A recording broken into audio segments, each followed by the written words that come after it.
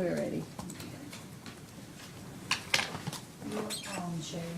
Thank you. Good morning, everyone. We are on the record in case number 2024-00015, which is Kentucky Power's DSM case. My name is Angie Hatton. I'm chair of the Kentucky Public Service Commission. Joining me today are Commissioner Mary Pat Regan and Commissioner John Will Stacy. If you have a cellular telephone, please turn it to silent mode or turn it off.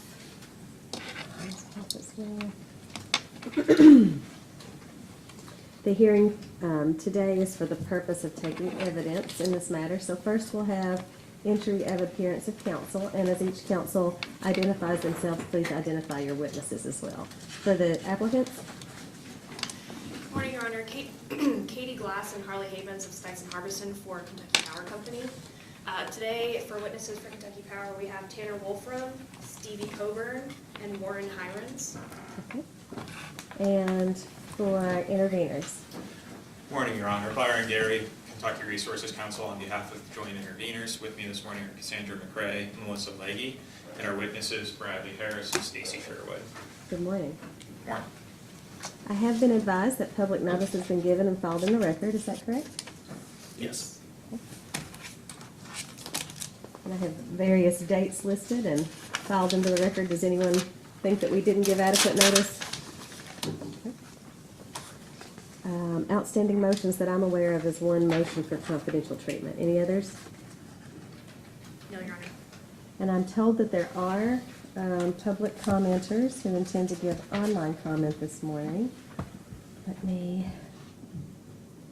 look at that real quick.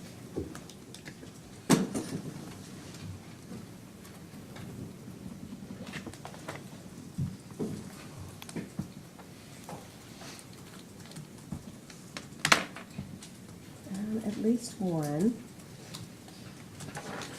And Jim, if that person is available, could we go ahead and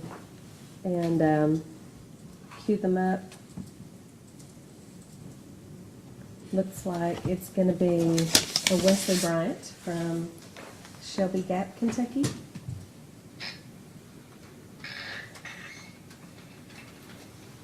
Is Mr. Bryant online? Where is Shelby Gap? It's on the border of Lesher and Pike County. Well, I don't know. Would you mind stepping out and just asking if Mr. Bryant's online?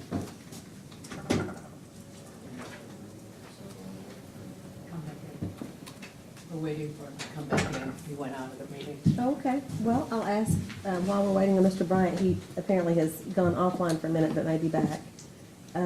Let's see if anybody in the room is here to give public comment.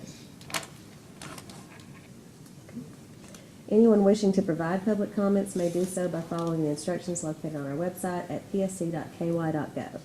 Written comments may always be submitted by sending an email to psc.comment@ky.gov. Let the record show that the instructions and link to provide public comments have been posted on the website for the past day. It should be noted that comments may always be submitted on our website, and seeing no one else in the room, I'm going to try again to see if someone is available for online comment. And we'll give that just a minute.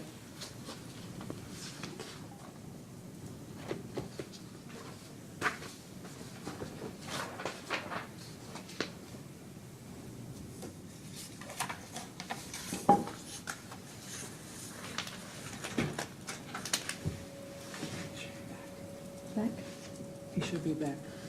You don't see anything on the screen. Should we see on screen?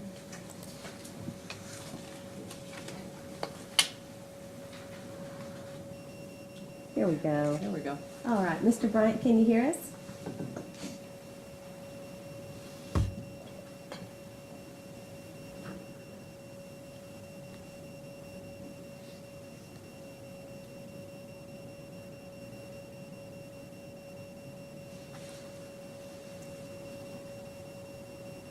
Mr. Bryant, are you able to hear us?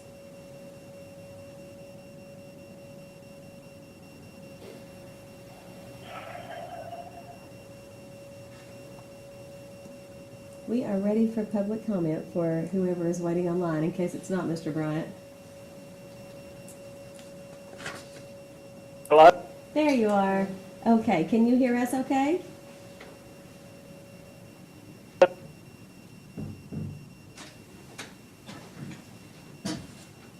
We could hear for just a second, but if you can hear us, let us know. Yes, I can hear you. Can you hear me? We can hear you now. Yes, sir. Thank you for following the instructions on the website to give public comment this morning. And we are ready when you are. We'll give you a 10-minute limit. Tell us your full name and address before you start. Okay. My name is Wesley Aaron Bryant. My address is 14173 Elkhorn Creek Road, Shelby Gap, Kentucky, 41563. Okay, please begin. And I'm not here to throw anybody under the rug. I'm not here to make anything bad for anybody. I'm here to hopefully make things better. As I said, my name is Wesley Bryant, and I'm a survivor of the 2022 floods. We've been homeless since the flood. Luckily, we've got a relative that's been letting us stay there, but it's been a mess. For 2 years now, we've had to help pay for 2 power bills. While I'm not complaining, as I'm very lucky and I'm one of the few fortunate, I worry about those others that don't have the same luck as I do. We have a homeless problem in Letcher County, and I can't imagine what it's like that the winter season is here. I hope and pray that people have shelter and heat. I'm a very humble man. I believe in what's right and our best interest to do what's right, and everything that we can to help better society for humans. I believe in helping neighbors when they need help. There are plenty of folks who need the help right now. And Kentucky Power has the chance to make a difference in every Kentuckian's life by investing in communities, empowering Kentucky's people to soar to new heights that we haven't been yet. Do they have to? No. They aren't obligated to do anything. But would it be great to see? It would be incredible. Weatherization Readiness Fund, which helps folks with safety and structural issues in their homes, get those things fixed so that they can be energy efficiency upgrades like insulation, duct sealing, and more. KBC is only proposing to invest $1,000 per home for around 20 homes per year. Now, anytime a company invests in the community, it makes them feel a part of that community. People are less likely to see them as trying to make money, and they see them as a partner. They'll feel that Kentucky Power is a part of their community and that they care. Sometimes that investment goes a long way, and anything helps. You know, Christmas coming around, some families are probably going to struggle affording food, clothes, and presents. God, I struggle just thinking about that. And, you know, maybe the next leader is in one of those homes that Kentucky Power helped. Maybe somebody who's going to make a difference in the world is in one of those eastern Kentucky mountain homes that Kentucky Power is going to help. I believe in people getting help. I believe in a Mountain King collective. Sometimes I believe just listening helps. I don't know what Kentucky Power can do, but just asking how to help is a start. Something that inspires regular people to do more when they see companies start helping. Sometimes regular people don't know how or where to start and just need someone to follow. If Kentucky Power can help power Kentucky, just imagine how powerful we all could be. Thank you. Thank you, Mr. Bryant.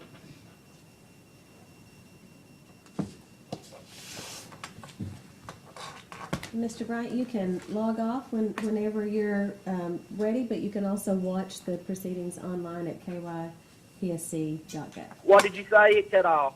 What did you say it cut off? Just letting you know that if you're interested in watching the hearing, it's available online live today on the PSC's website. Thank you so much. Thank you. Okay. Are you ready to call your first witness? Yes, Your Honor. All right. Proceed. Kentucky Power calls Tanner Wolfram.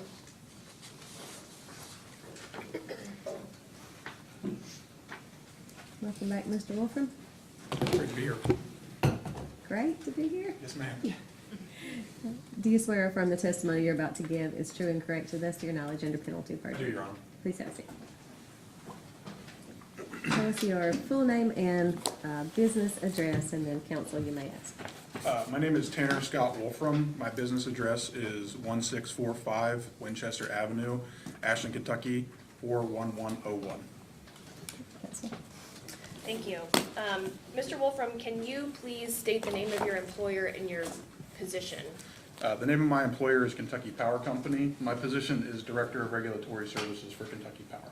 Thank you. And did you cause to be filed into the record of this case testimony and responses to data requests?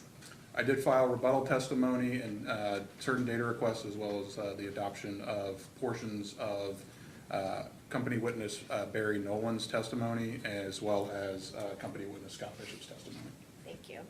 And do you have any corrections or updates to that testimony or those responses? I do not have any updates or corrections to the testimony itself. I would like to provide one update. I've been given permission to share that early next year there will be a formal announcement.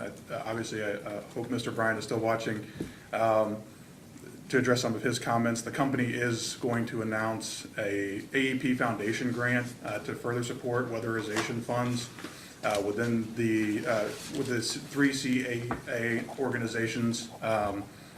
That grant will be $1 million over the next 5 years for the 3 CAA organizations that did apply for the grant, and so those funds will functionally operate as additional assistance for Weatherization Readiness Fund and the DOE's Weatherization Assistance Program as well. So the company is, and that, just to be clear, that those are shareholder funds, those are not ratepayer funds, so that will be an additional $1 million to support weatherization through those community action agencies over the next 5 years in conjunction with the proposals that the company made in this case. Thank you. And with that exception, if I were to ask you the same questions that were in your testimony and those data requests responses, would your answers be the same today? They would. Okay. Your Honor, the witness is available for cross-examination. Joining our ears. Good morning, Mr. Wolfram. Good morning. My name's Cassandra McCrae. Here to talk with you this morning on behalf of joint interveners, which in this proceeding, the organizations composing joint interveners, you'll know, are Appalachian Citizens Law Center, Mountain Association, Kentucky Solar Energy Society, and Kentuckians for the Commonwealth. I'm noticing, seeing you at the chair for the first time, that we've got this microphone right in our line of sight. Your Honor, do you mind if I just step up and slide that out of the way a If you'd little be bit? willing to do that, I think that'd be nice. Yeah, all right. It's like there's at least one trip hazard.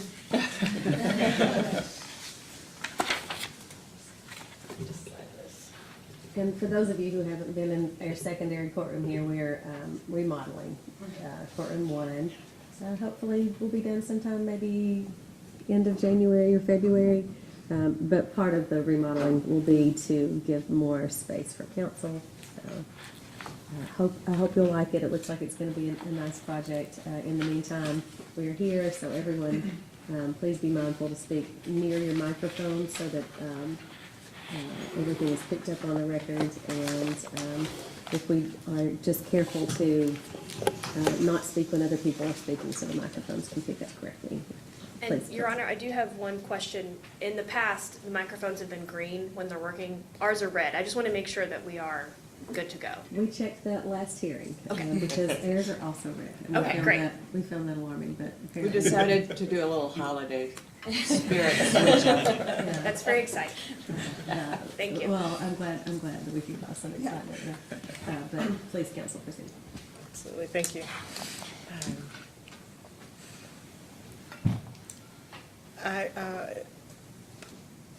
Thank you for making that announcement. That's not a question.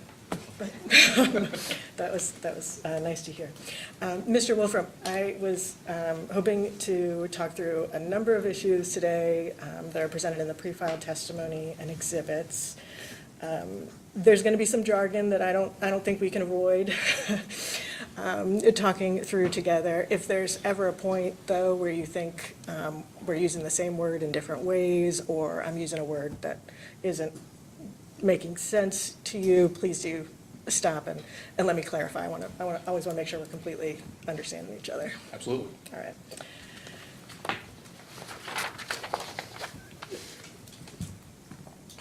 So we're here for the demand-side management plan. I was hoping first, Mr. Wolfram, that we could just put that in a broader context of Kentucky Power System.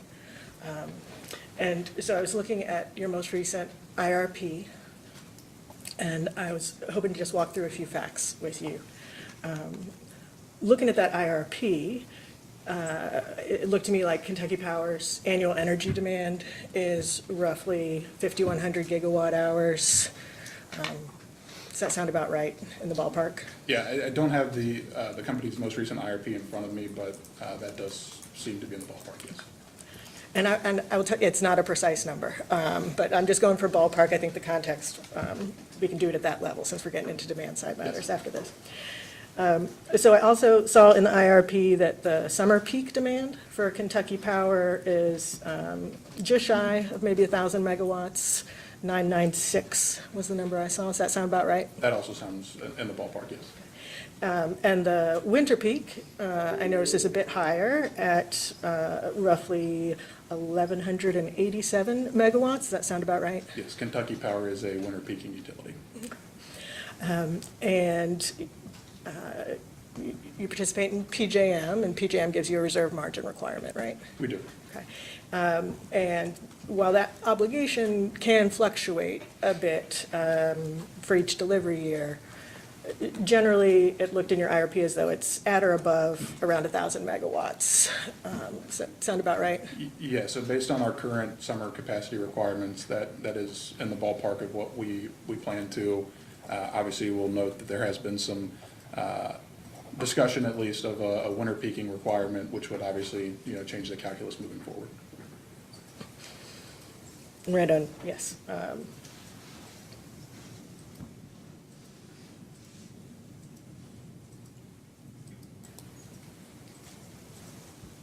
As much as I love talking about that set of very complex issues at PJM, just on a, if we set those aside for a minute and just think about the forecast planning that Kentucky Power is doing right now. When I looked at your IRP, it suggested that you may be in a capacity short position by calendar year 2026. Is that still what the company expects? Yeah, so I think the company obviously has a capacity need moving forward. Obviously, a variety of factors play into that. I believe in our Bright Mountain case that's currently pending before the commission, we identified that we have about a 700-ish megawatt need starting in 2026, and that grows obviously in 2028 if as the company's interest in the Mitchell generating facility is terminated. Thank you for that update. Do you have an idea for the capacity shortfall come 2028, where it goes from 700 megawatts? It would be increased by about 780 megawatts, which is the company's half undivided 50% interest in the Mitchell Power Plant.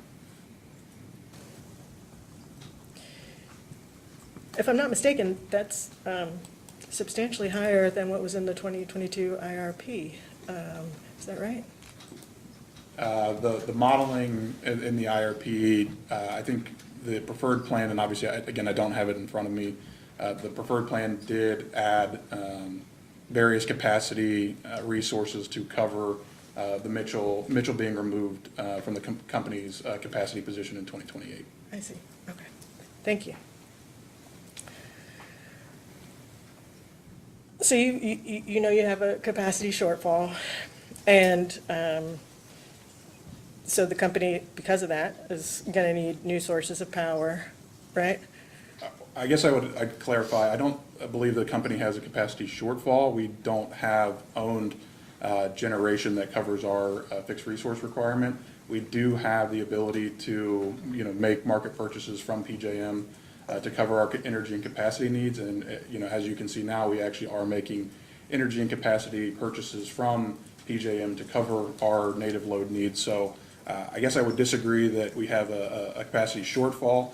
The company does obviously understand the Commission's previous directives on that the Commission expects the company to have owned or contracted for generation resources to serve our native load. And so we absolutely are exploring options to fill either both the current capacity needs that we are covering with market purchases and our potential needs moving forward once our interest in the Mitchell plant is eliminated. Absolutely. And thank you for that. That was a nuanced answer. If I understand you correctly, my question had asked, you do expect to need new sources of power, and is it fair to summarize what you just said as those sources of power could be owned generation assets, they could be market purchases, they could be bilateral contracts. There are a number of ways that you could accomplish meeting that need. Yes, absolutely. I think from our perspective, though, I think we are looking at the Commission's directive, and we are attempting to identify resources that would follow the Commission's directive that the investor-owned utilities, Kentucky included, have steel-on-the-ground resources either built or contracted for PPAs to serve our load. Thank you. And Mr. Wolfram, the company's issued requests for proposals related to this, yes? We did. Do you have any updates on the status of those requests for proposals? I can share, obviously, that we did file the Bright Mountain REPA agreement, which is functionally a purchase power agreement with a Bright Mountain solar facility located within our service territory. It's for about 80 megawatts of solar. It's through a PPA agreement. So that obviously came out of the RFP process. That's kind of project one. I will note that, we did have some additional PPA options for other resources. It is continuing to take a little bit more time to evaluate those resources based on some updated EPA guidance and regulations. So we are still currently evaluating the potential for either PPA resources, own generation, or acquisition of generation. So no updates other than that we are currently evaluating all those options. Thank you. Sounds like a very dynamic time. It really is, yes. Yeah. Okay. Well, thank you for setting that table with me, and now we can turn the rest of our attention to the demand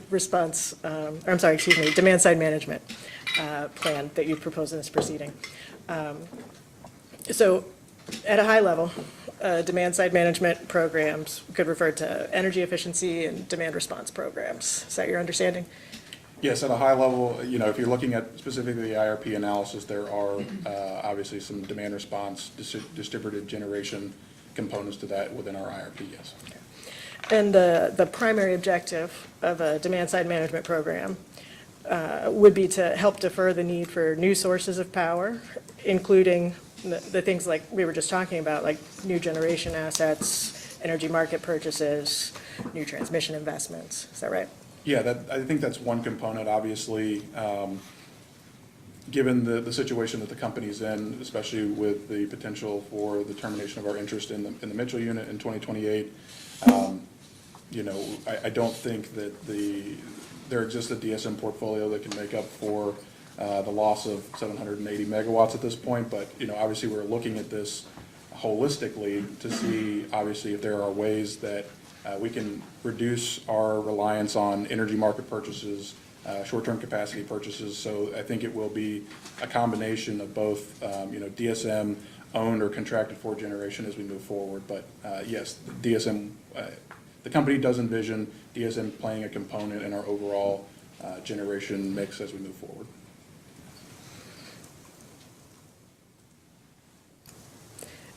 Thank you for that. And to just restate I think, more narrow question.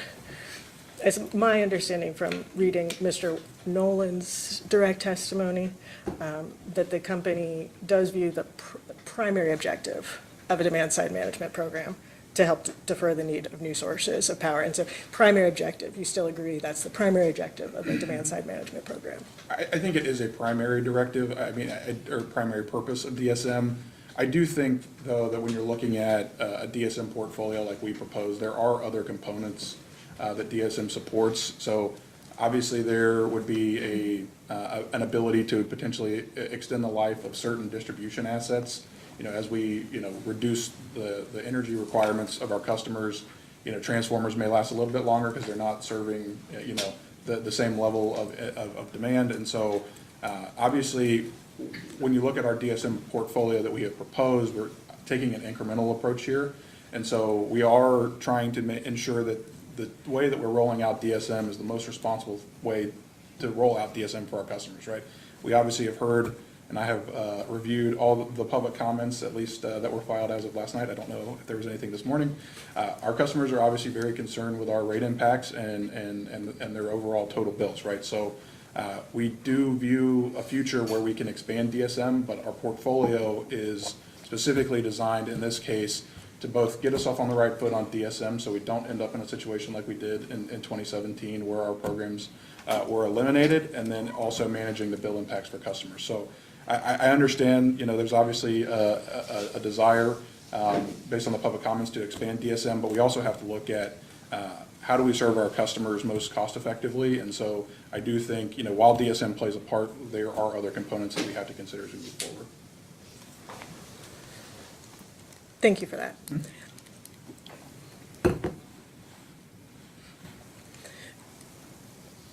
And we will get to, I believe, all of those additional topics that you've offered in your response, one by one, through a number of pages of questions here. But, so I think we agreed that the primary objective of demand-side management programs is to help defer the new sources of power. That's right, we agree on that? Yes, I think it is a component. Okay, and there are other objectives, as you started to say. And some of those other objectives have to do with various other benefits of demand-side management programs to customers. Is that right? Yes. Okay. You were also talking, though, about benefits of program in terms of, reducing your infrastructure, maintenance, operating costs. Okay. Benefits of demand-side management, if you have a cost-effective program, it can also support economic and workforce development. Yes, I think that's a component. And you'd agree that benefits of these programs include reduced exposure to cost volatility? Yes, I think that that does play a part. There are other ways, like the company's REPA application with Bright Mountain that can also help reduce volatility to the PJM energy market and capacity market as well. I'm with you, yes. A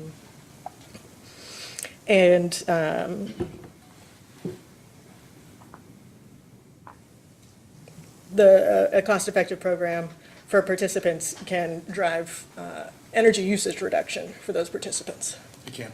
Okay. You had mentioned customer interest in bills.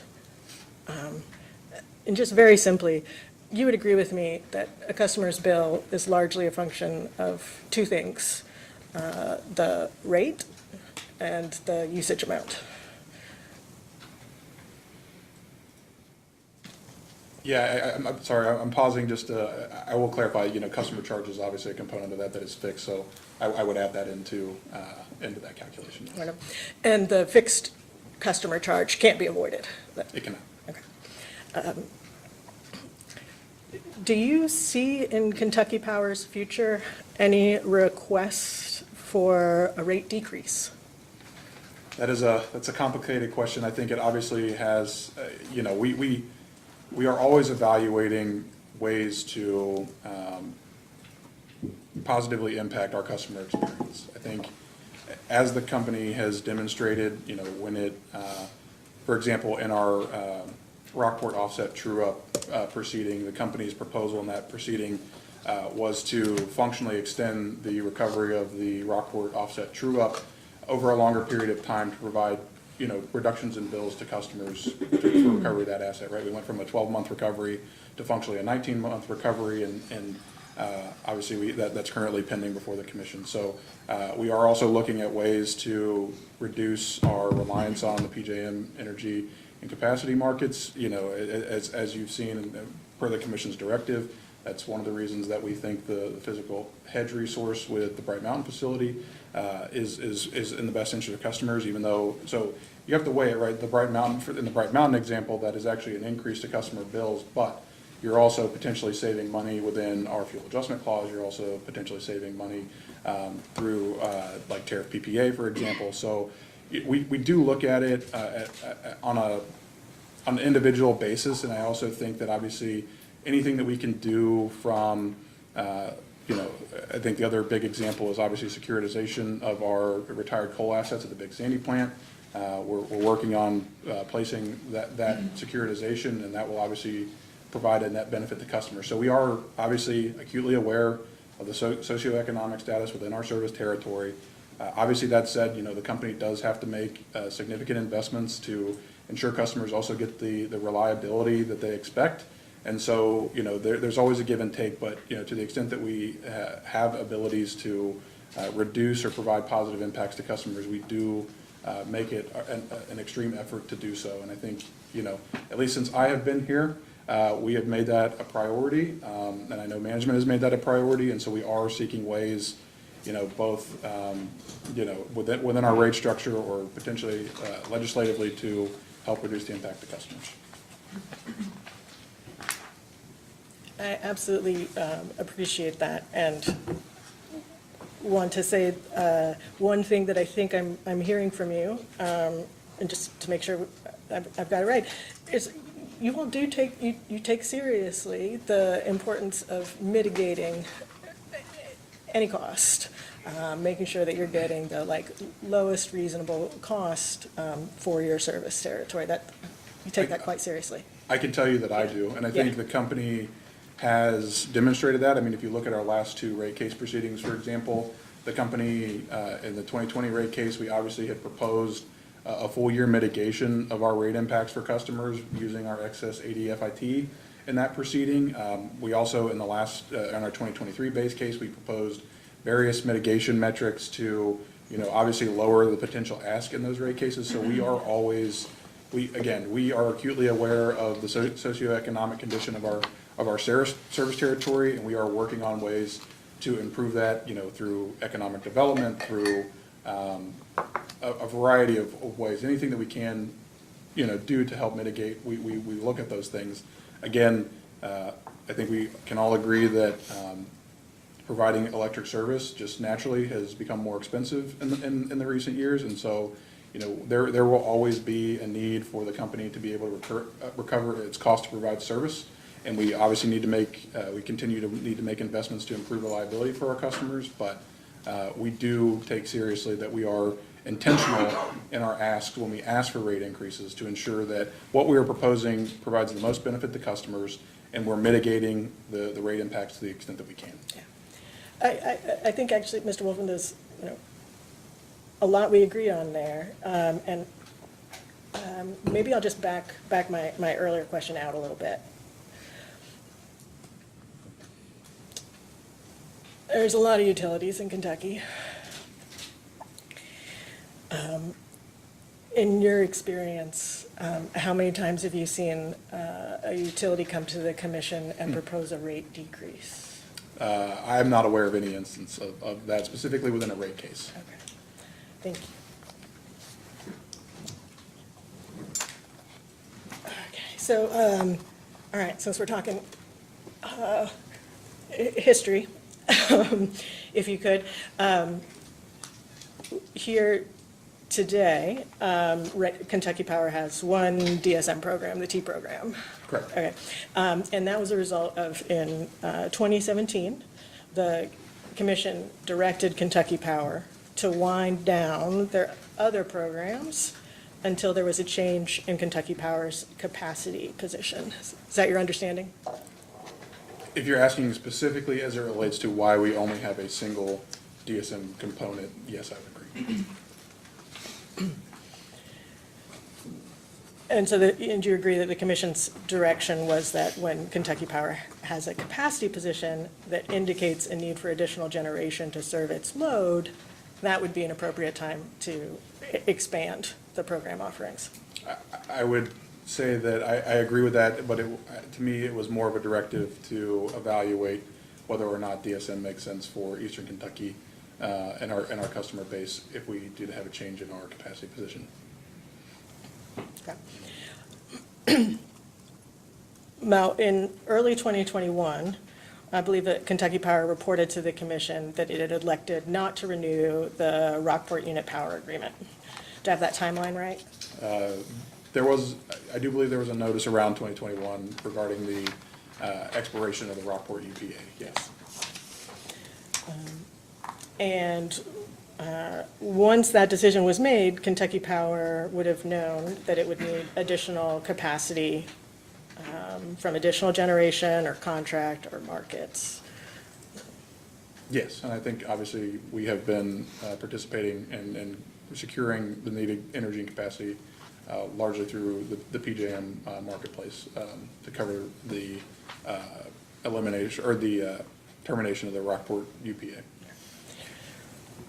And so that was why by late 2021, Kentucky Power sought approval from the commission to conduct a market potential study, correct? Part of the reason, yes. What was the other reason? Obviously, we are evaluating whether or not DSM makes sense within our portfolio fairly constantly. Again, I don't think it was specifically tied necessarily to the termination of the Rockport UPA, as you can, it's obviously a factor, and a large factor of it, but, we are always evaluating the need to expand potential offerings. Just one moment.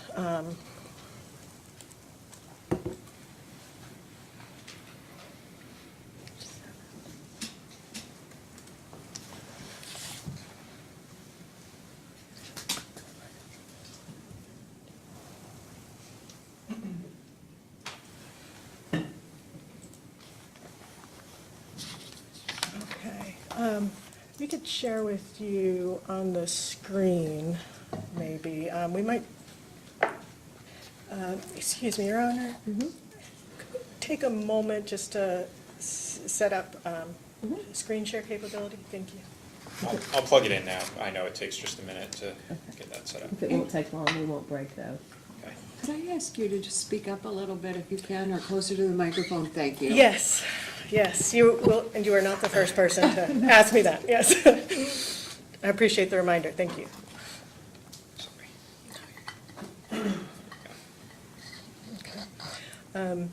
Which paragraph are you on? Well, maybe we could toggle, we're at the bottom one, but toggle to 1, just to show, or first page. Oh, okay, yeah. Okay, so Mr.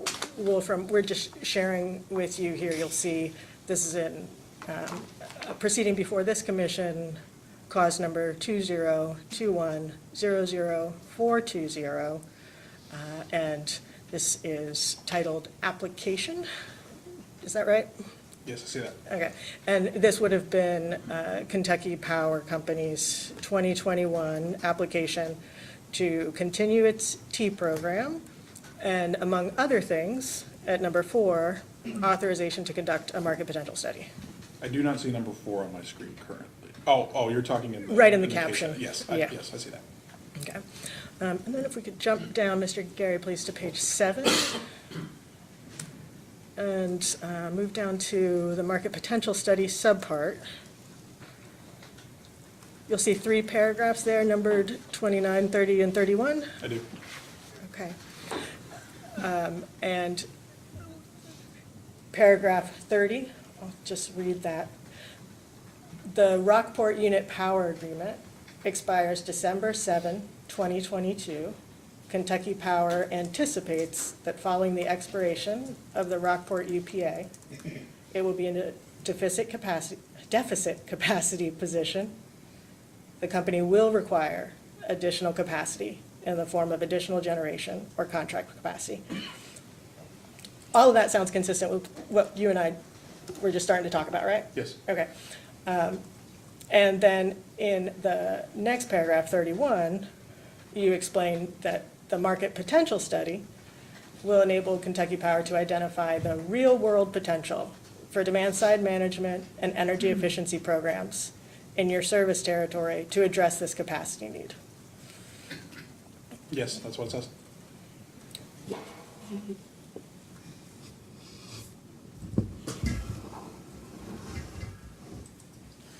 And if we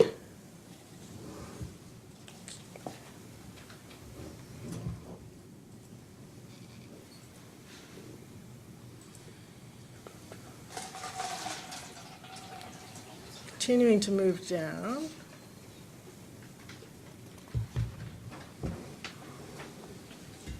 do you see paragraph 34 on the screen in front of you and 35?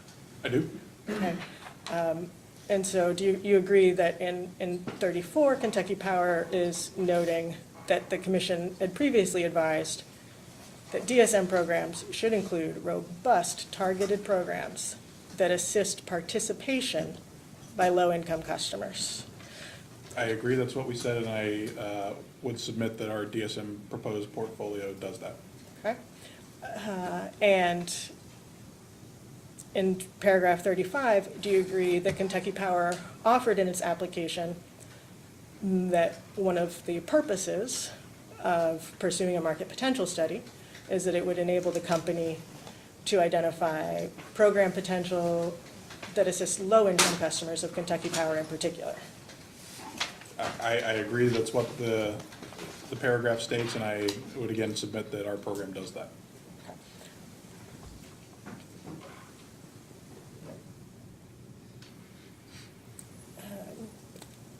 The commission did approve this request for you to conduct a market potential study, right? They did. Okay.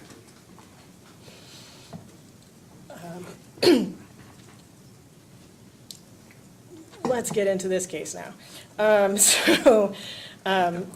Yes, yeah, we can pull that up. Can let Jim know the screen can go down now. Okay. It's distracting. Thank you. Thank you, Jim. Okay, so the testimony in your case, in this case, adopted by you from Mr. Nolan, explained that the purpose of the market potential study was to assist Kentucky Power in identifying DSM and energy efficiency programs that are cost-effective and avoid more expensive supply-side resources. You recall that testimony? I do.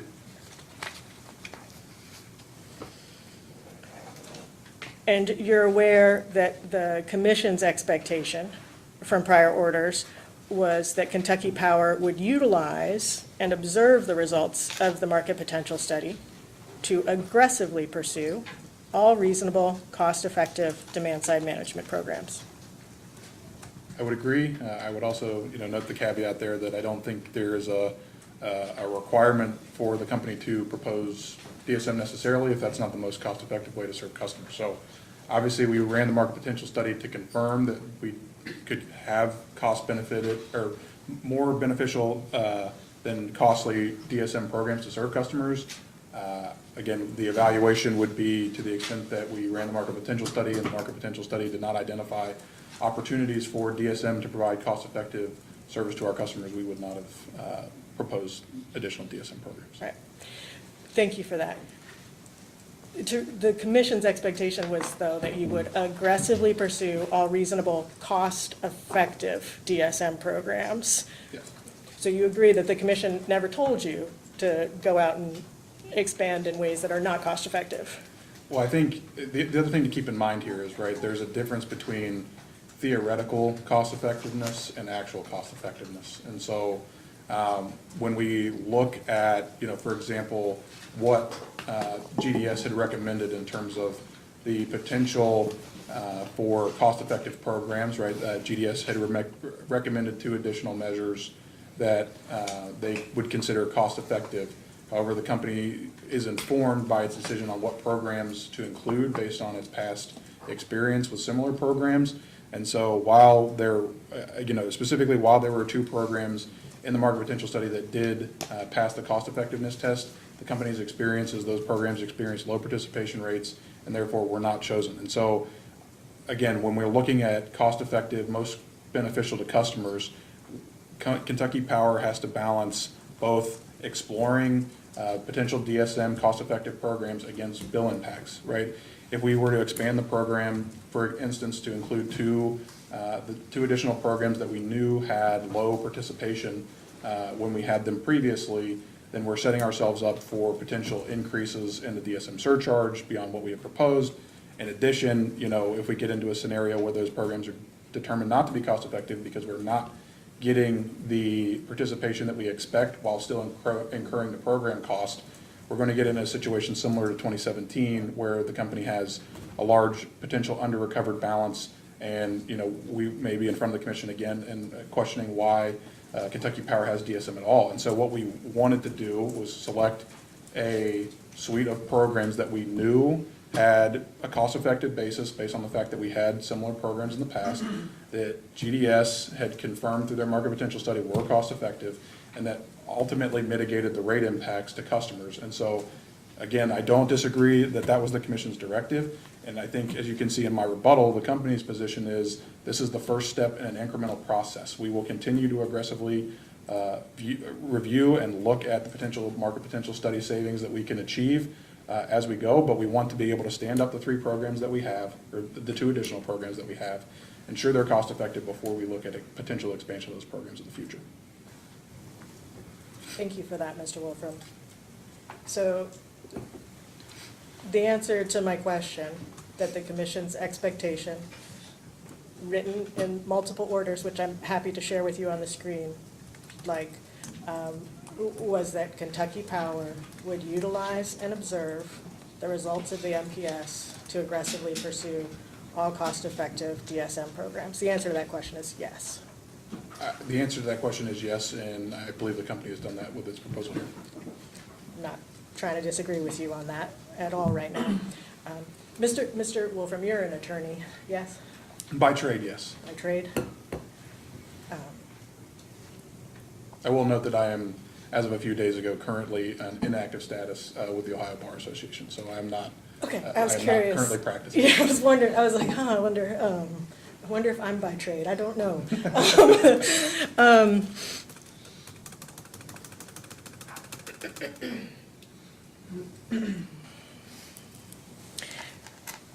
I just want to assure you, Mr. Wolfram, I know you have things you want to talk about. I've got a lot of pages. We're going to talk about them all. As an attorney, I imagine you'll appreciate direct answers will move things along. Do we agree on that? I do agree. Okay. So let's get into the market potential study and talk about some of these things. Okay. And if I could please have the screen back up to share pages with folks. Yeah, I think I lost that, so let's put it back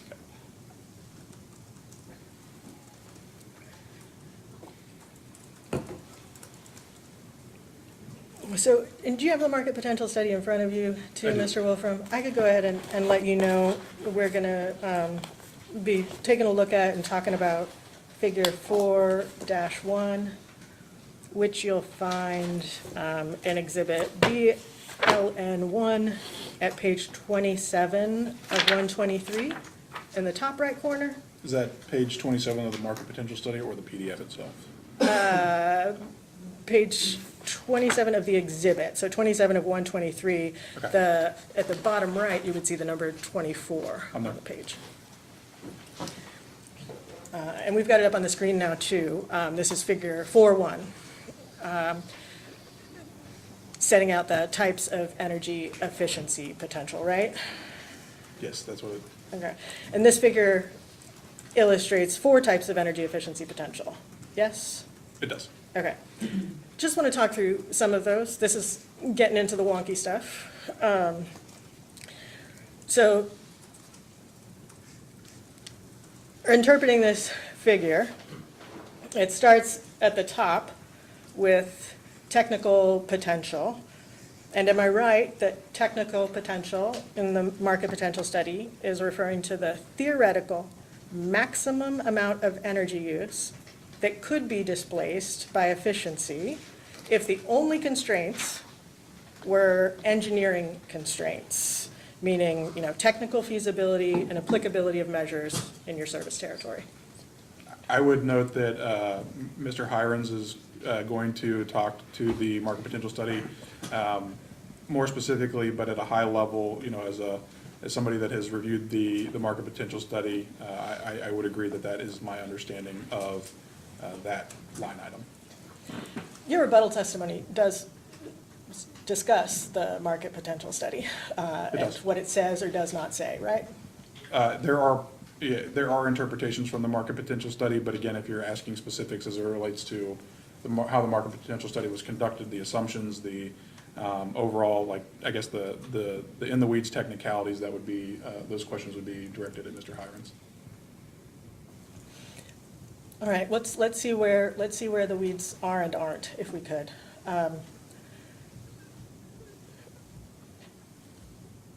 You've seen this table before. I have. Okay. We agree on what is the definition of technical potential in the MPS. Reading the definition within the MPS, yes, that is my understanding. Okay, and you understand that the next step down in the type of potential that the market potential study considered is called economic potential. That's the second one. That was, yes, that's what the chart says. Okay, and economic potential is a subset of the technical potential that is both feasible and cost-effective, right? Yes, you do. As you can see from the chart, you eliminate not cost-effective measures in the economic potential. Okay, so once we get to economic potential, measures are cost-effective. Generally, that's my understanding, yes, or the potential to be. I don't know that, I can agree that they are for certain cost-effective, but they have the potential to be cost-effective. For purposes of our conversation here, cost-effective is indicated by a total resource cost test score of 1.0 or better, right? Yes, the TRC Okay. test, yes. TRC test, right? And when we're talking about economic potential in the market potential study, that cost effectiveness screening was done at a measure level, right?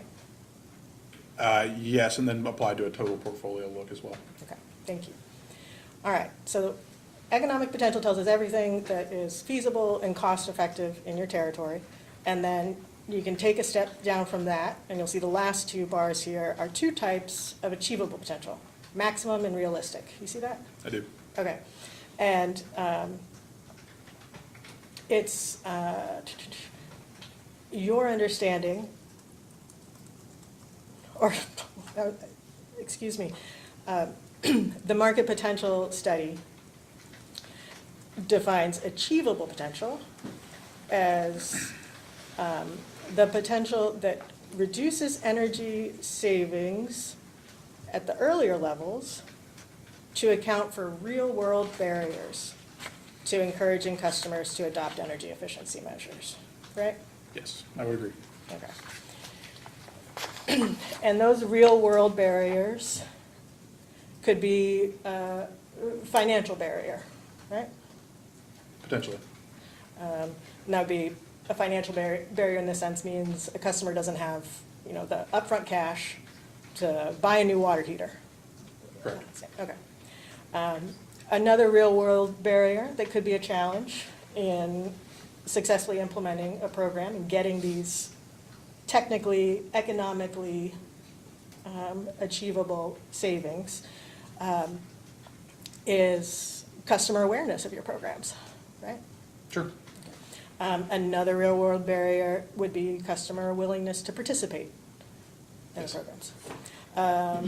And these are all things that the market potential study accounted for in stepping down from the economic potential to these two categories of achievable potential, right? I would agree. I think there is a layer beyond that, which is beyond these achievable potentials, which is the company applying based on its experience with DSM programs. Again, we're talking theoretical versus actuals, and we apply some actual experience to the theoretical in this scenario. So there is kind of and I think the market potential study does note that obviously this is to inform DSM programs, and then the company can ultimately make the decision on, based on their experience, on what programs to actually propose. So there is some, again, I understand we're looking for direct answers here, but I think there is a caveat there that the company has some discretion to apply actual experience to the recommended programs. Sure. The MPS, that's from the third-party experts that the company hired. Yes, GDS conducted the market potential study. It's fair to say that you needed to go to a third party because GDS has greater level of expertise in this area than you or other staff at Kentucky Power? Obviously, we do not have the staff to conduct the full market potential study that was run here. This is a very detailed and extensive process. We were involved in the process, but we do rely on GDS's expertise in terms of how to gather information and data that supports each of these components of the NPS, and then they make a recommendation, and then we apply our judgment as to what the programs are ultimately applied for. But again, the company hasn't had any DSM programs other than TE since 2018, so we've kind of quote unquote been out of the DSM game for about 6 years here, and so we do value obviously GDS's input as we move forward to inform our program design. Yeah. And it's my understanding that GDS did take that into account in your achievable potential by accounting for the capability of programs and administrators to boost program activity over time, right? If you're speaking directly to like the need for marketing and removing kind of the marketing barriers, yes, I do believe they took that into account. Yes. I guess to that point, the company has issued an RFP for a program administrator specifically for HEAP and the CESP program as well. So we do have waiting in the wings for approval for those for TRC, not the total resource cost test, the other TRC to take over those programs if they are approved. Right on. And so we were talking about GDS and their special expertise. You know that Kentucky Power is not special. In going to a professional shop like GDS for a market potential study, it's common. You could find GDS market potential studies all over the country, right? Yes, obviously that's one of the reasons we hired them. Yeah. Okay. And this figure 4.1, in just about any GDS market potential study you pick up, this figure shows up, right? I have not seen all their market potential studies, but this does seem to be a common figure that you would expect to Okay. see. And GDS doesn't include anywhere on 4.1 the fifth type of potential that is in this market potential study, program potential, right? I do not recall seeing that, but again, I would defer to Mr. Hirons if they looked at that or not. Oh, yeah, let me clarify my question. The market potential study does look at a fifth type of potential called program potential, right? Yes. Okay, but that program potential is not a type of potential that shows up in GDS's standard table that we're looking at here of the 4 types of energy efficiency potential. Right, I think, and again, I will certainly defer to Mr. Hirons on why it doesn't appear in figure 4.1, but I think when you look at the realistic achievable potential, that informs kind of the program potential, and then you build programs based off of what you think the realistic potential is, so that then you can achieve that realistic achievable potential, like I say potential a lot there, realistic achievable potential through the potential programs they recommend. Yeah. No, thank you. We're both going to say potential a lot, and this is definitely one of the areas where it's worth pausing to make sure if we're using a word in a sort of vague sense or in like a technical sense. I'll try to keep being clear about that. And, so far, I think we're doing pretty good. I think so. Yeah. Okay. So the program potential in the market potential study, that is then, another subset. So now we're a subset of the cost-effective, realistic, achievable potential is what is in the program potential in the NPS. Is that right? That's my understanding, that you build up the program potential based in an area that's consistent with each individual program to potentially reach the realistic achievable potential. Okay. And the program potential in the market potential study is based on general portfolio budget constraints, right? That is a component, I believe, yes.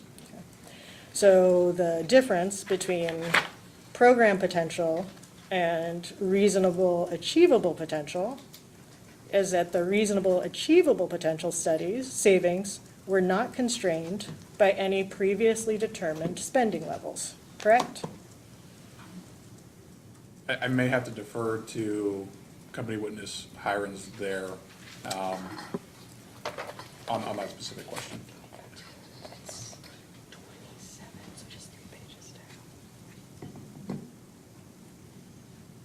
So we're just toggling here to page 37 in the bottom right. Oh, I'm sorry, 27, excuse me, I misspoke. I'm there?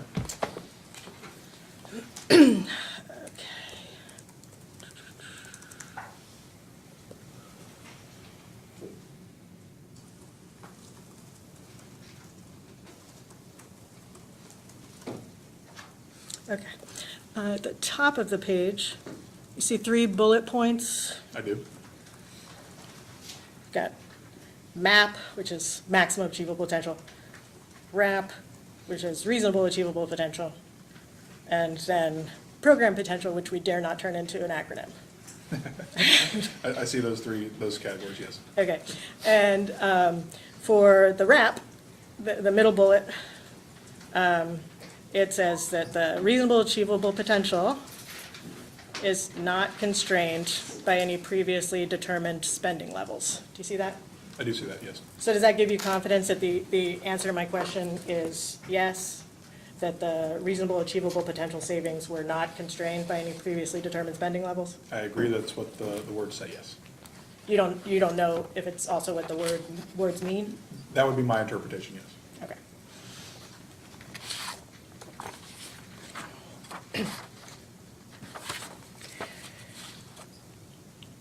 Okay, these will not be weeds, I don't think.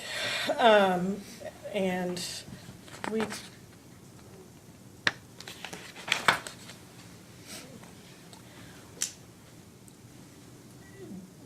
very briefly, demand response. Okay. Generally speaking, are we talking about the same thing? If I say demand response refers to programs that encourage customers to voluntarily reduce their energy consumption during system peaks. Yes, I think that's one version of demand response. I think there are obviously additional iterations of that, but yes. Yeah, we could unpack that word voluntary too, which means in some instances, a customer could sign up in advance, and then when the company actually calls a demand response event, there's no action the customer needs to take, right? Sometimes the company can cause a reduction behind the meter based on a customer's earlier agreement. Yeah, I do believe there are DSM programs within the Commonwealth that do contemplate that, yes. Yeah, okay. And so the point of an effective demand response program would be it helps balance demand on the grid in those peak periods. Yes, or helps reduce our contribution to our one coincident peak for the total AEP, so sure. Quite right, thank you. So Kentucky Power, though, did not ask GDS to include demand response in the market potential study, right? I believe we did, no, we did not include demand response within the market potential study as a potential offering. Obviously, the company has a few demand response programs within its existing tariffs, and again, we were looking more so at the incremental build out of DSM before we made potential demand response program expansion in the DSM portfolio itself. What are the demand response programs in your tariff? So we do have, within our tariff IRP, I believe there's a demand response program for customers who can interrupt or curtail their load during certain events. And we have, I think, at least one other one. I don't have the tariff book in front of me, but I do believe we have some industrial commercial type demand response programs within our tariff. You don't have any residential demand response programs? Not that I can recall off the top of my head, no. Yeah. And as part of this filing, the company's not proposing and did not evaluate any additional demand response programs? We are not proposing any residential demand response programs. And you, as part of this filing, you did not separately evaluate demand response programs? No. Okay, thank you.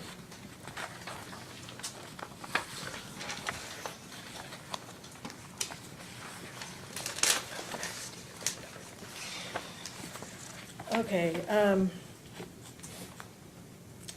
Mr. Wolfram, you have your rebuttal testimony in front of you. I do. Okay. If we could turn together first to your page 6.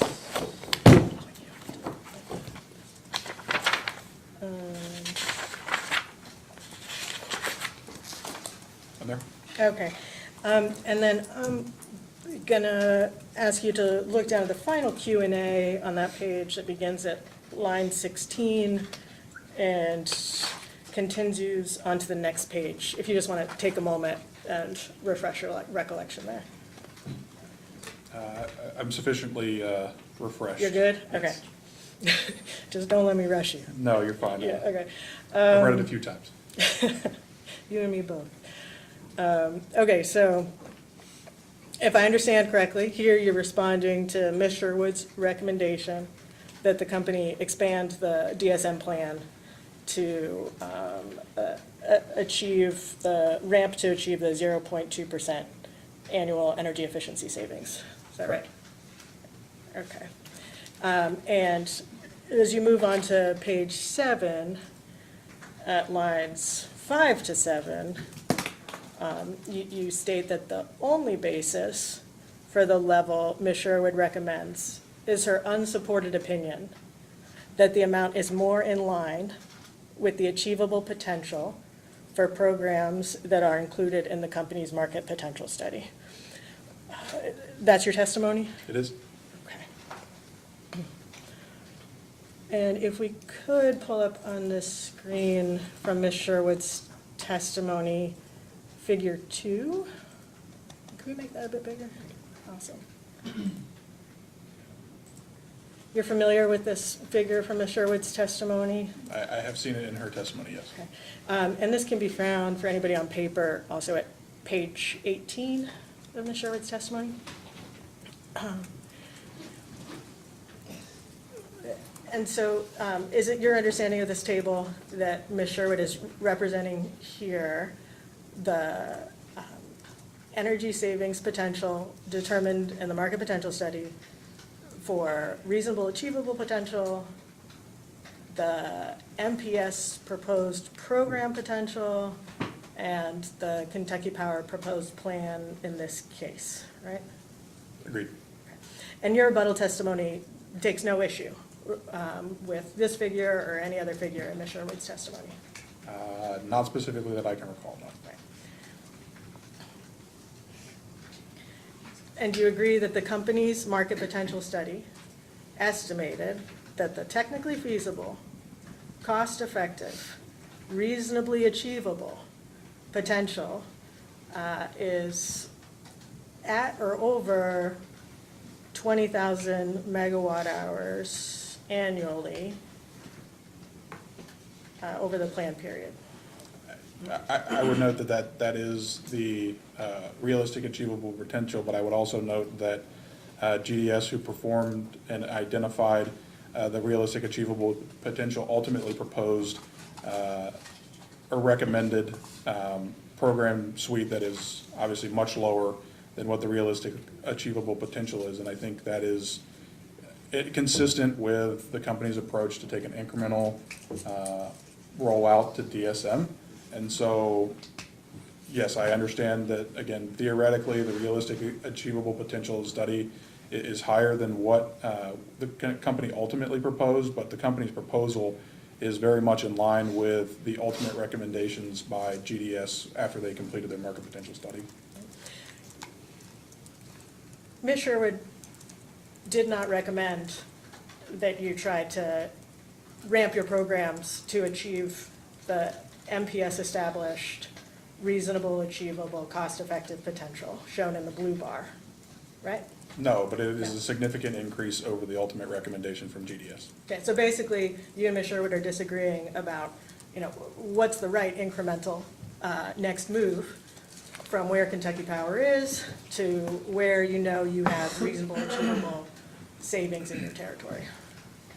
I don't know that I can agree that we disagree on the incremental next move. I think obviously we'd have to look at, the future state of DSM within the Commonwealth beyond this 3-year proposal.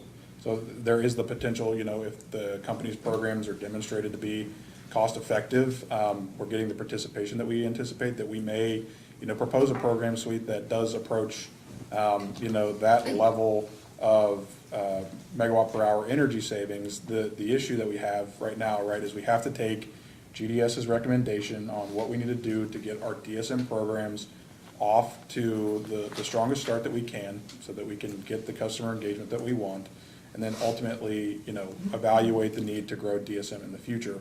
And so my testimony here is recommending that, and rebutting the fact that we need to have a 0.2% annual target.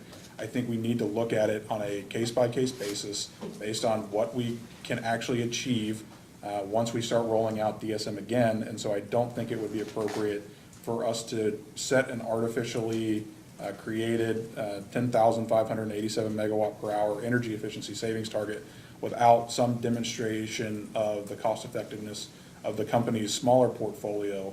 I don't want, the company's in a position to not put the cart before the horse here, in that, obviously we don't know what our service territory's reaction to DSM is going to be. We haven't had DSM other than T for 6 years, and so we need to make sure that the 3 programs and that we're proposing, which are more in line with the market potential study, are actually going to be demonstrated to be cost effective before we try to achieve a higher level of savings. And that ultimately is, from our perspective, the responsible thing to do, because it helps us, keep the bill impacts of the DSM portfolio at a level that is as reasonable as we can be to implement these programs, instead of increasing the programs before we know we have demonstrated interest within the service territory. Thank you for that, Mr. Wolfram.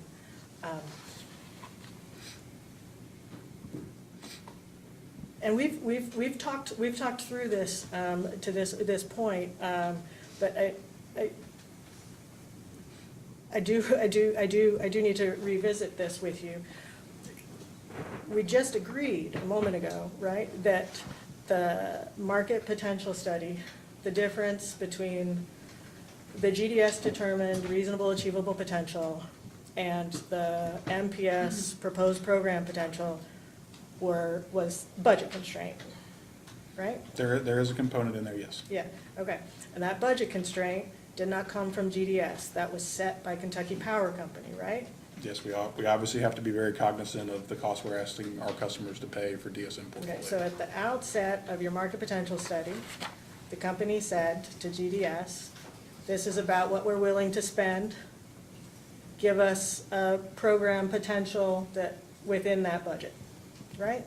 I don't think it was specifically targeted around a specific budget, but we did have obviously some parameters associated with what we could actually propose, yes.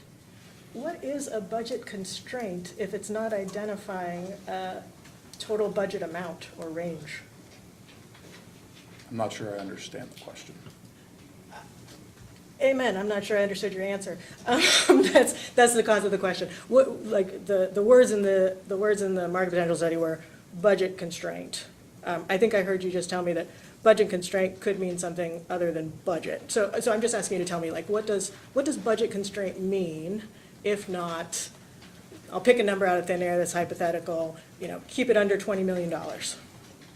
Or keep it in a range of $15 million to $20 million. I think the budget constraints are informed by what, we think is a reasonable level of DSM surcharge that our customers, can reasonably afford, right? Obviously, like I said, I have read every one of our public comments in this docket.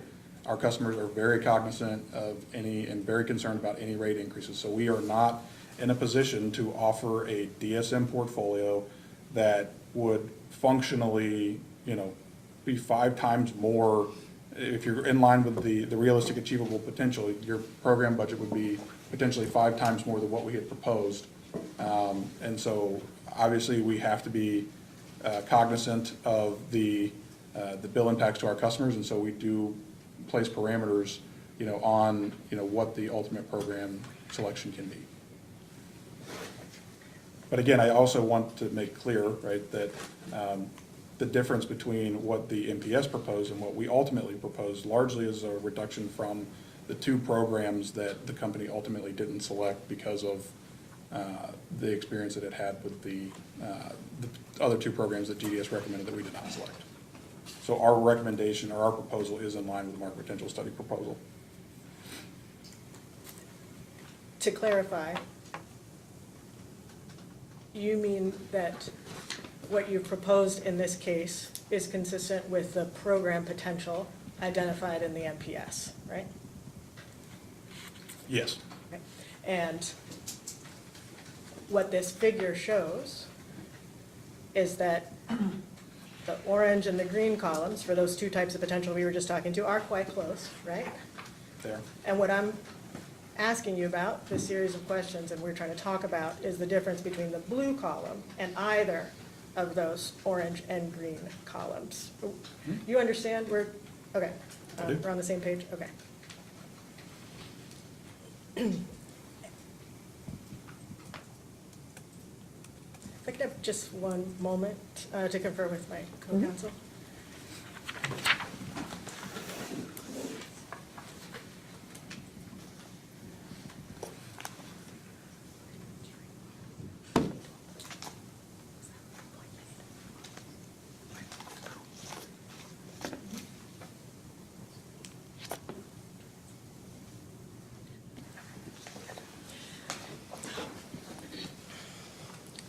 Thank you for your patience.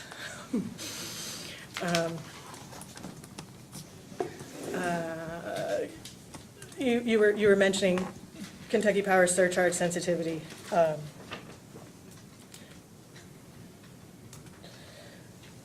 Thinking of the organizations that I'm here asking you questions on behalf of, are you aware generally of the mission and purpose and activities of those 4 organizations?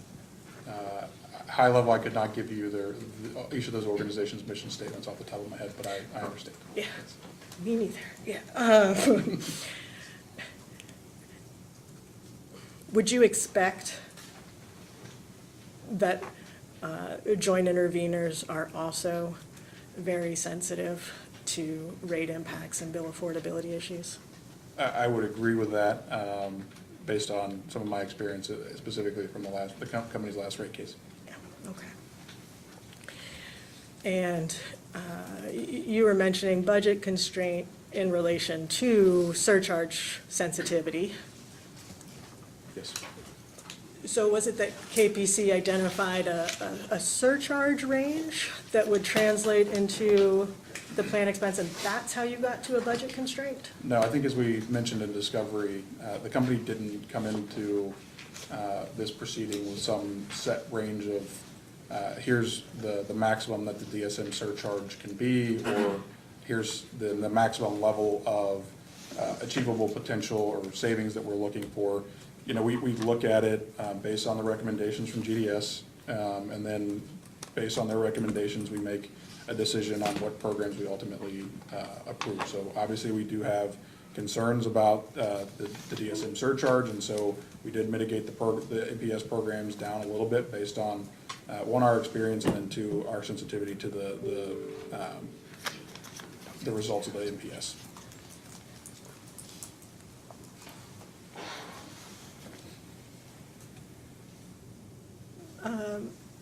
Mr. Wolfram, were you involved at this stage of kicking off the market potential study with GDS? I was not directly involved at the time GDS was brought on to run the market potential study, no. Would that have been Mr. Nolan? So Mr. Nolan, Mr. Bishop, and then former company witness, Mr. West, would have all been at the company at the time. So in terms of folks that were having this conversation with GDS from the company, I'm not going to have the opportunity to talk to anybody with that direct experience today, right? Unfortunately, no, they have all left the company since the market potential study was, after the market potential study got kicked off. Okay.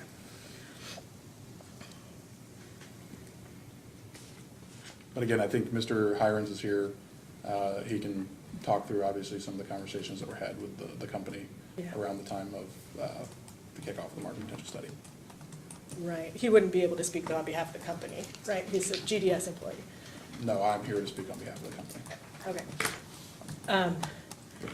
Well, let me zoom out a little bit. We talked, before, you've got this capacity need. I believe you said that demand-side management programs aren't going to take care of it themselves. Submit that I agree with you. Has the company defined any budget constraints for the, unit price of contract capacity?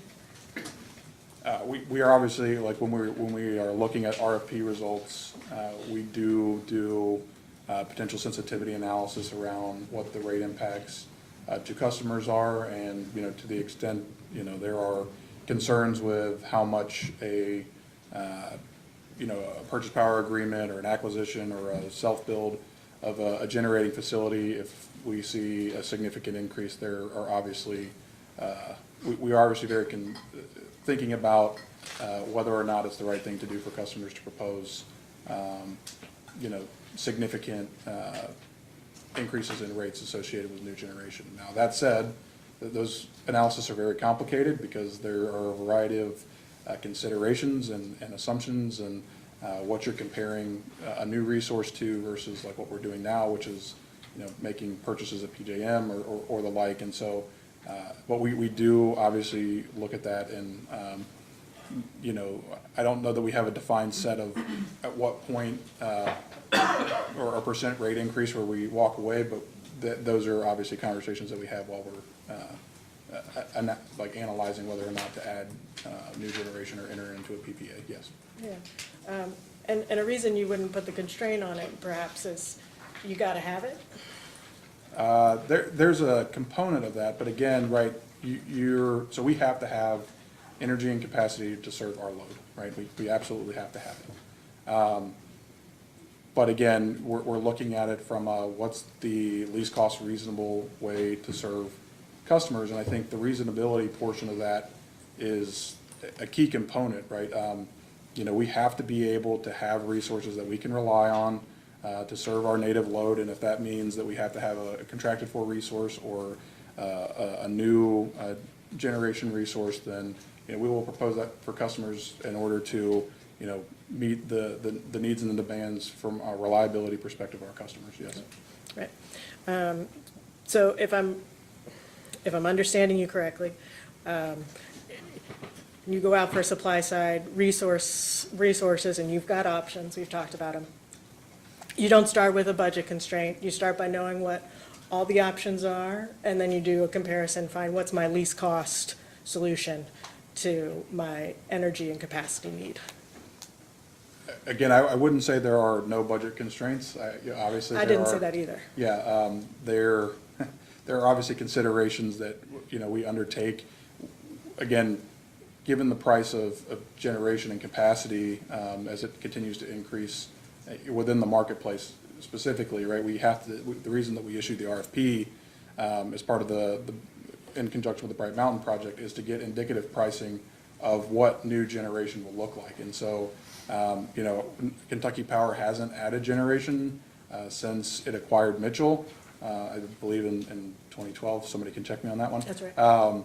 So, you know, we have been out of the market a while in terms of, you know, what a new generator costs. So we run the PPA and the RFP, the RFP for the PPAs to get indicative pricing and then ultimately make a decision. If, you know, a hypothetical, you know, PPA is, you know, significantly more expensive than a hypothetical self-build, then we obviously evaluate that and make the decision that best meets our customers. But again, you know, we need to have we need to have some direction around indicative pricing, and then we also have to consider, you know, what the finances of the company can ultimately support, right? We have, you know, Kentucky Power has historically under-earned its authorized ROE, and so that is obviously a factor in terms of how we invest as we move forward. So I can't say that there aren't budget constraints, because I do think we do look at whether or not the financial health of the company could support, you know, potential additions of generation. So there is a limit, I suppose, theoretically. I'm sorry, do I understand you correctly? Kentucky Power Company may not be able to finance or pay for supply-side generation that's needed to meet your energy and capacity needs if it's too expensive? No, I think it's a matter of what assets we decide to fit our portfolio mix based on, you know, what we can support financially. We will obviously always have access to the PJM market. If the market is cheaper, you know, then we have to evaluate that and then ultimately make the decision. But again, those decisions are also informed by the Commission's precedent, which is, you know, the expectation that the company own or contract for, you know, steel in the ground resources. So there are all factors. Again, we're talking in high-level hypotheticals, so, you know, I don't know, something that would increase the company's rate base by 15 times. Obviously, we would need to take a look to see whether or not we could, you know, financially support that or something like that. Ms. McCray, Yes, I'm looking at a time for a break.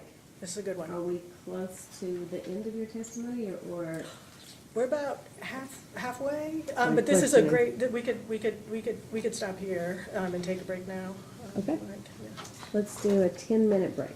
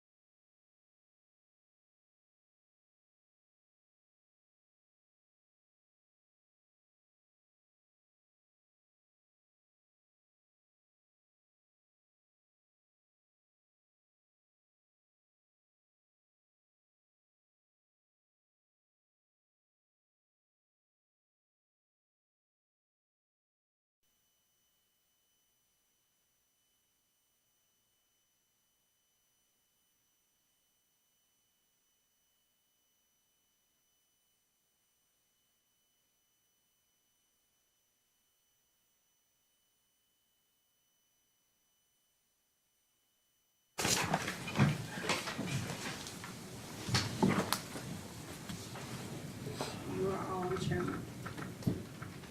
Okay, we are back on the record in case number 2024-00115, Kentucky Power's DSM program case. And we were in the middle of cross by the joint interveners, so we'll resume there.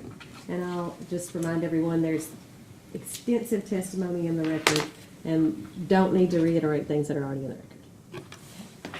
Counsel? Thank you, Your Honor. Mr. Wolfram, if we could, we'll just keep working through your rebuttal testimony. I have some more questions about that for you. Sure. Still on page 7, but rolling down to the next Q&A that begins at line 14 and continues on to page 8. Yes. Is that- Okay.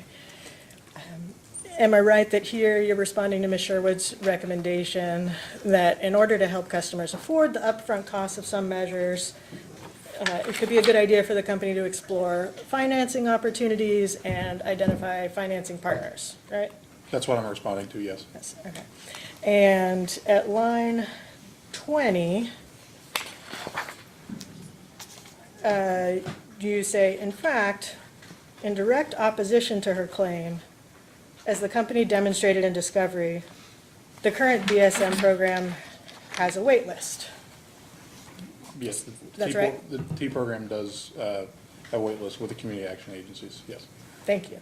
There are no upfront costs for a T program participant, right? No. As far as somebody who might participate in the new programs, starting with HEIP, every measure incentivized through the HEIP would require the customer to pay some upfront cost, correct? I believe there are components that are provided at no cost to the customer. Give me 1 second.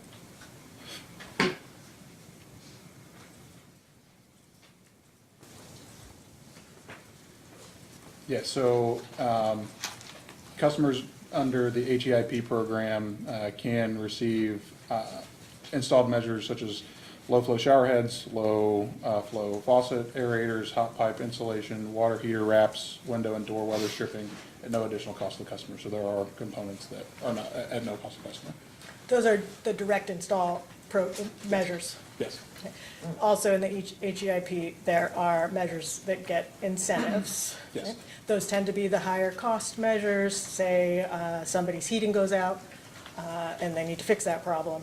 You have a rebate available through the HEIP that might be able to help such a customer, right? Yes. But they would have to pay an upfront cost. Correct. Okay. As far as participating in the commercial program that you proposed here, customers would need to pay some upfront cost for the measures that the company offers an incentive for, right? Yes. Okay. Now, you said, Mr. Wolfram, that you read every public comment in the record? I do. Okay. Does that include public comment provided by Mr. Andrew Bates, Scott McReynolds, and Seth Long, respectively from Fahy, Housing Development Alliance, and Homes? I do remember there was a public comment from Homes Incorporated, yes. If we can take a moment, Your Honor, so you've got, oh, thank you, paper copies of this comment to share in the room. May I approach, Your Honor?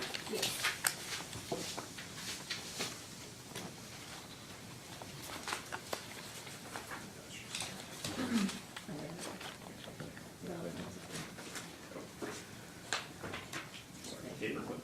Yeah, I'm not sure it is. Yes, absolutely. Looking out for you, please. Yeah, sure. Thank you.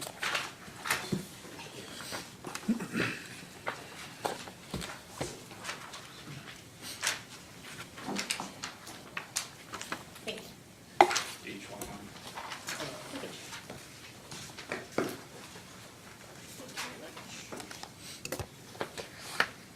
Got one more than right back there wants one.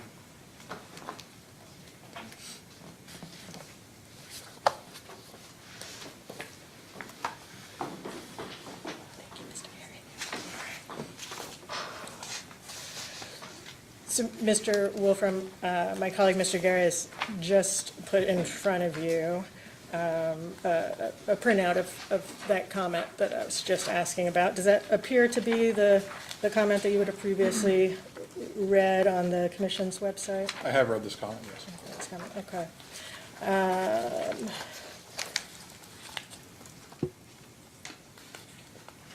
Without belaboring the descriptions of each of the organizations that submitted this comment that you could find on the third page, would you, let me put it this way, would you question at all the expertise and knowledge of any of these three organizations? I have no independent basis to question it, no. Has Kentucky Power worked with any of these organizations in the past? Yes, in fact, I believe just before Thanksgiving, the AEP Foundation, in conjunction with Kentucky Power, provided a $100,000 foundation grant to Homes Inc. to support weatherization programs. So to give a $100,000 grant, that's great. To Homes, you must believe they do good work. We recognize the need for improvements in the housing stock in eastern Kentucky, yes. Okay. Okay. And well, let's go ahead and flip to the last page before they shared some photos. The lack of access to fair and equal capital. Yes, exactly. And so, do you agree that what these organizations are talking about here is their direct experience that, given the upfront costs associated with a rebate system, most lower-income households would need to borrow money to make rebate-eligible upgrades? Do you think that's quite possibly the case? You're asking in terms of participation within the HEAP program? Just talking about a low-income customer trying to get a rebate-eligible upgrade, and I think, yes, to do that, the only option they would have would be the HEIP. Sure. So obviously the HEAP program is available to all residential customers. It's not a specific low-income or income-qualified customer program. So I guess I can't say for certain that all participants in HEAP would require additional borrowing to support those initiatives, but there may be certain circumstances that a customer may have to borrow if they cannot otherwise afford the expense. Sure. Now, you'll recall, or do you recall, that one of Ms. Sherwood's recommendations was that the company should consider offering increased rebate amounts for low to moderate income customers? Yes, I do recall that. Okay. And you respond to that recommendation at page 10 of your rebuttal testimony, I believe. If you'd like to have a look there. On there? I'm right behind you.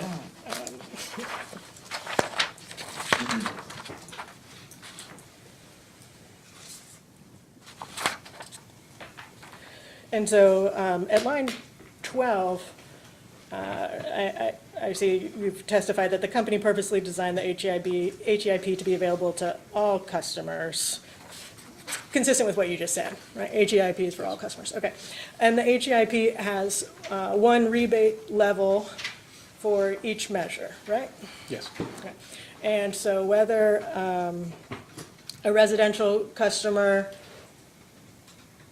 I'm sorry, excuse me. All customers can participate in the HEIP. The T program does have a income qualification threshold of 200% of the federal poverty line, right? It does. Okay. And that's determined by the Department of Energy.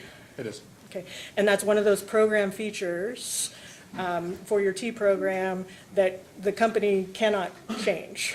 That has to do with the federal WAP guidelines that the community action agencies are principally implementing. Yes, that's the DOE's program. Okay. Do you know what 200% of FPL would be in Kentucky Power Service territory? I do not, off the top of my head. Do you have an idea, just like a general national number of what 200% of FPL is? I do not. Is that not something that you all discussed in considering whether or not low to moderate income rebate levels could be helpful in the HEIP? Again, I think the way that we designed HEIP, HEAP, I don't want to get the spelling wrong there. We designed it to be available to all customers because we wanted to make sure that we had a program suite that was available and not discriminatory across the residential class. And so we did not, specifically look for any additional low to moderate income qualifications or requirements for the HEAP program because we were proposing an expansion of HEAP. If you have a customer who has income of 201% of FPL, that customer will not qualify for the T program, right? Again, I can't speak for what the community action agencies, whether or not, in implementing that program, I don't know. But based on the requirement, I would say no. Yeah, we did just establish and agree that it's a federal DOE requirement if you got to be under 200% of FPL. Yes, that. And my only experience is that I would expect that the community action agencies adhere to that guideline.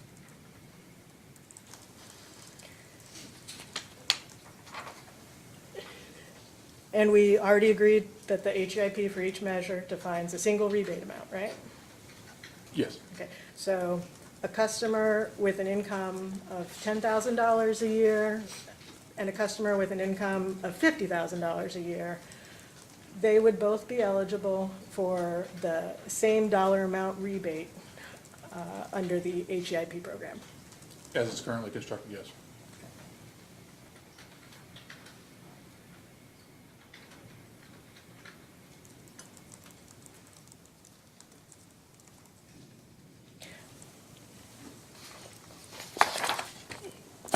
Let's talk about participation in the HEIP. So, and this is going to take us back to the market potential study. You're aware that the market potential study did estimate participation or residential adoption rates. Yeah. I'm aware of that. And one of the things that the MPS looked at is the relationship between a rebate or incentive level and customer likelihood to participate, right? I believe that was in the survey questions, yes. And we could see some tables representing the results of that analysis at page 30 of 123 as numbered as an exhibit, which will bring you to section 4.1.7.1. Sorry, could you give me the page reference on that one again, please? Yes, sir. Should be, if you're looking at the top right, page 30 of 123. If you're looking at the bottom, page 27. I'm there. Okay. And so there's a table here, table 4.3 at the bottom, spilling over onto the next page. And it's titled Residential Long-Term Market Adoption Rates at Discrete Incentive Levels. Is that right? Yes. Okay. And do you understand this table to be representing for each of the end uses listed in the far left, customer willingness to participate if the incentive was at 5 different levels ranging from 0 to 100%, right? That's my understanding, yes. As you look across all of the end-use categories tested there, would you agree that as incentive level increases, the market potential study found that customer adoption rates or willingness to participate would increase as well? Yes, and I would say that's generally intuitive. No reason to doubt that that logic would work? No. Yeah.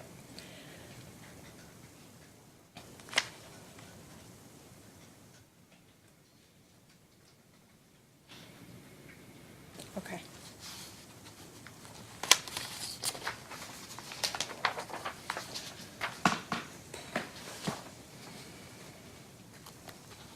All right. Mr. Wolfram, if we could jump back into your rebuttal testimony at page 8.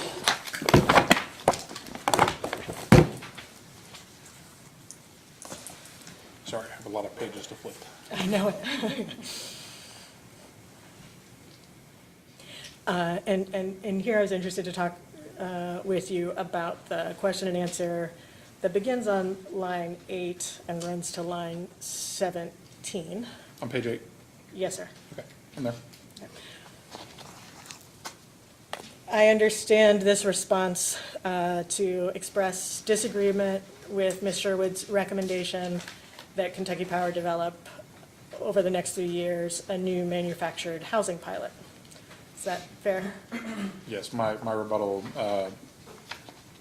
refutes the need to add a new manufacturing housing program to the current suite of offerings at this time, yes. Okay, and if I'm with you, you say there's a couple of problems with the recommendation, and that's one, customer in a manufactured home is eligible to participate in HEIP, and 2, there's no evidence that a new manufactured home program would be cost-effective or a quantification of the cost to customers to develop and implement such a program. Is that your testimony? It is. So, taking your first point, a customer in a manufactured home is eligible to participate for an HEIP, just like any single-family home, multifamily home. Correct. Okay. HEIP does not, as proposed, include a rebate or other incentive that would assist a customer who's buying a new mobile home in paying the incremental costs of a more efficient model. No, not that specifically, but again,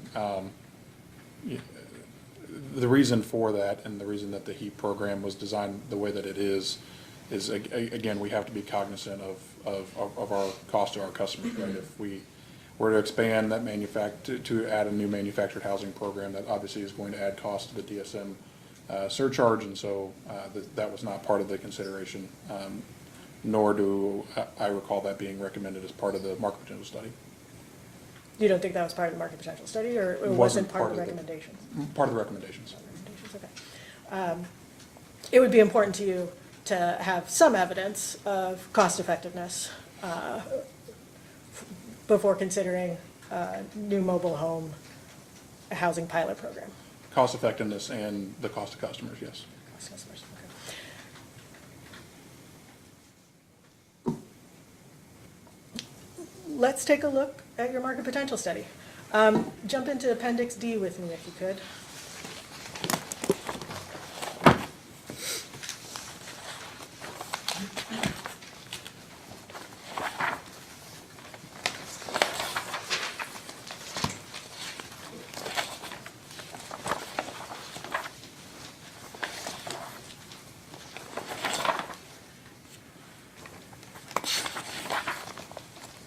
I am generally in the area of Appendix D. So Appendix D, is it, am I right to say this is a long Excel spreadsheet that's reporting the residential measure assumptions at the measure level, and these are the results of that measure level cost effectiveness screening? I will have to defer to Mr. Hirons on what all is included here. Again, this is the support for the market potential study that ultimately made a recommendation that we based our decision on.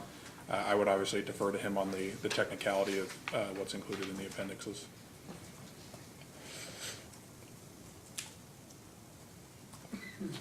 Well, let's jump ahead to D12. On there.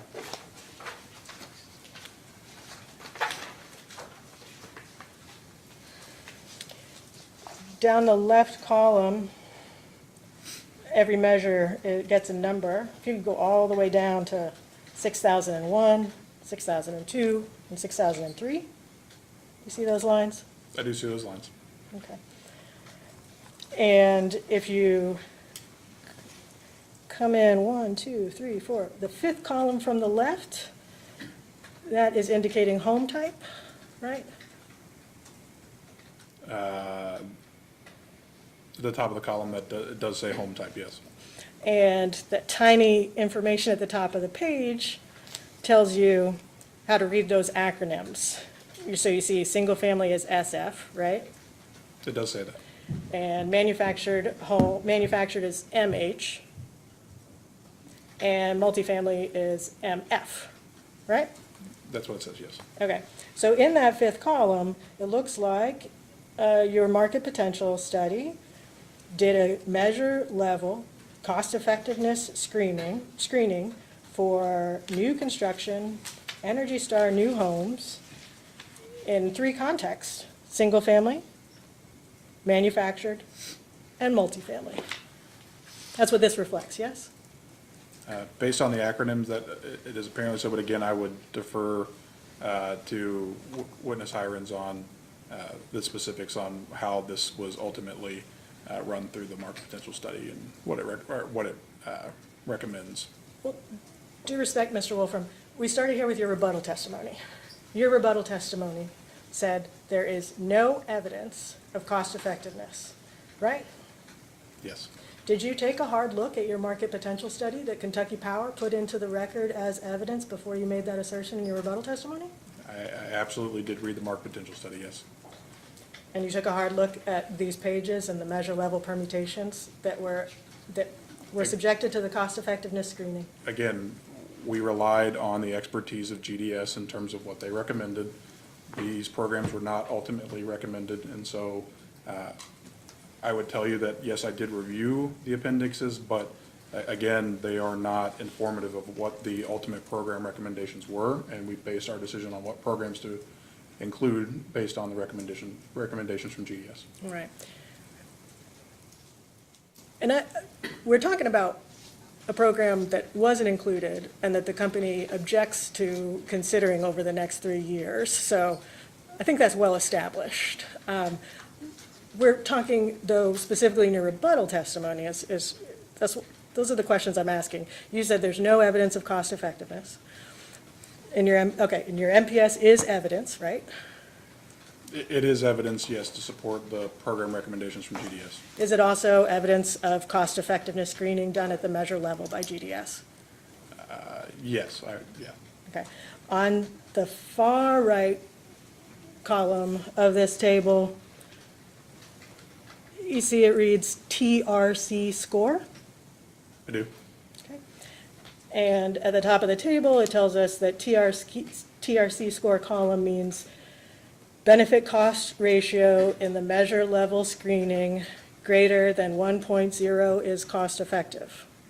Correct? Generally, that's how I understand the TRC score to work, yes. Okay. And for each of measures 6001, 6002, and 6003, GDS found a TRC score of 2.6, yes? That's what the numbers do reflect.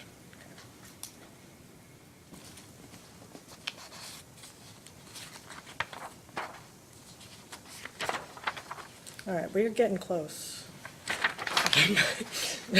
we may be done by lunch. I hope, Mr. Wolfram. I've got no plans today. What's that? I've got no other plans today.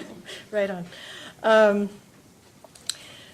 So your rebuttal testimony again at page 10. Talk about that.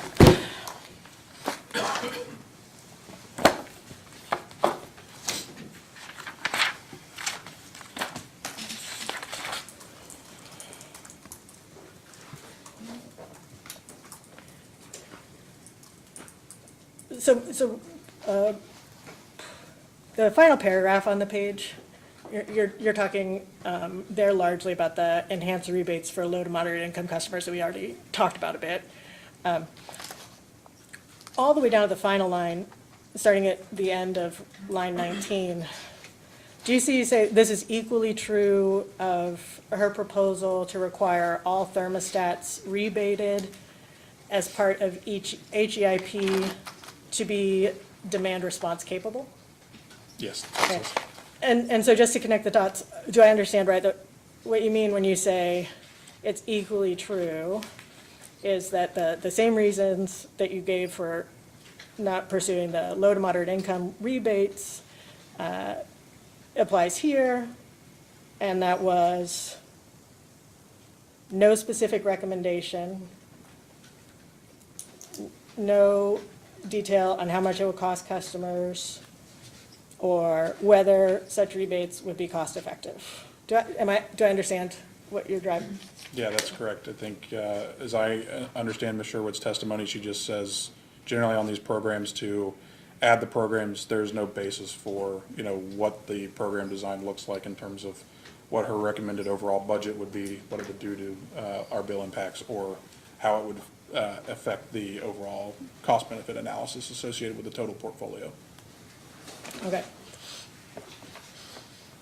You would prefer that an intervener witness provide Kentucky Power all of that detail and prescribe for you exactly the contours of a implementable program? Well, I think it's important for us to understand what the actual recommendation is before we can make decisions as to whether or not it's the right thing to do for customers. And so if we have no basis to understand, we can theoretically say, the company should add this program to DSM, but if we don't understand fundamentally what the program cost, implementation cost, those type of things are, it's impossible for us to understand what the actual impact on the cost-benefit analysis or the overall DSM surcharge would be. It would take a hard look, right? Yeah, so obviously, if there were specific recommendations, we would have addressed those recommendations specifically, but again, the general recommendation is just to add a program without any context as to the budget or the actual impacts. There was no basis for us to agree or move forward with those recommendations. Do you know, Mr. Wolfram, are you familiar with the standard design for a demand response program that can call on DR-capable thermostats to reduce load at peak? I have a general familiarity from reading at least one of the other IOU's tariff that has a similar program. Do you have any idea how common those programs are nationwide? And just that. Off the top of my head, I do not. Do you have any idea in all the places that have this program, what other peer utilities, what their smart thermostat DR response programs score on TRCs? I do not, but Mr. Hirons may have some more insight into that information. Before you put in your rebuttal testimony saying that, you don't have nearly enough to go on here, did you do any of your own research to look at what are these demand response thermostat programs and who's implementing them and how much are they costing?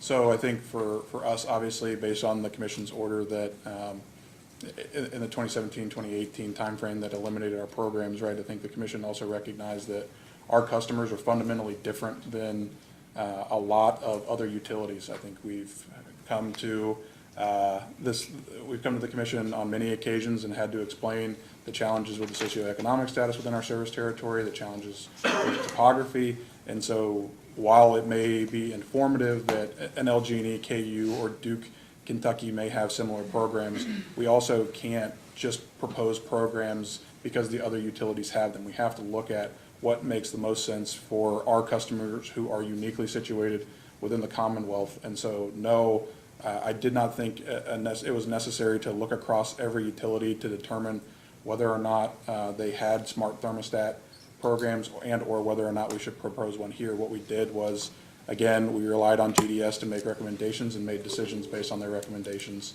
that best fit our customer base, which is, again, Eastern Kentucky. So if I heard you correctly, you said you didn't investigate everybody in the country who has demand response program.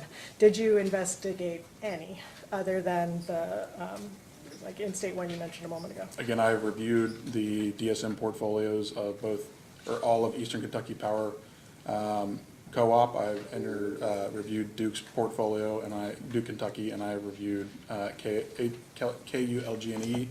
I also do have some limited experience with AEP Ohio's portfolio and Indiana Michigan Power Company's Indiana portfolio. Did you or Kentucky Power ask any questions of Ms. Sherwood to better understand her recommendations? I don't recall off the top of my head what discovery was issued to Ms. Sherwood. Would you be surprised if I told you there was no discovery issued to Ms. Sherwood? No, because ultimately this case is about the company satisfying its burden, and the company felt that it had satisfied its burden of proving these programs are cost effective. And so there was nothing more that you thought would be helpful to hear from Ms. Sherwood to clarify any of her recommendations? No, again, the company thought that its proposed programs were the most cost effective and efficient thing to do for its customers. Okay. Fair enough. So let's look again at the market potential study. And we'll go back to that table 4.3 that we were looking at before, which, if you're looking at the bottom of the page, should be on 27. If you're looking at the top of the page, should start on 30 of 123.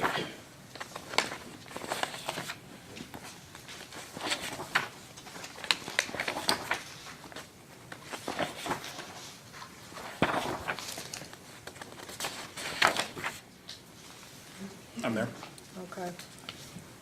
Those end uses, if you flip over to the continuing part of the chart, do you see that it includes thermostat DR? I may be on the wrong page.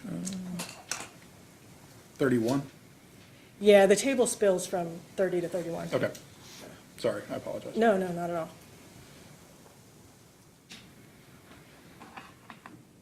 Yes, I see thermostat DR.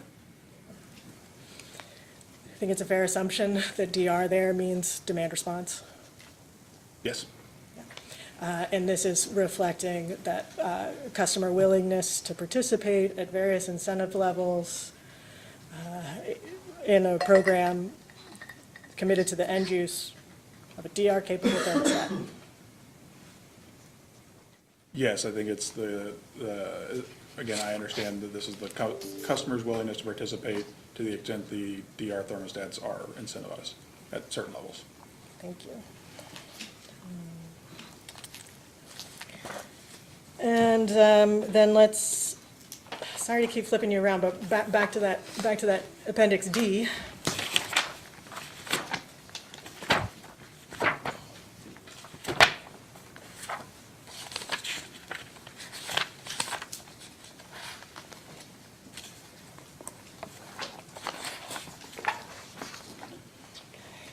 And then if you could flip with me to page D9, which at the top of the page would be 72 of 123.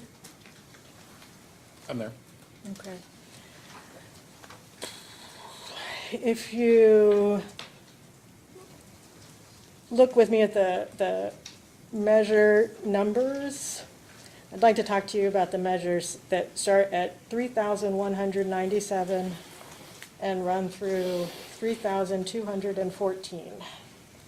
Take a moment to just have a look at that chunk from 3,197 to 3,214.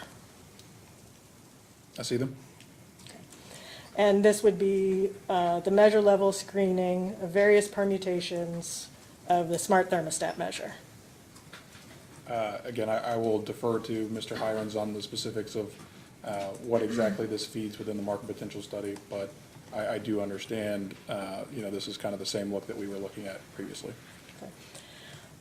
And with two exceptions, if you look all the way to the far right, this was screened with TRC scores above 1.0. I think I maybe see 3, but the lines are also Quite small. quite small. Two or three. There are a few that do score below the TRC test, but there are others that score above the 1.0 TRC test.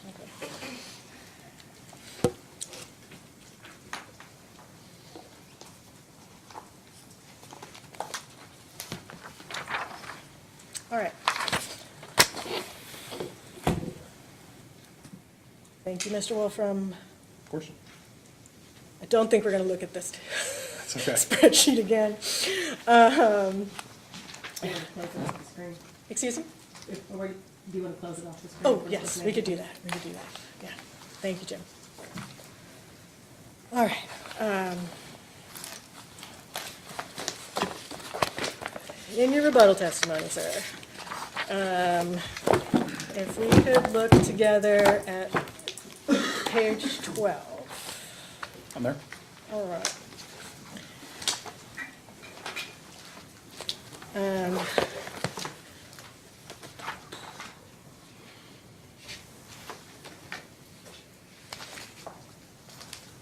Beginning at line 6, do you see the sentence that reads, if the Mr. Wolfram, is it a fair characterization of this part of your testimony that you're responding to Mr. Harris's recommendation that it's a good time to evaluate an IUI program in its service territory? Yes, I am responding to his recommendation. Thank you. And so then the particular line on page 12, line 6, explains, IUI, I'm sorry, I'm gonna remember all the things that help with this question. IUI refers to an inclusive utility investment program, right? That is how it's defined by Mr. Harris, yes. Okay. And Mr. Harris's testimony, to the extent of your knowledge, accurately describes and represents what an IUI program could be constructed like, using Duke as an example. Correct. Okay.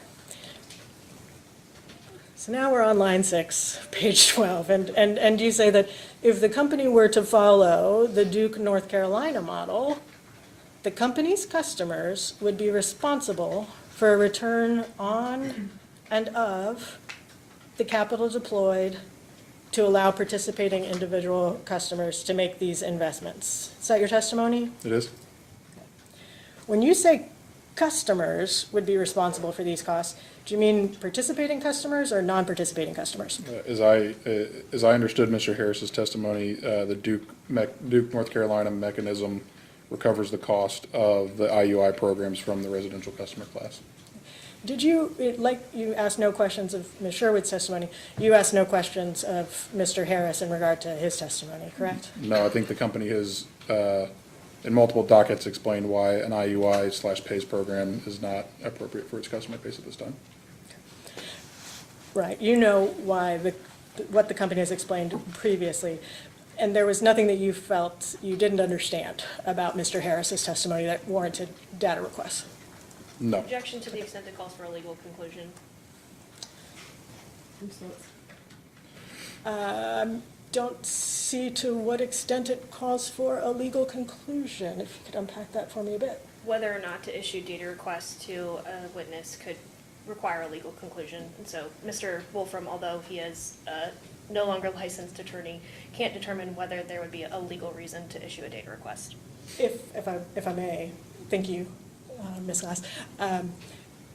Perhaps this is a problem with my phrasing. I'd be happy to rephrase the question. I believe I heard Mr. Wolfram say that if he understood Mr. Harris's testimony, the cost of an IUI program that he's talking about in these lines would be recovered from all the customers in the residential class. And I'm just asking him to clarify, that's just based on what he read in the testimony. He didn't try to check his understanding through any follow-up requests.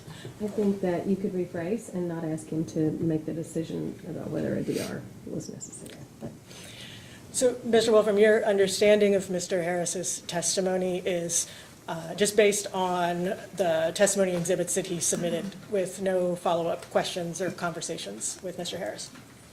Again, in my position, when I read the excerpt from Mr. Harris's testimony, it reads to me that the Duke Energy North Carolina will recover a return on and of its capital, and it is recovering it through a tracker/rider mechanism to include recovery of its pre-tax average weighted cost of capital, or its WACC, determined in its most recent rate case. So to me, that reads as if the Duke North Carolina program would be recovered through its residential customer class.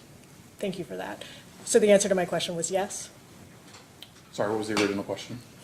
The question was, your understanding of Mr. Harris's testimony is based on reading the plain text of his testimony and Yes. exhibits with no follow-up questions or conversations between you and Mr. Harris. Correct, I took Thank you. his testimony at face value. Thank you. So if we could share on the screen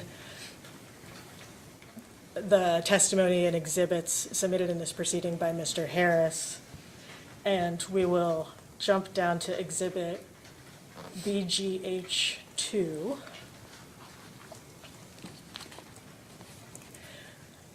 Do you recall reviewing this exhibit, Mr. Wolfram?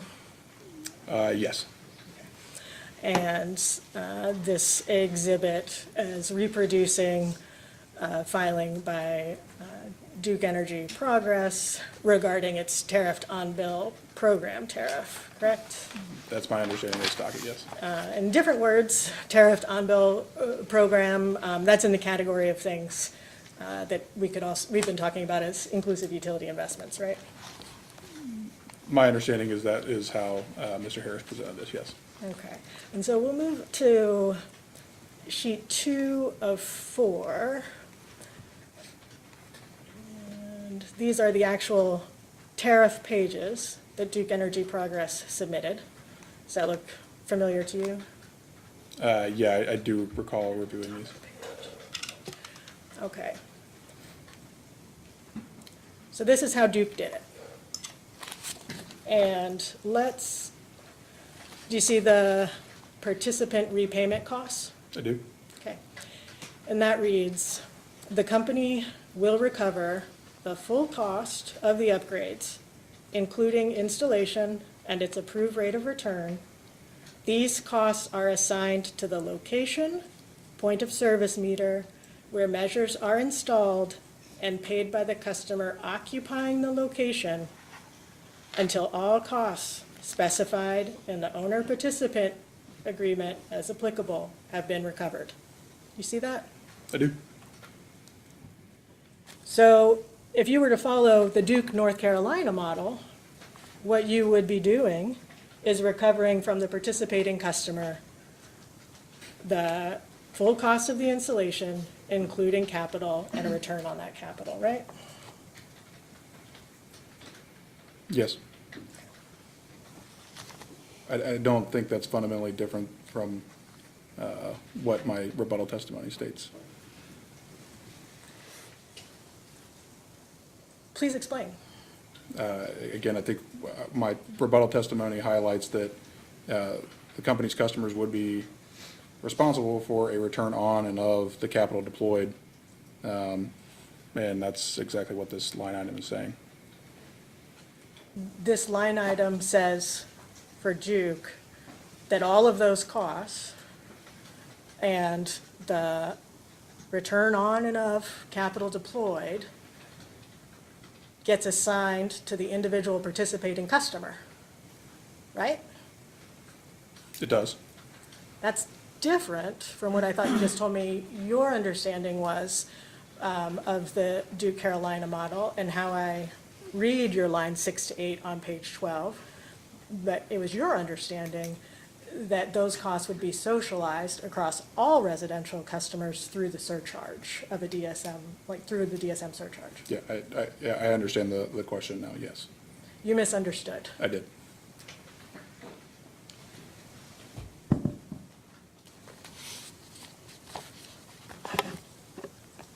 You understand now that only a participating customer would pay the full costs of a measure installation and the company's return on and of capital through the Duke approach or an approach like it. I understand that position, and my position as to whether or not it's appropriate for our customers remains the same, Okay. and then it is not.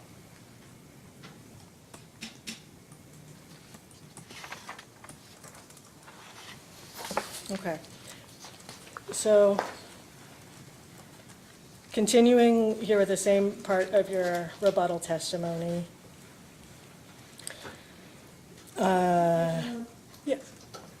Page 12. And this, just the very next sentence, it starts on the far right of line 8. As the company explained, in its most recent base case in relation to the joint interveners proposal for a PAYS program, the company is not in a position financially to outlay the capital to support individual customers' behind-the-meter energy efficiency measures. Is that your testimony, Mr. Wolfram? It is.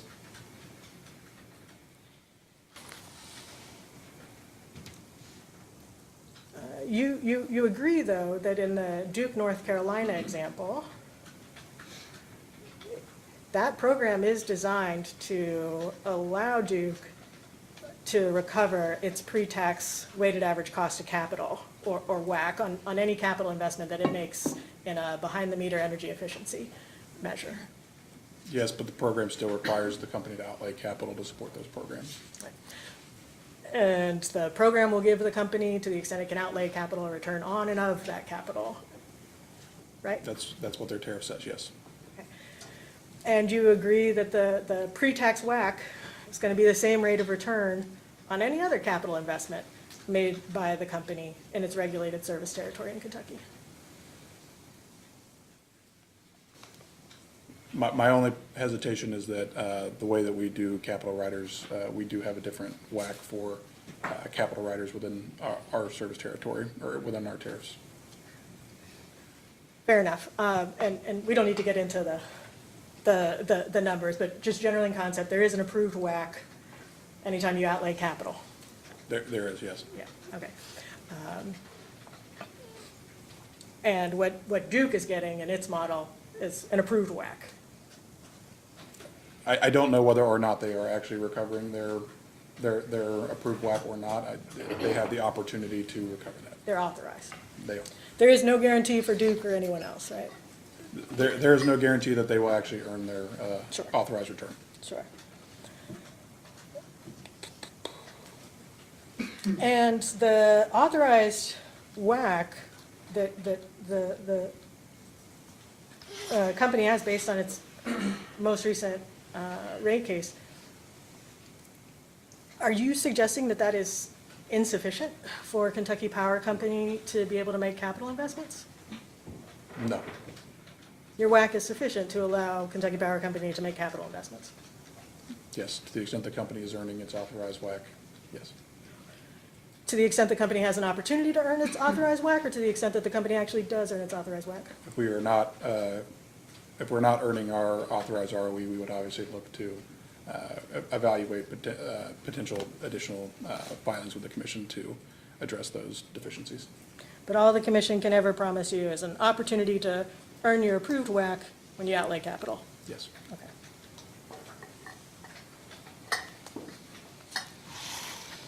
What?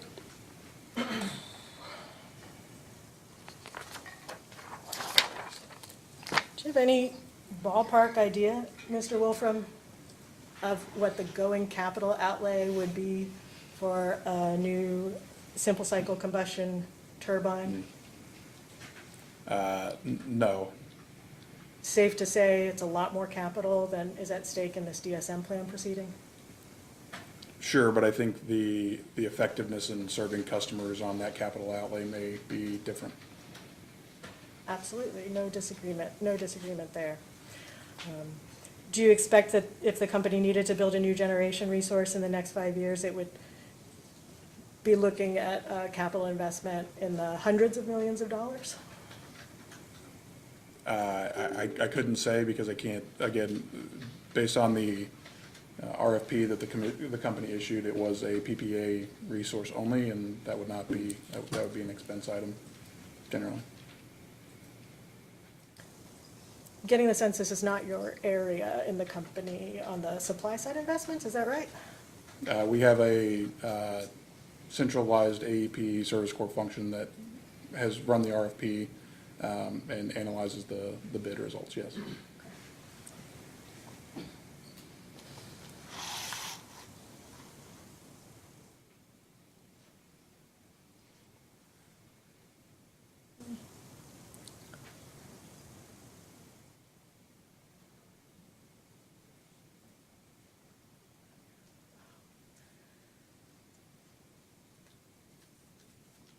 Mr. Wolfram, I'm just thinking back to your happy announcement at the top of the day.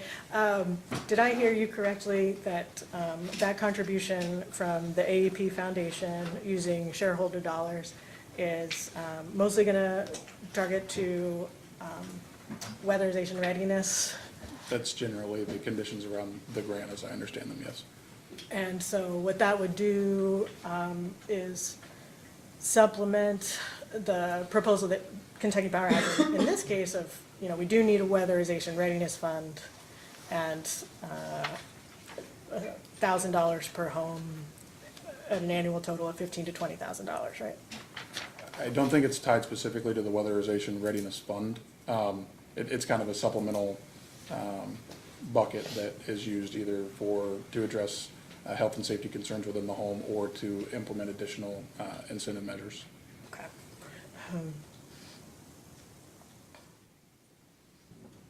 And I think we all agree that, you know, increasing that funding that the community action agencies can use to address, you know, health and safety issues that you need to make a home ready before you can weatherize it with air sealing and building envelope measures. Having that available could mean the difference between a customer who's qualified for the T program actually being able to get their home weatherized.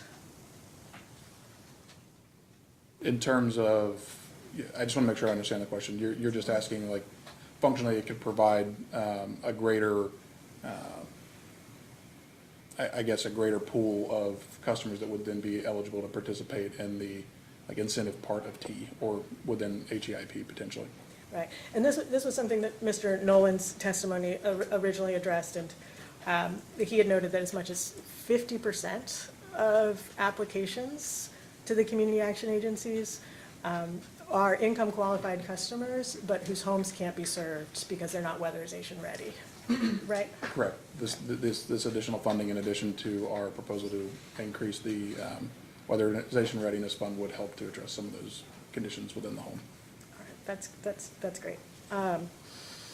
And do you still have that comment letter from Fahy and the Housing Development Alliance? I do. And Homes? If you could turn, I should number these, my apologies. It's the 6th page in the packet. The first word at the top left is well. I'm there. All right.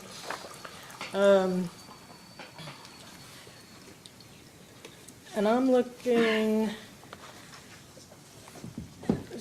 starting at the 4th line, do you see where these gentlemen say that the Housing Development Alliance estimates its typical expenses for a weatherization readiness project at about $25,000? I do see that. And do you have any reason to think that Housing Development Alliance wouldn't have a good read, a good estimate of that? I have no basis to believe that's incorrect. And then if you get down to the bottom of that first paragraph, you see it says there is clear demand for a significantly expanded weatherization readiness budget as evidenced by the 25 critical home repairs completed by homes in fiscal year 2024 alone, with an average cost of $30,500 per home. Do you I see that language. think it's safe for us to all take Home's word for that too? Again, I have no basis to disagree with them, and I think based on, you know, what the company's proposed here and the addition of the AEP Foundation grant, along with the various community initiatives that the company has proposed and engaged with over the last few years, and even in our base case testimony, the company recognizes that there is a housing stock issue within eastern Kentucky, and so again, you know, we proposed a level to help offset some of these costs, but at the end of the day, you know, as realize through the measure, right, we're also asking the same customers that may be able, income qualified customers, they also are responsible for, paying the DSM surcharge. So we have to balance the ability to provide additional funding through our DSM surcharge. Again, we're glad that we can supplement through potential AEP Foundation grants as well, but there is a kind of a balancing act that the utility must perform as to whether or not, or how much it can contribute to the Weatherization Readiness Fund while still keeping the bill impacts for the surcharge manageable. Understood, thank you. And let's keep talking about, what's unique here. If you could flip back a couple of pages, there's a page that's headed at the top, housing stock assessment. Ms. McCray, to the extent that you're just gonna continue to ask him to take note of what they said and Yes, ask whether he is more of an expert than they, I don't know how necessary that is. Understood. We don't need to do that. Let's just ask you this. We were talking before about the smart thermostats. And the recommendation from Ms. Sherwood that you should make sure that you're only rebating the smart thermostats that could be DR capable in case you have a future program. You recall that? I do recall that was her recommendation, yes. Okay. And the first thing this morning, we talked about your summer and winter peak and observed that Kentucky Power's winter peak is higher than its summer peak, right? It is. Something unique in Kentucky Power's service territory is a lot of residential customers with electric baseboard heating. Is that right? I don't have specific knowledge on that. I think I would defer to maybe potential company witness. Coburn may have some additional information as she works pretty closely with the community action agencies, but I would not be surprised if that's the case. And if it's something that's said in the MPS, Yes. it would be right. I don't recall that specifically from the MPS, but Yeah. A winter peak, in terms of residential customers' contribution, is your understanding that would be largely driven by the amount of energy that folks need to heat their homes in the coldest part of the day, early in the morning. yes, it's generally driven because the company does have quite prevalent number of electric heating customers.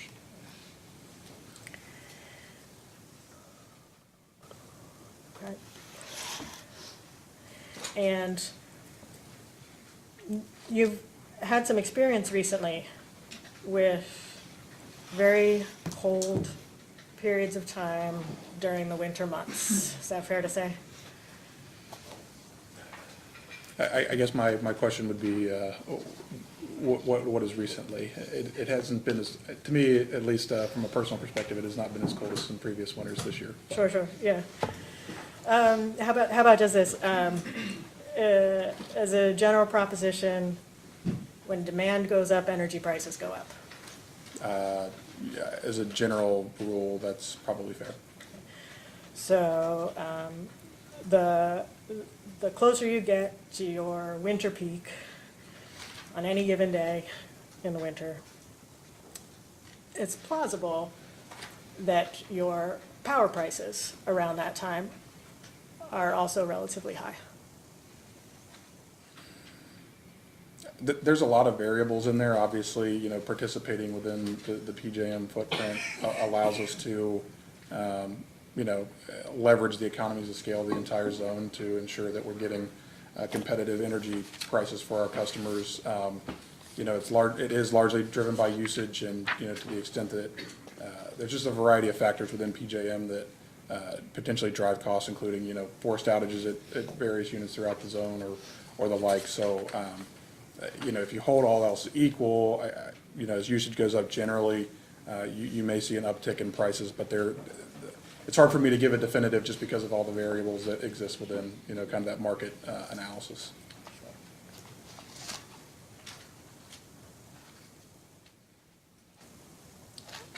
And I'm sorry, that was a lot. If I could just check that I understand, you do agree with the general proposition that when there's higher demand on your system or PJM system, it's plausible that energy prices will be higher.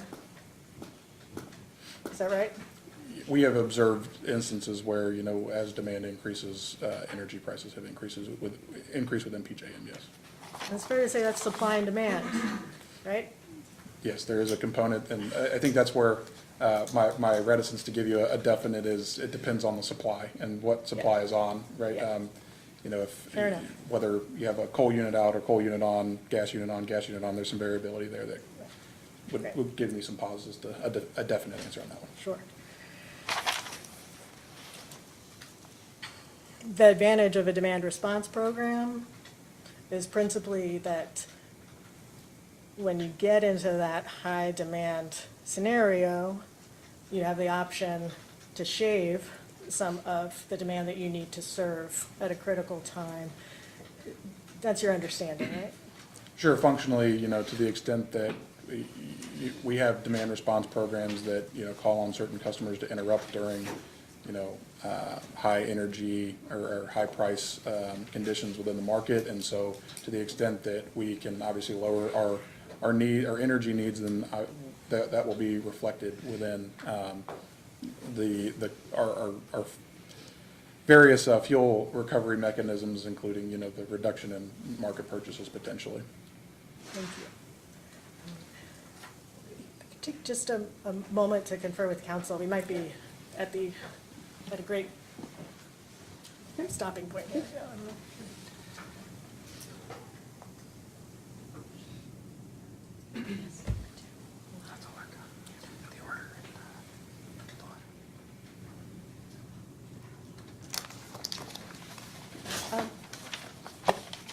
Great news for us both, Mr. Wolfram, great news for us all.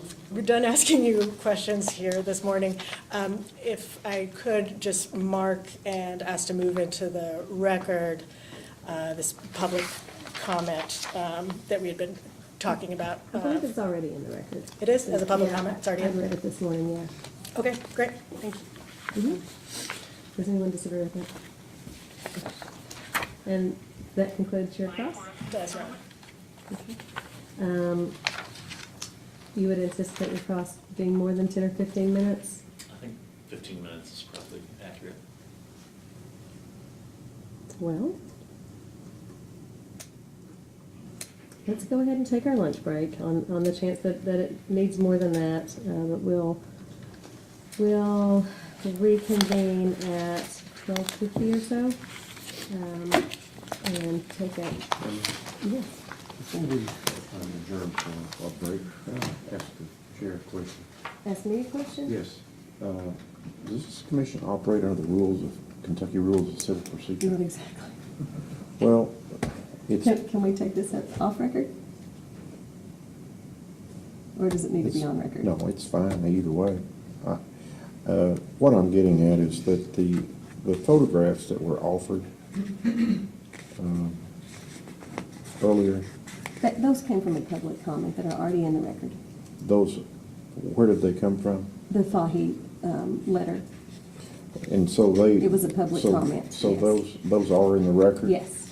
Well, under the rules of civil procedure, aren't those required to have a witness that can? It's just a Joe? public comment, just as if you stood up and spoke at a public comment. Yeah, that's all it is.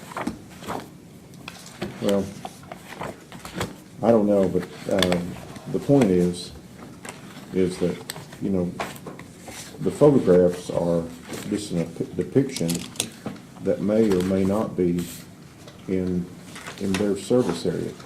Those could have been made anywhere, but without someone to say this was made in a certain community that they serve, those may not even be real without someone testifying to that.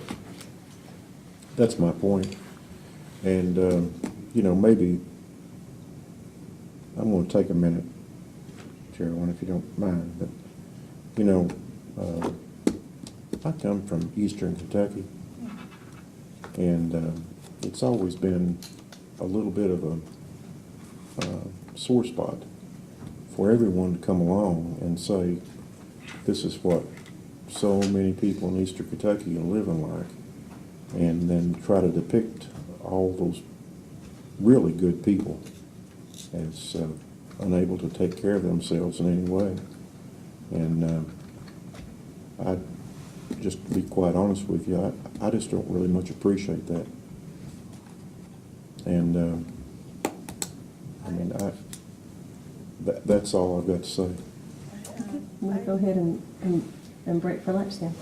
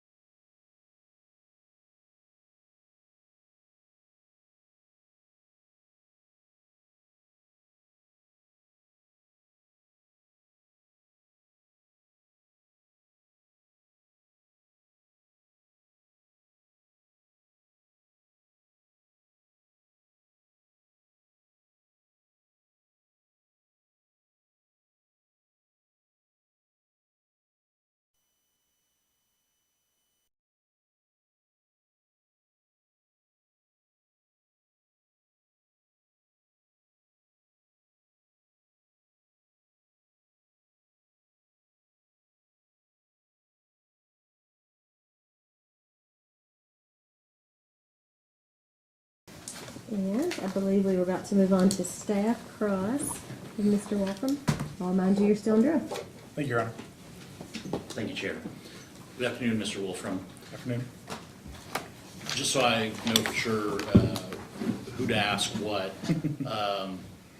who is the best witness to ask questions about the implementation specifics about the T program, the HYPE program, the commercial version of that? So I can speak to the implementation metrics specifically as it relates to TRC. I can give some high-level overview of our interactions with the CAAs, but also company witness Coburn could provide some additional information. She is our contact for the community action agencies within the company. And would it be better to ask her or you about how costs related to each step in that program are allocated?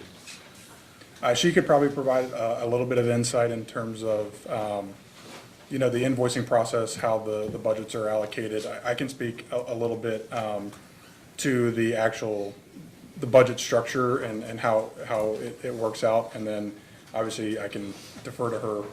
So I will try to be as helpful as I can, and then to the extent I get into the weeds a little bit further, I can highlight those areas. I appreciate that. Of course. You mentioned budget, and so I'll ask you some questions about sort of higher level budget issues. Sure. So I understand that the T program has been around since the 90s. Is that right? Yes, sir. Does the budget amounts set aside for the T program, does that always get used up in its entirety? We have in the past had instances, I think specifically in Discovery around 2020 during the COVID pandemic, we did have a couple CAAs that did not spend their full budget amount that we obviously, and within the year, if we notice that one of the community action agencies cannot spend their budget amount, then we do have the ability to work with the other CAAs to reallocate budget across if they have, additional participants that they want to cover. Generally speaking, we do, the CAAs do spend the T budget. We just had a few instances that, obviously coming out of COVID when there was some issues in terms of face-to-face interactions and getting some weatherization items installed, that we did have a shortfall in the budget. Besides utilization of past budget amounts, what other factors are considered when developing a budget? Yeah, so obviously we work with the CAAs to talk through what they're seeing in terms of, customer participation, obviously the wait list that they have in terms of finding out what work that they can complete. Obviously, there's staffing considerations on their end as well, based on what the CAA staffs are and what level of program measures that they can implement throughout the year based on their staffing and their budgets, as well as just the cost associated with their, like, the administration that they have to do for the DOE weatherization program. So we do work with them, and I think in our application we obviously have asked for an increase slightly on the administration component. So we are in constant communication with them around kind of what they're seeing. If they have a year where they are short on the budget and we need to reallocate, then we obviously consider that when we're setting the budget across the three CAAs that we work with for T. Is the extra $1,000 in funding per home, do you see that as primarily or completely a result of inflationary issues? On the weatherization readiness fund? Yes. So no, that we kind of view that separately in terms of, and I can point you back to Mr. Nolan's testimony. There's obviously a concern within the T program itself. So the T program, obviously they're implementing certain energy efficiency measures for income qualified customers. We do have situations where customers that are income qualified, they may get denied those incentive metrics based on safety or physical concerns within the household themselves. And so the weatherization fund is basically a way to offset the cost of making some of those repairs to make those homes eligible to participate in WAP.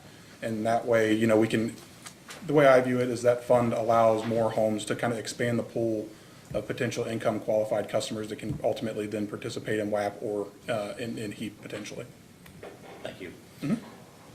Regarding the AEP grant that you spoke about when we started off this morning, is there an intent for how that is going to be used? Is it intended to be used for expansion versus, say, running it through DSM rider to lower rates to offset the rate impact? Yeah, so the intent is for that to be supplemental to what we're doing, or I guess incremental to what we're doing within the DSM surcharge. So we wouldn't change how the programs that we had proposed.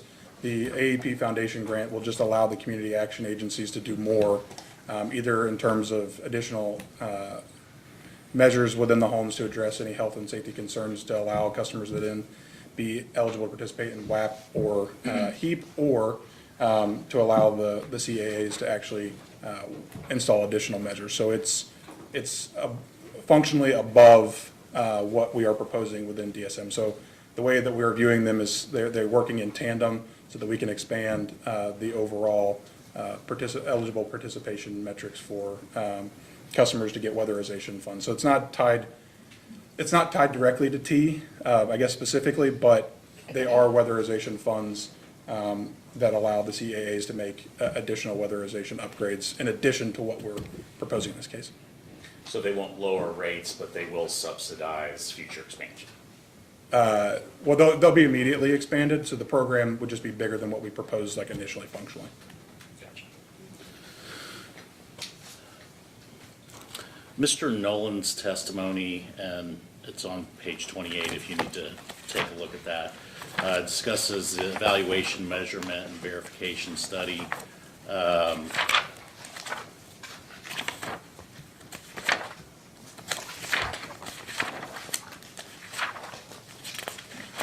On there. Do you know when the last time a study like that was performed by Kentucky Power? I believe it was 2014. And was that in anticipation of a DSM filing or some other reason? I believe it was to verify the savings levels of our current DSM portfolio at the time. I know there was an additional study run in 2016, but I don't think it was an EM&V study specifically. It resembled to me more of a market potential study, but I think the last EM&V study was in 2014, but we can certainly double check that. Do you know how much performing a new study would cost?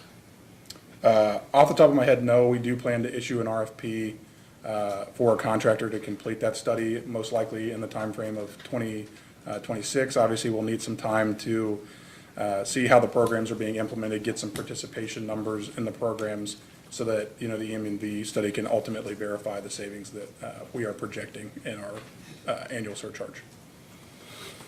And how would you plan to recover the cost of that? The recovery of the EM&V would run through the DSM surcharges, as I believe how it was had it been constructed in the past, and I think how we would propose to recover it in the future.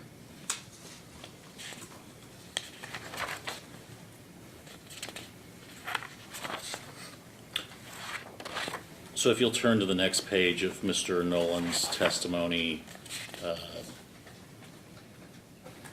think it's somewhere between line 4 and line 13. It says, TRC companies will provide a turnkey solution. What does that mean? So TRC has obviously, they have experience within the Appalachia region. They do work currently for one of our sister companies, Appalachian Power Company.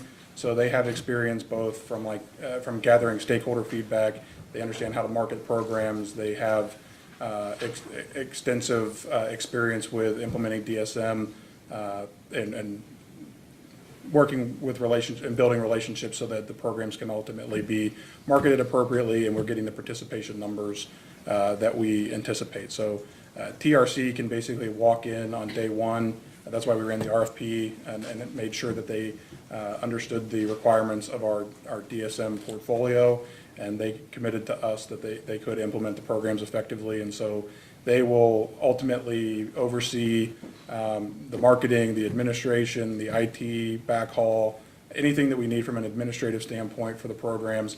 And then obviously they'll work with us to set, budget levels, and we'll obviously have oversight into the process, but they will kind of be the boots on the ground in terms of getting the programs implemented and the participation that we anticipate. How is the cost of hiring TRC allocated in the, Yes. let me, So you can see they would be included in the, if you have the one-pagers from Mr. Nolan's testimony, they would be allocated through the administration and marketing, probably a little bit in the information technology portions of the budget for both HEAP and the CESP.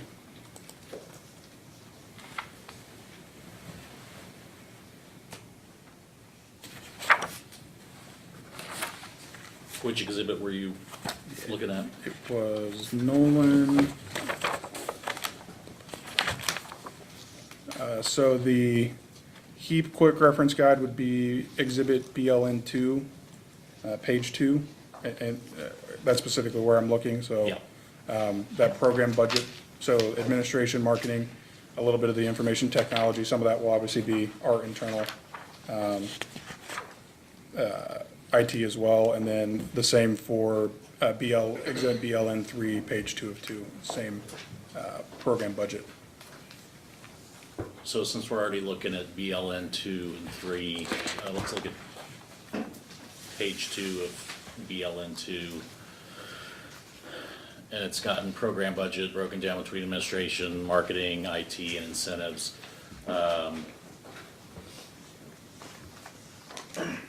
The actual cost of the audits themselves, I assume that would be under administration.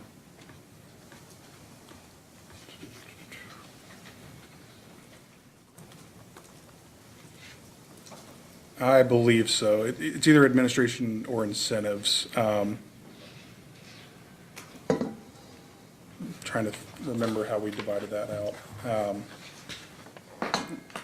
Incentives can mean, I think, multiple things within the context of this DSM filing. Obviously, we have our incentive in terms of the DSM surcharges and incentive mechanism there, but I think that specifically is the program incentives, so the rebates and those costs, yes. So I believe the incentives is what you're looking for there. Okay, I'm sorry, you said something about rebates. The rebates are under incentives? I think, yeah, the program measures, I do believe, are built into the incentive cost.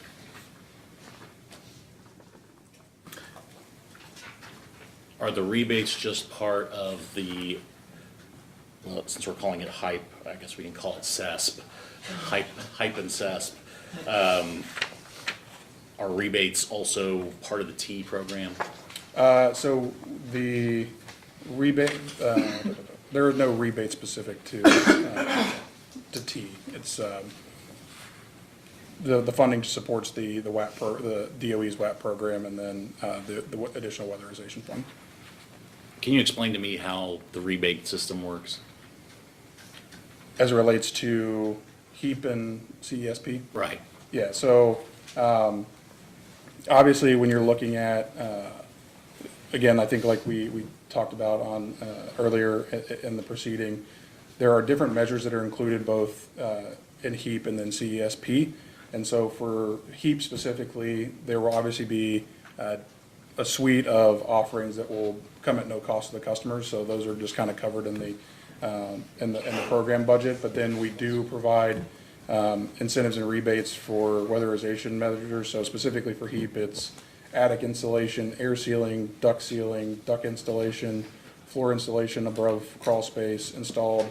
Those would be installed at the customer's cost, and then we would obviously provide either an incentive or a rebate based on the cost of those installations. And the same would be applicable for HVAC, central air conditioning, ductless AC and heat pumps, and other similar smart thermostats as part of the heat program. So the customers would install, and then we would obviously issue the rebate after those measures were installed.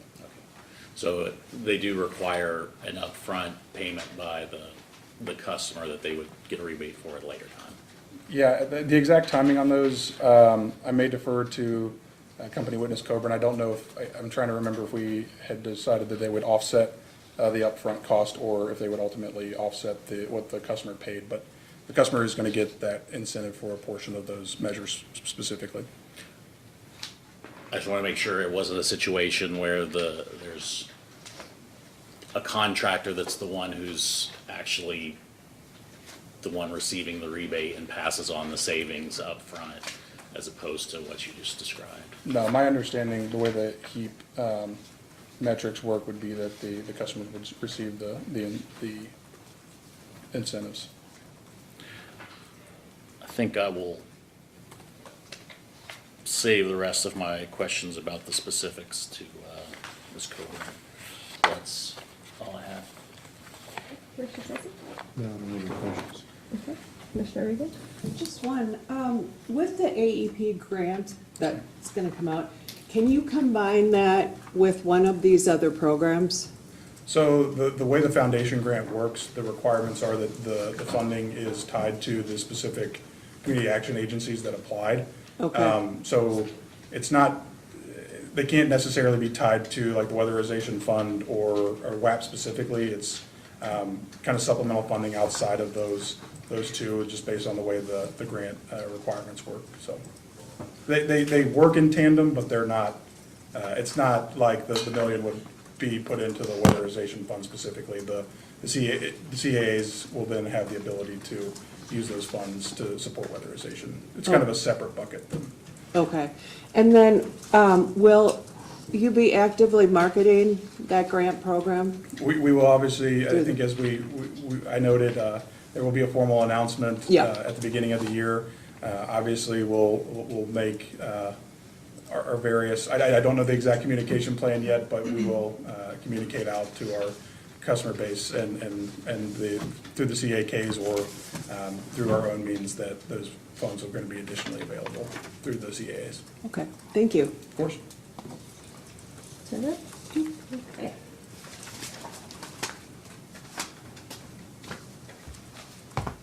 Good afternoon. Afternoon. So I wasn't at the commission in 2018 for the most recent order. But my understanding is that the PSC initiated an investigation case, having found a significant increase. Customers had gone from about a 51-cent charge to something like a $10.61 cost.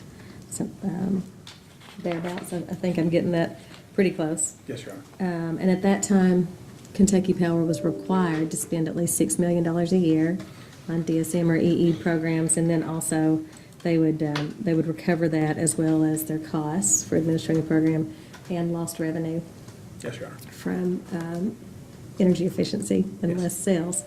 And the commission at that time found that that was not the right balance. It was costing too much and there wasn't enough benefit. And as I understand it, this is the first time that Kentucky Power has come back with a new DSM proposal.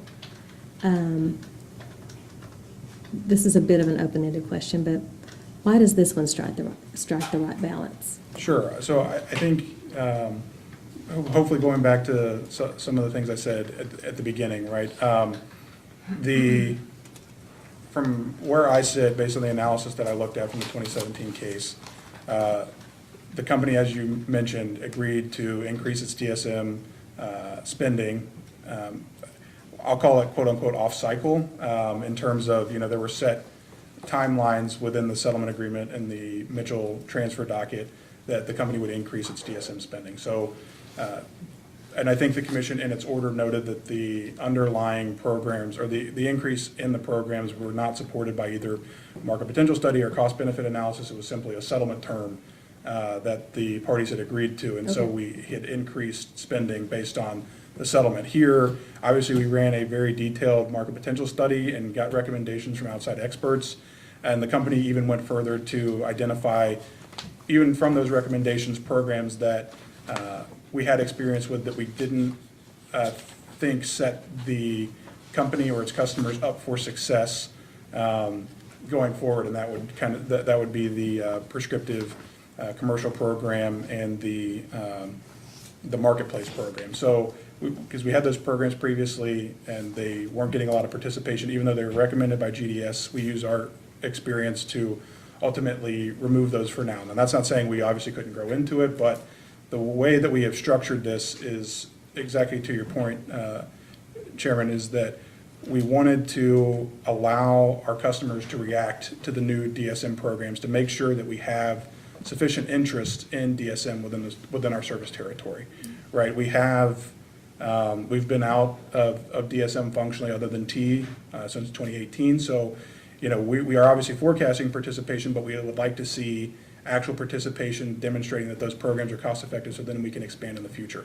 Obviously, if we don't get the participation that we want to see, we would obviously reevaluate the appropriateness of DSM at that time, or things that we could do to better the programs. But we were very intentional in the 3 programs that we picked because we did have a version of the HEAT program and a version of the custom commercial program previously, and those programs were both very successful within our previous DSM platform. So we wanted to focus on those kind of proven programs that we had prior, or versions of those programs prior, while managing the rate impact, so we don't get into a situation like we had in 2018 where we have a significant under-recovered balance that ultimately leads us to a position where we get a commission investigation regarding the surcharge itself. So, trying to find that balance, first year, 15 homes will get $1,000. Have you done any studies to have an idea of how much that $1,000 may benefit that customer as far as their bill? And I know they're going to vary widely depending on what repair was done, but was there an attempt to measure that? So what we did was we had communications with the CAAs who ultimately run the weatherization assistance program, and in working with them, they kind of gave us a set value, or a value that they thought would make a difference in terms of being able to make those weatherization upgrades to the home, like the health and safety concerns within the home. So there's been no analysis specifically on what it would do from a bill impact standpoint, but the level was set based on our interactions and communications with the CAAs to ultimately recommend that that $1,000 per home would make a difference in terms of allowing them to upgrade those homes so they could be eligible for T in the future. So the one public comment that was referenced earlier from Fahy and others talked about how it may cost as much as $25,000 to upgrade one house to get it weatherization ready so that they could even qualify for the current weatherization assistance. I guess when you're thinking about how to spend $15,000 the first year, spreading $1,000 over 15 houses, did the community action agencies sort of help you arrive at that number, or what was your thinking and how you decided to spend that? Yeah, so I think I know the study, of course. Yes. So that was a component, but it was the community action agencies that kind of gave us a range in terms of what they thought would be beneficial for them to help some of the weatherization funds. Now, obviously, like as we talked about, we're balancing rate impacts and providing these incentives, and I think that's where the AEP Foundation grant can also be extremely helpful, because it does provide additional funding to address some of those weatherization health and safety concerns within the home. And so we are trying to find, and I think we noted as well that the company did provide a $100,000 AEP Foundation grant to Homes Inc. as well. So we are trying to. How much was that one? I'm sorry. $100,000. So we are working with the folks on the ground that interact with these customers every day, and so that we're trying to provide, outside of rate support to our customers, those that are, in need of any additional home repairs. obviously we have to balance here, right, that, you know, all those customers are also paying into the DSM surcharge, so we want to be able to keep that surcharge manageable while also making those funds available. So we thought from a rate perspective, it made the most sense to, you know, work with the community action agencies, set an amount, and then figure out what we could allocate to the weatherization fund, and then hopefully, the foundation grant has been in the works for a while, and we were hoping maybe to have that initially when we had filed, but we finally got permission to share that today, so we do view them as working in connection. So AEP's 20 county, or excuse me, Kentucky Power's 20 county area is different than every other service area in the country as it relates to what type of customers you have. Yes, Your Honor. I think there are at least 7 community action agencies within that 20 county area, but some of them just have a little sliver. It was specific community action agencies that were awarded or will be awarded the $1 million. Is it too soon to say which? No, I have them here if that would be helpful. So it'll be Northeast Kentucky Community Action Agency, so that's Boyd County, Carter County, Elliott County, Greenup, and Lawrence. Big Sandy Area Community Action Program, that's Floyd County, John County, Magoffin County, Martin, and Pike. And then LKLP Community Action Council, so that's Knott County, Leslie County, Letcher County, and Perry County. So those 3. Yes, those are the 3 that apply. Northeast, and that gets the bulk of your territory, I guess. It does. Some of the others are smaller areas. Yes, we do work with at least 2 other community action agencies, but they do not have a very robust, if any, T activity currently. So as I read the testimonies that you adopted, there was description of an effort to work with the DOE money and sort of supplement. Do you work directly with DOE, or it's more like DOE gives money to the community action agencies and your program will give money to the community action agencies and then they spend it? Our interaction is focused with the community action agencies. Okay. And then, so that's where the choices will get made about who will get the money based upon their research and records. Yes. Yeah, they keep obviously the information regarding, and like the customers that qualify and how those funds are allocated, yes. Okay. So as far as the methods for how the people get chosen, you've probably wisely taken that out of your own hands. Generally, yes. Ms. Coburn may be able to provide some additional detail. Again, I may be signing her up for something that she may not know either, but generally it is handled at the community action agency level, yes. Okay. Another, or maybe it was the same public comment, had been concerned that about 7% of people in your service area would be missed because they didn't get an annual usage of over 700 kilowatts per month. And these are people who tend to use an alternative fuel source like a kerosene heater or something like that. I think that might have been addressed in the testimony.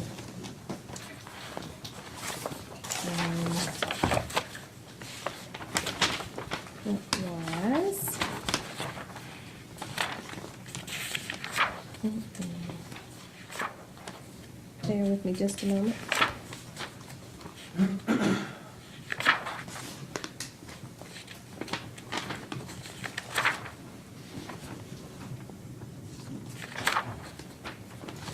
It was on page 6, but I'm trying to remember whether it was Bishop or Nolan. Okay, let's see.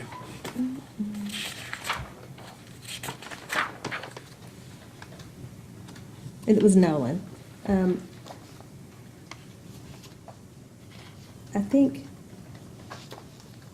basically, can you find that part and explain that to me? That is such a terrible way to ask a question. I apologize. I've been practicing law for 25 years, but could you just answer the question that you think I want to ask? Sure, yeah. One second, let me read this paragraph and I'll see what I can do for you. I'm going to call it up too, see if I can do a better job asking that question.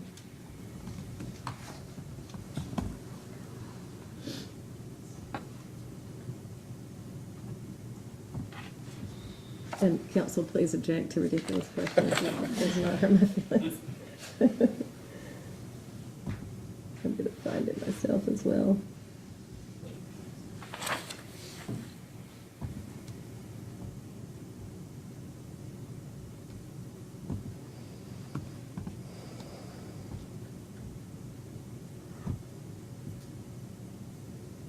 Yeah, so as Mr. Nolan notes, it's not just primary heating through electricity. Using an average of at least 700 kWh a month, it is also available to, there are limited efficiency measures available to customers whose primary heat source is not electric and also use at least 700 kWh. Any idea how they'll identify those if they're not just looking at kilowatt hours used per month? How would they identify those people who still need help? So I think the 700 kWh is still applicable. It's just a matter, the difference is whether or not they're heating either using electricity or not electric, as I read Mr. Nolan's testimony here. Another suggestion that we had seen in public comment was saying that there wasn't really a way to use these DSM programs for new construction because they weren't really designed that way. They're designed to weatherize current housing. So for the higher ground projects, I know other organizations are contributing to help build some net zero homes or add solar panels. But I don't know why a utility company would have any incentive to do those exact sort of things. But is it possible for at least the additional $1 million that's going to be awarded from the foundation to be used toward new construction, or is it worded and awarded differently than that? I don't know, That's so Your Honor. new. Yeah, Yeah. we don't, again, the way that the foundation grant is awarded is kind of around weatherization and supporting, health and safety measures within the home. So I don't know, sitting here today, whether or not that can be used for that. I will say, obviously, as we look at DSM moving forward, to the extent that these programs prove to be cost-effective, we don't view this as the end of our DSM efforts. And so to the extent that we do get, positive customer interaction and demonstrated need to do certain DSM programs like new construction type DSM programs, we would certainly look at it. I think, I believe maybe LG&E, KU have or Duke, one of them have a new build type program. So it's something that we would consider, or maybe they're new manufactured homes is what I'm thinking of. But again, we didn't want to overburden the DSM surcharge with additional programs beyond what the three that we selected without some demonstration around cost effectiveness. In the studies you did your consultant attempt to solve the renter problem? I don't know specifically, or I'm not aware of that. Mr. Hirons may be able to provide some additional information, but off the top of my head, I don't know. Just, it's hard to get any assistance to a renter. Yeah, so I do think there's obviously multifamily home programs, or multifamily facility programs within the Commonwealth. So again, as we look at DSM and continue to demonstrate cost effectiveness, these are all things that we could certainly look at moving forward. It just wasn't recommended as part of the program suite this time. In regard to how you'll communicate the changes and the opportunities to your customers,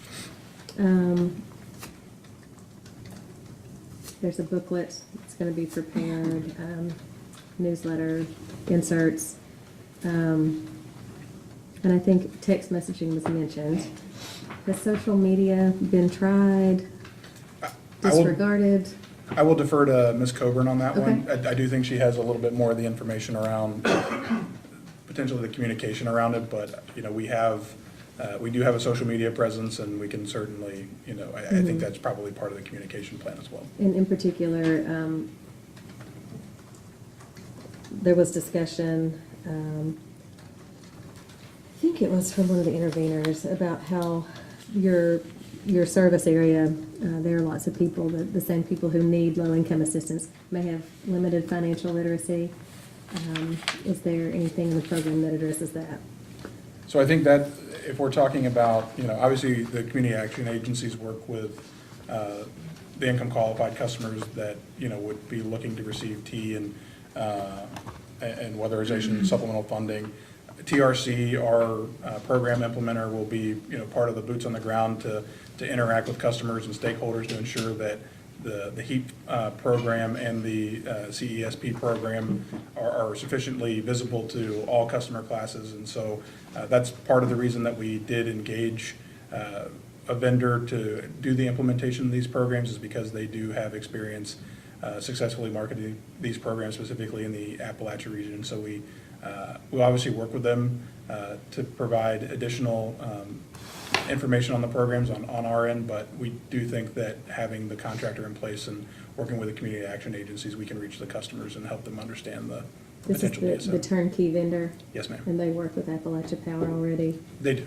Yeah, so you're thinking maybe that there's some benefit in scaling that to someone who's worked with other areas. We certainly view some positive economies of scale of using a contractor. That one is obviously familiar with our AEP systems in terms of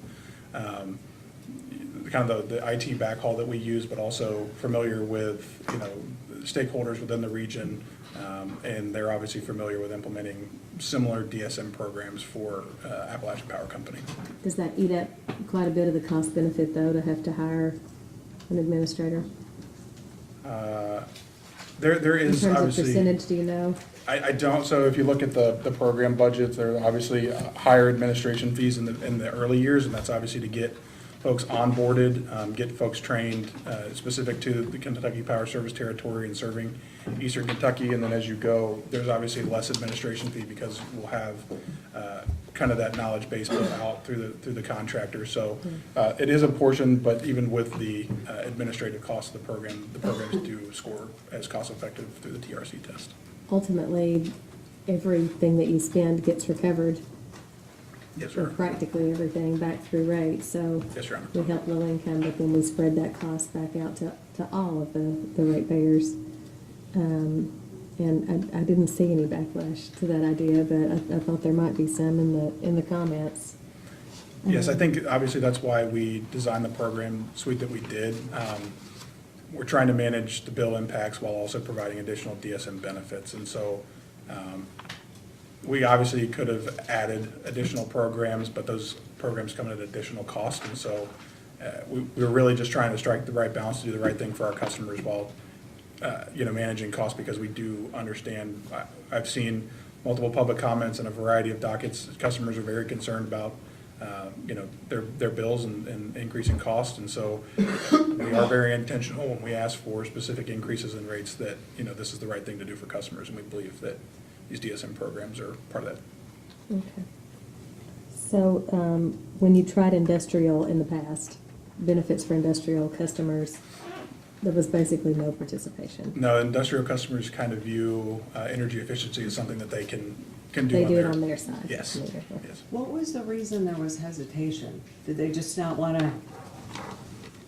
Yeah, I think Was there a specific reason that they didn't want to on the get industrial into the side. program? Yeah. No, I think they just think they can obviously make the energy efficiency upgrades themselves, and then obviously it'll just kind of flow through based on their reduction in usage. So they have other incentives, I think, on their side that would cause them to make energy efficiency upgrades to their facilities. And so they don't, and I think Mr. Hirons can talk about this a little bit more, but industrial customers, the incentives to allow them to get them to do these energy efficiency things, they're already doing them, so they don't, the incentive's not really for, or making them or incentivizing them to do additionals. But there is commercial Yes. help through the CESC program. When stakeholders gave feedback, was there discussion of the benefits for commercial, or did it all, I think of it as a residential help program. Like when the stakeholders gave comment at the meetings that you held, was there a discussion about commercial weatherization and energy efficiency programs? My understanding, and again, I was not personally involved in the stakeholder meetings, and Ms. Coburn may have some additional detail around what was discussed, but obviously from the joint interveners testimony, there were some additional recommendations. I think obviously one is the commercial prescriptive program that we had previously. That's always another component. I think again, one of the other IAUs has a custom and commercial prescriptive commercial program. Our experience, and that was ultimately one of the programs that was recommended by GDS. Our reasoning for not including more expansive commercial programs at this time was based on the fact that we had a prescriptive commercial program that I think we only had one participant over a 3-year period, and so it didn't make sense for us to, propose that as part of the suite of options at this time.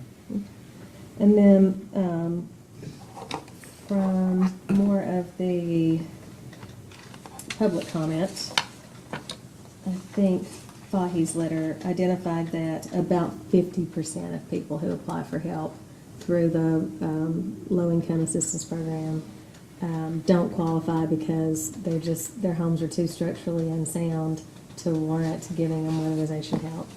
Will this program do anything toward tracking whether that percentage changes over the next few years? And I don't know if 15 houses, 20 houses, and 25 houses makes a measurable difference in that percentage, or will you rely on stakeholders in those continued meetings you offered?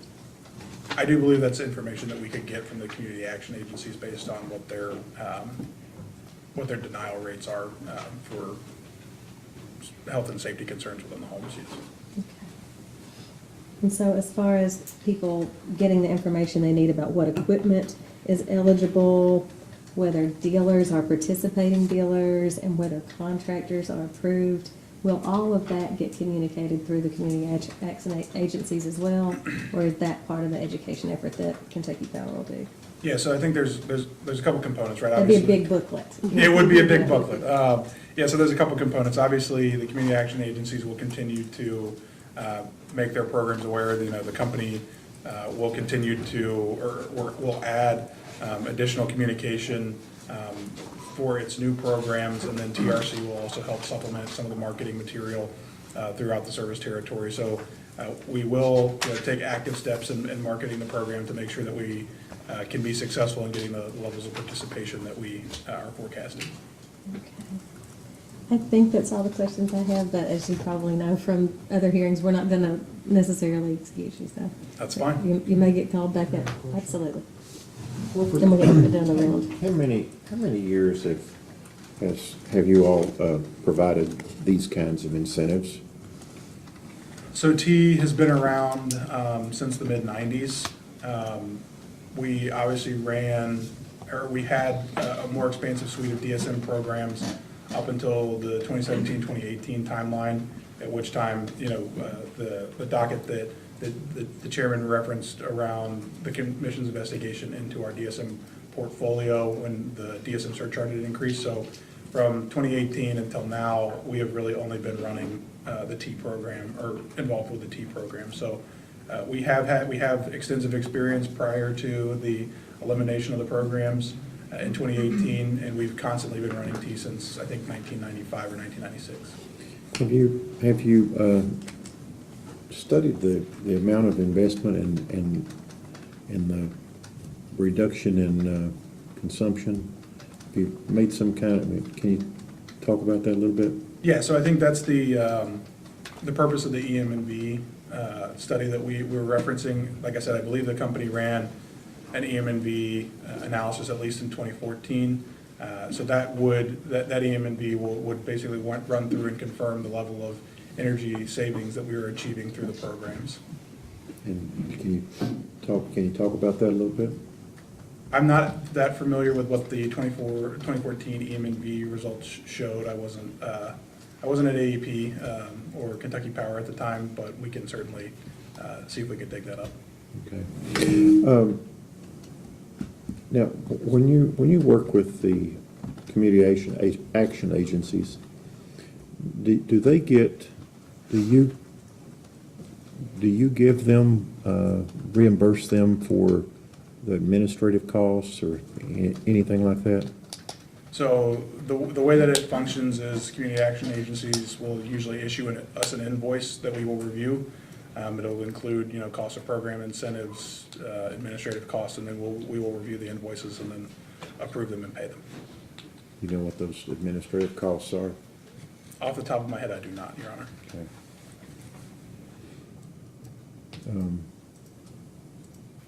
Do you know what federal programs that they utilize to work with you on these? Because they have most of the community action agencies have multiple federal programs. Are you familiar with it enough to know if they're? Yeah, I don't know exactly all the programs that the community action agencies implement. We work specifically with them on the DOE's WAP, so Weatherization Assistance Program.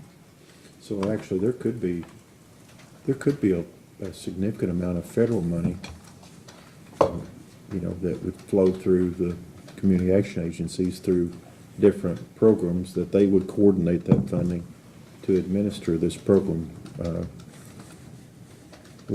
with you. I do believe there's a DOE funding component as well. Yeah. Okay, thank you. Yes, sir. No? Redirect? You have just a couple. And so earlier, Mr. Wolfram, Ms. McCray was asking you generally about the company's capacity position and referenced the company's IRP. And Mr. Gary has very kindly offered to pull up a copy of our IRP for me. And if, whenever you're ready, if you could turn to page 13 of the IRP, 13 at the top of the page.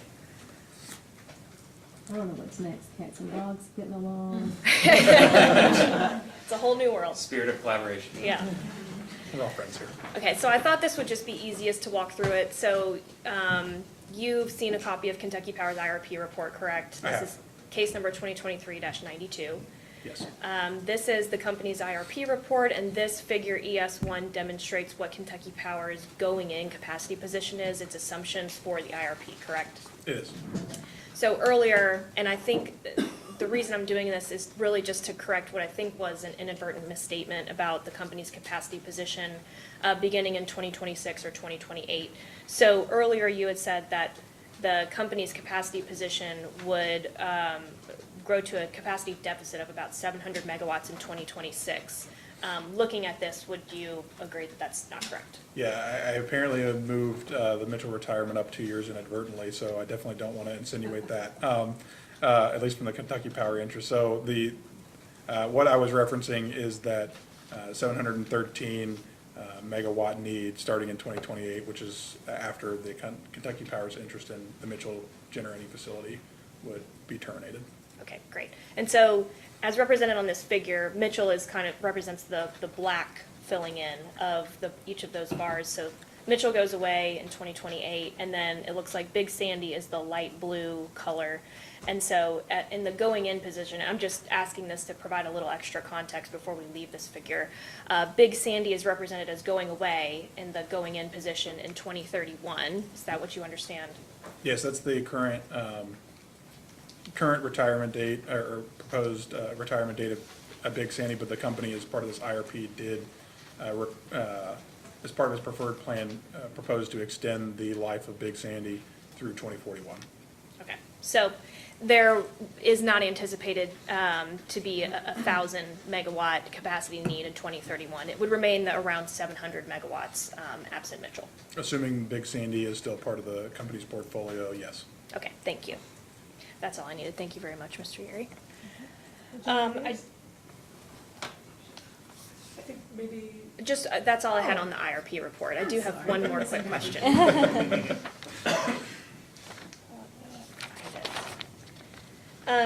Quick question on, Ms. McCray was also asking you about the PAYS program and why, and you were talking about why it doesn't necessarily make sense for the company to implement such a program like that. And I had one question with respect to a program like the PAYS program, and that is, so if improvements were made in a customer's home, in an eligible customer's home under a program like this, and that customer defaults on whatever their payment plan is for that improvement measure, how would a utility like Kentucky Power collect the amount still owed for that improvement measure? Under that scenario, I would expect the company would have to then spread those costs across its remaining customer class. Okay. Thank you. Those are all the questions that I have. Now, Joanne. I might just very, very briefly, if I could. Say words like that. Well, but the one I just wanted to note that we also worked with Kentucky Power to submit a joint stipulation of the facts into the record, sort of walking through some of the surcharge history and how the surcharge methodology has changed for Kentucky Power's current proposal, and just wanted to point out that that's here in the record for folks. I won't ask any questions on any of that. So if I could just ask you a couple of things, Mr. Wolfram, on the Sure. On that hypothetical. You understand, though, that the Duke model that Mr. Harris talks about in his testimony, that the charge for those, the measures invested through an IUI or a PAYS type program get assigned to the meter and not to the customer, right? So it would stay functionally with the home. That's my understanding of the Duke program. Okay. And then also just at a high level, we could talk about how Duke does it or how utilities usually do something. Kentucky Power has discretion to think at a real detailed level about what are the exact program design features that could work for your territory, right? Sure, and I think that the question that Ms. Glass asked was, to the extent that we had, not that there's a new customer coming into that premises, but if the customer is remaining at the premises and ultimately defaults, I think at that time we would have to evaluate spreading those costs across the rest of the class. You wouldn't be interested in having workshop conversations with folks who have some familiar with these programs about other alternatives, ways that you can also structure that so it never gets spread across? Again, I think we've indicated that we're open to further collaboration, but again, proposing the hypothetical here right now, just from a normal cost allocation rate design, I think it would be appropriate in that instance, at least one of the alternatives to be to take those costs and spread them across the residential class. One among many alternatives. There could be multiple alternatives, yes. Thank you, sir. Of course. That's all. Set? No. Okay. So you may step down. Thank you, Your Honor. You're welcome. And you may call your next witness. Thank you. Kentucky Power calls Stevie Coburn.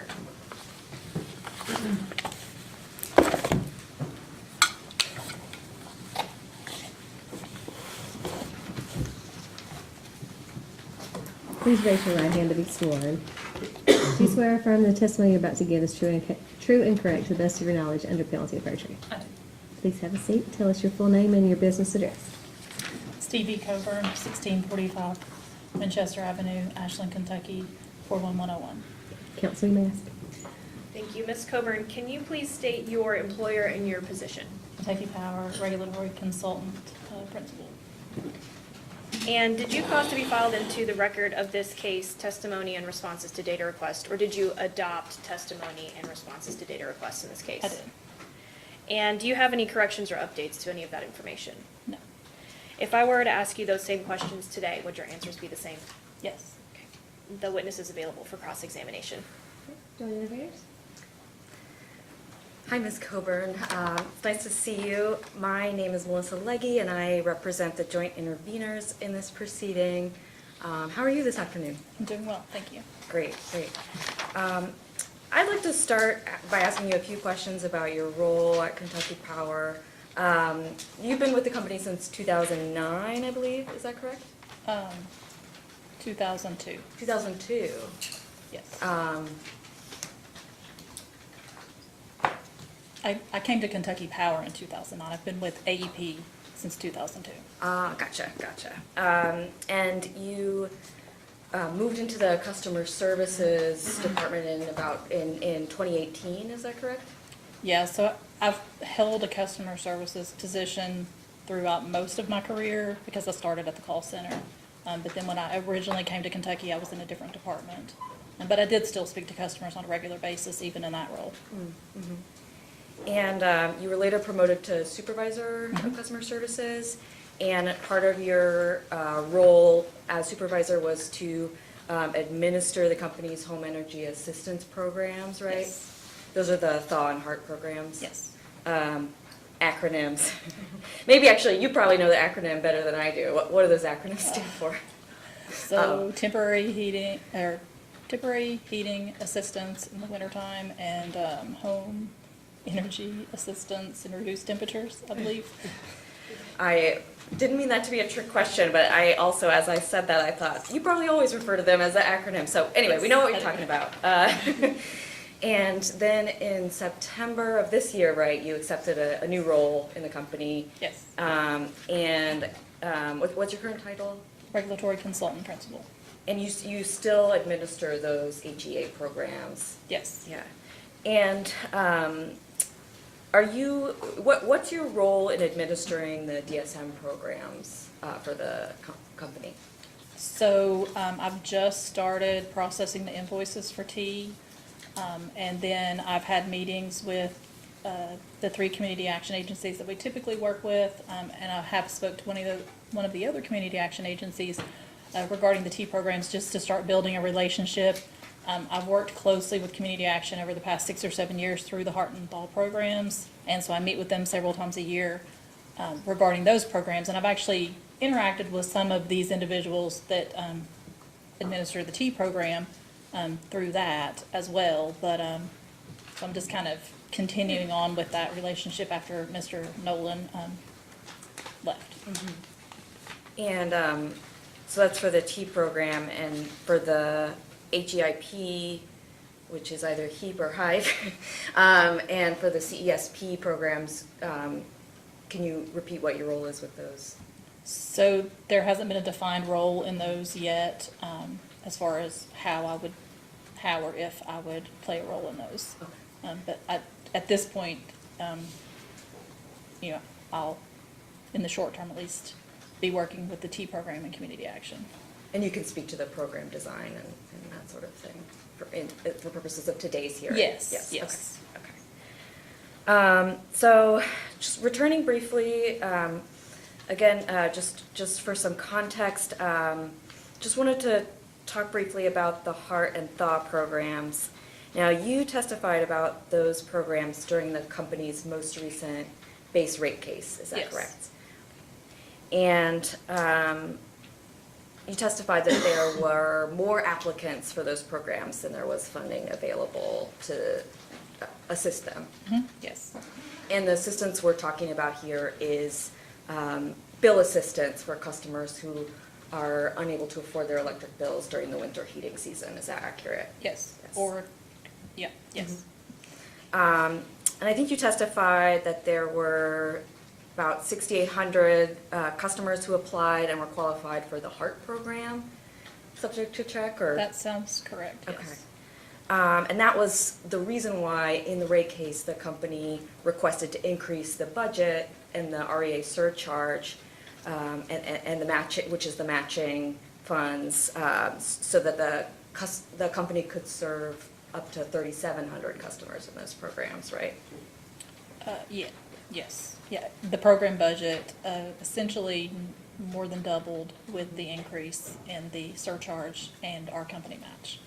So if it more than doubled, do you know off the top of your head how many customers will be able to receive that assistance in this current winter heating season? I don't recall off the top of my head what those numbers are. It's been a few months since I provided that data. Yeah. And of course, between your direct testimony and now, there was a joint settlement. The joint settlement increased the matching funds from the company, so that increased the budget above what was in your direct testimony. But we're overall talking about a program that serves roughly, 6,800 customers applied for in 2022. And is that about in range of what you're expecting to see this year? As far as applications, yeah. I would anticipate that it would be similar to what we've had in the past, yes. And then I also want to ask about the federal LIHEAP program, which is the low-income home energy assistance program, I believe, and that's separate from the company's ETA program. Okay. Yes, it's a federally funded program. And so you're familiar with the Yes. LIHEAP program? Okay. And do I recall correctly that the eligibility for the LIHEAP program is for customers 130% of the federal poverty line and below? That changes annually. does? Okay. But I believe it's either 150 or 200%. Is it? Okay. I could be mistaken, but I feel like a couple years ago that was raised. Okay. Well, of course, that's something that can be found out quickly, but I think for purposes of this discussion, we can agree that it's a low-income program, right? Yes. Yeah, okay. And do you recall in the rate case hearing, you were there, yeah, you filed testimony, of course you were there. But do you recall there were some questions from the commissioners at the hearing regarding energy usage by LIHEAP customers? I remember there were questions. I don't remember the exact questions, but Okay. yes. Okay. I think there was discussion of a discovery request regarding the comparison between the energy usage amounts for LIHEAP customers and the residential customers. There may have been. If that was provided, I was not part of providing that. Okay. I think I would like to pull that up on the screen. That in the rate case, this would be the 2023-00159.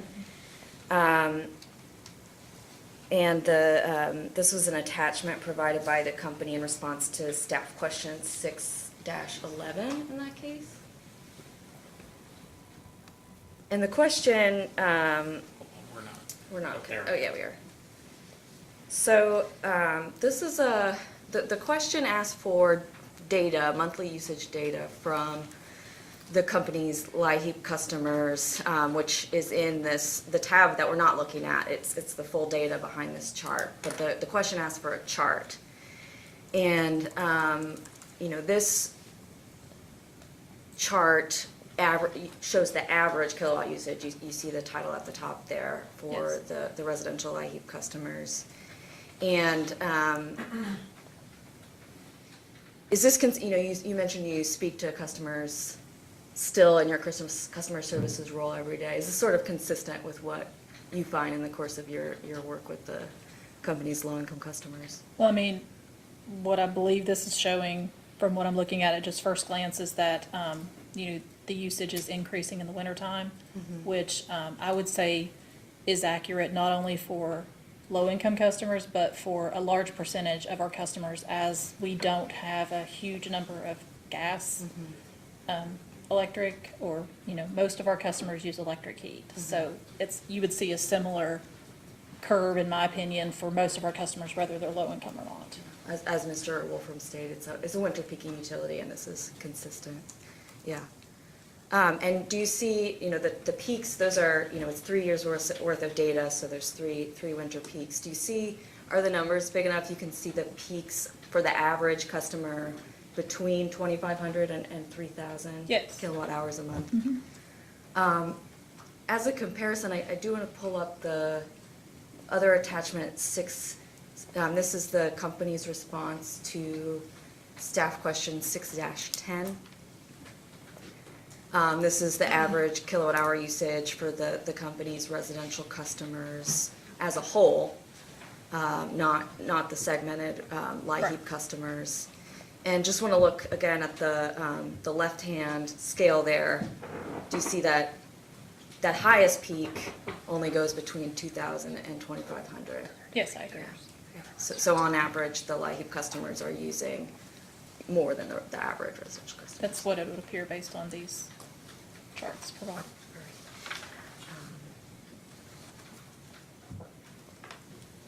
And I think, one thing we talked about before is, or I think my colleague and Mr. Wolfram were discussing, is if a customer is experiencing a high bill, there's basically two things that go into that. It's the rate and it's the usage, right? Yes. So if a customer wants to reduce their bill, the main thing they can control is their usage.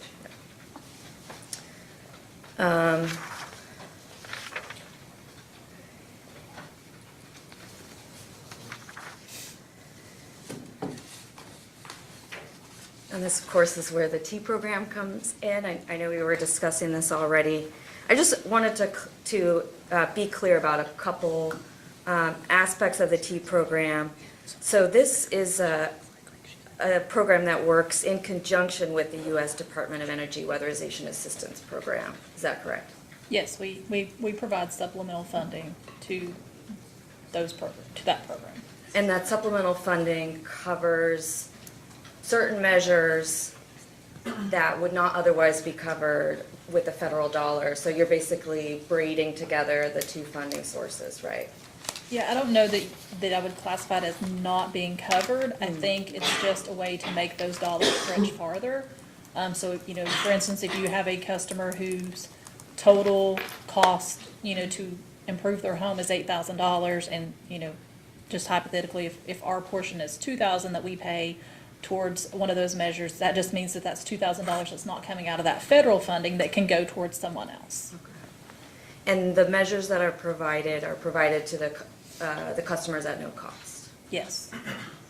And the weatherization readiness funds, which were being discussed earlier, those are a proposed expansion to the company's program, a new thing.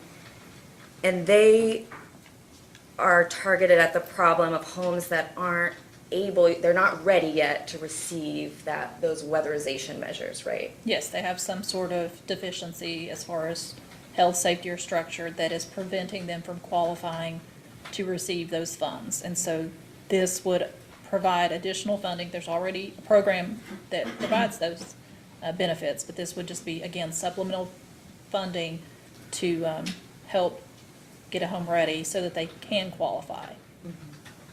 And so if I understand correctly, what that does is it takes a home that would otherwise be deferred and makes them eligible, or could otherwise be deferred.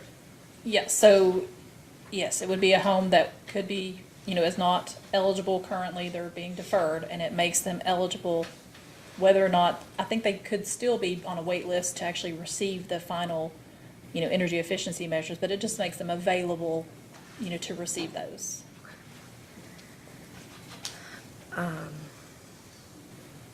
And we talked a little bit about it's for customers with a primary heat source electric. There's some measures for customers that have electric water heaters. Yes. Do you know how many customers with non-electric heat are served by that program proportionally? I do not. Okay. I think that actually might be in the discovery somewhere, but we don't need to talk about it then. Do you know, the majority of the participants have electric heat, is that correct? As far as the ones for T, yes. As far as in total on the federal side, I don't know. Yeah. And so for customers who have another source of heat such as wood or propane, there really aren't many measures available for those customers right now. As far as weatherization, through T, no. I mean, there are limited measures that are available. And they're also not eligible for the proposed AGIP program? No, that requires electric heat. And does the company track the number of its customers that have other heat sources, non-electric? So our billing system does have a section where you can fill in the heat source, but as far as how accurate that would be, customers typically don't contact us to say, hey, I'm changing my heat source, unless it's going to require, let's say they're going to have to do an upgrade on their side because they are switching from gas to electric, then they'll notify us. So, if someone makes a change within their home and we're not notified, the information may not be correct, so.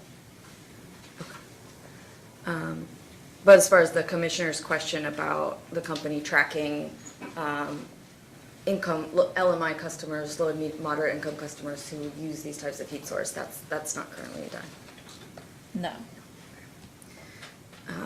Excuse me, the chair's question. Correct myself. So the approved budget for 2024, that allowed for 94 participants, I think is what the testimony says. That sounds correct. Do you know if the program is on track to serve that many customers this year? I don't remember the exact number. I think there is a chance that it could be under, but I haven't received all of the final invoices. I'm still waiting to receive one invoice for November, and I don't believe I've received any for December yet, unless they've came since I've been here in the last 2 days. Yeah. Okay. And we talked earlier about, 6,800 eligible customers applied for the company's HEART program. Do you know how many Kentucky Power customers applied for the T program and were found eligible? You mean found? Like were qualified by the community action agencies? And are on a waiting list, I'm assuming is what you're asking. I suppose that makes sense, right? If they were found eligible, Yeah, they applied, they were found eligible, they would be on the wait list or they would be Yeah, participating. I do not. The discussion that I had with Community Action a few weeks ago, that did not come up, so I have not asked that information. But you mentioned there is a wait list. That's correct. Yes. Yeah. And this summer, in response to a discovery request from joint interveners, the company said that there were 137 customers on the wait list. It sounds like from your answer that you don't know where we are now. If that's what was provided by Mr. Nolan, I would say that that's correct. He would have, in my mind, checked with him before he provided that number, but I don't know that for certain. And you mentioned that one of your roles is customer outreach. Now, the company has historically not conducted customer outreach about the T program because of the wait list. Is that correct? Yeah, I would say that we haven't actively promoted it with customers. I will say that if a customer contacts us, there is information that our representatives at our call center have to refer customers to that.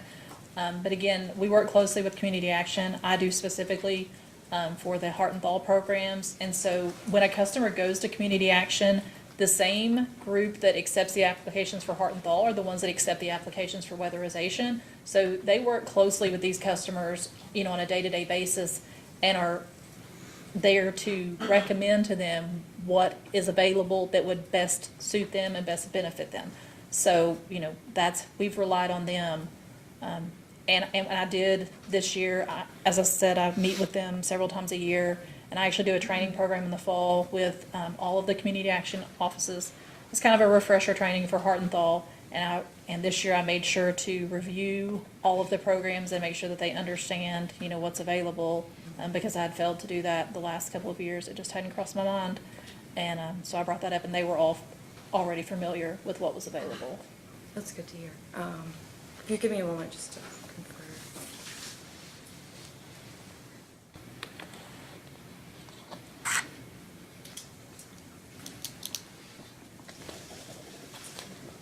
Okay, I think we can move on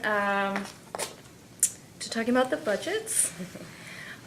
In this case, the companies have proposed increasing the T program budget from the 2024 budget. And I think it's in a couple different places in Mr. Nolan's testimony, but I have the numbers written down. It was $299,500 in 2024. Does that sound correct? Yes. Yeah, and then $358,185 is what's proposed for 2025. For T, For T specifically, yeah. that sounds correct. I would have to. And in the testimony about this increase, the company has proposed a number of expansions, I think is how they're characterized to the program. And those include the supplemental weatherization readiness funds we already talked about, some supplemental incentives for cost-effective measures, and increased customer education and administrative expense. Is that correct? Yes.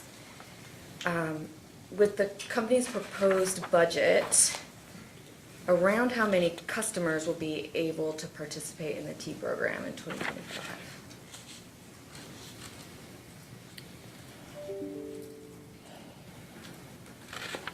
I'm sorry, I'd have to find that.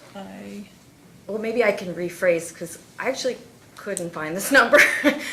So maybe I could rephrase to ask you, are any of those proposed expansions I just mentioned expected to increase the total number of participants in the program? I feel like I read that it was a very similar number. So if it's changed at all, it's by a very few numbers, but I believe it's similar. And I had some notes, and I did see in my notes just now from a previous question that as of October, we had 71 participants in T. Okay. But again, we're still processing those invoices for the remaining 2 months. Makes sense. Okay, so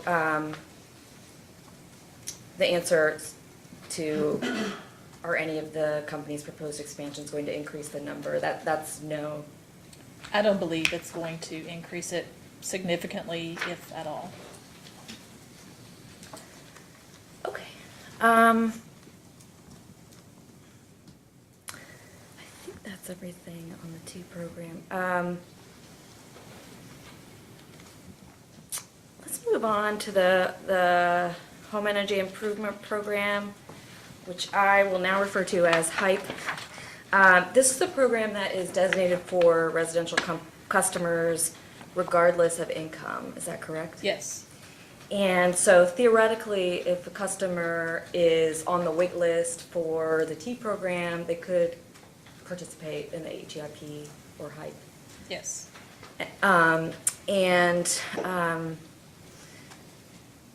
Since this is a new program, I do want to just kind of walk through how a customer would participate.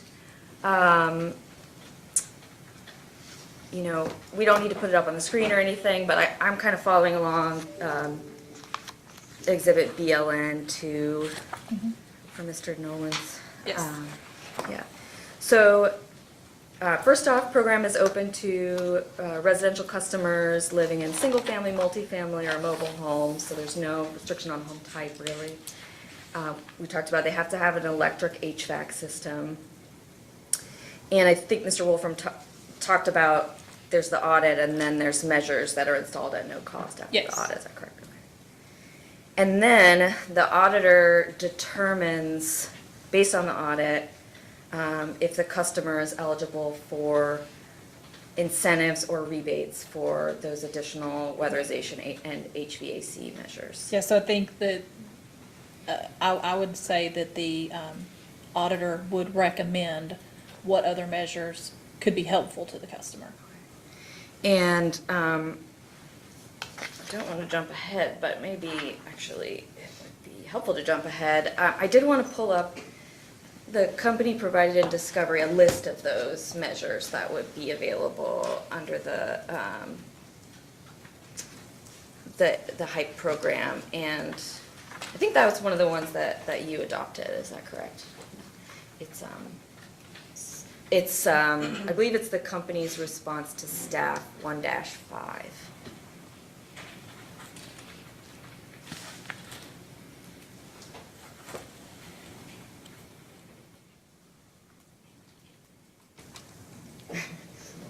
We're gonna wait to see, that was the one I was looking for. Oh, that's it.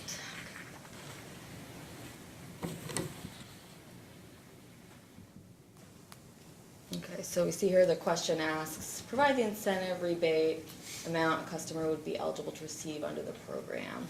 And there's kind of 2 categories, and then the response is this chart.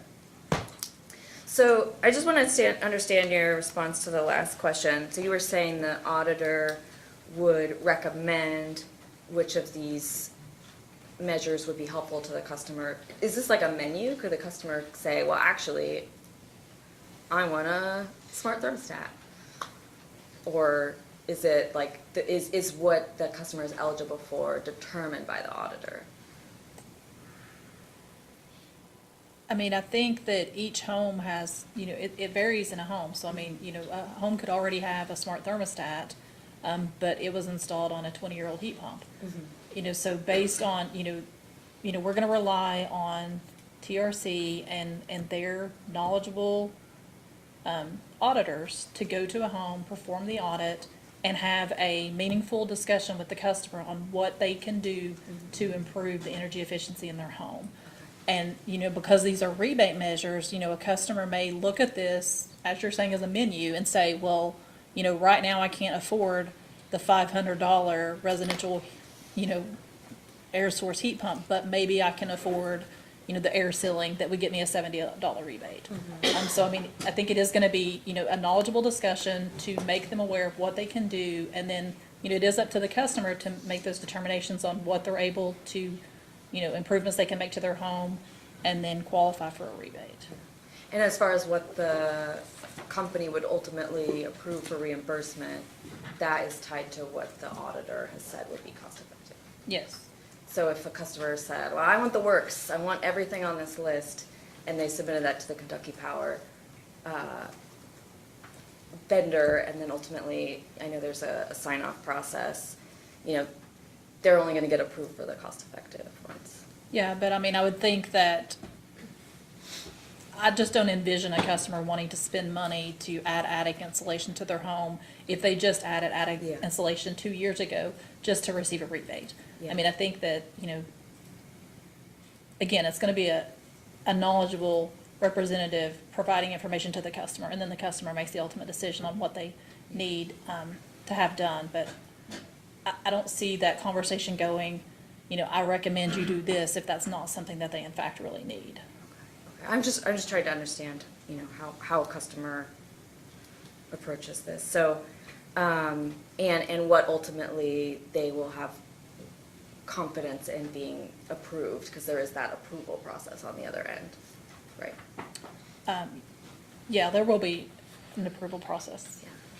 And as far as this chart, I notice it says max incentive level. I was listening to Mr. Wolfram, and I think he said it was like a flat incentive level for each of these measures, but I just wanted to confirm, when it says max incentive level, that means a customer could ultimately receive less than this amount for a measure. My understanding was it was a specific amount based on the measure. Okay.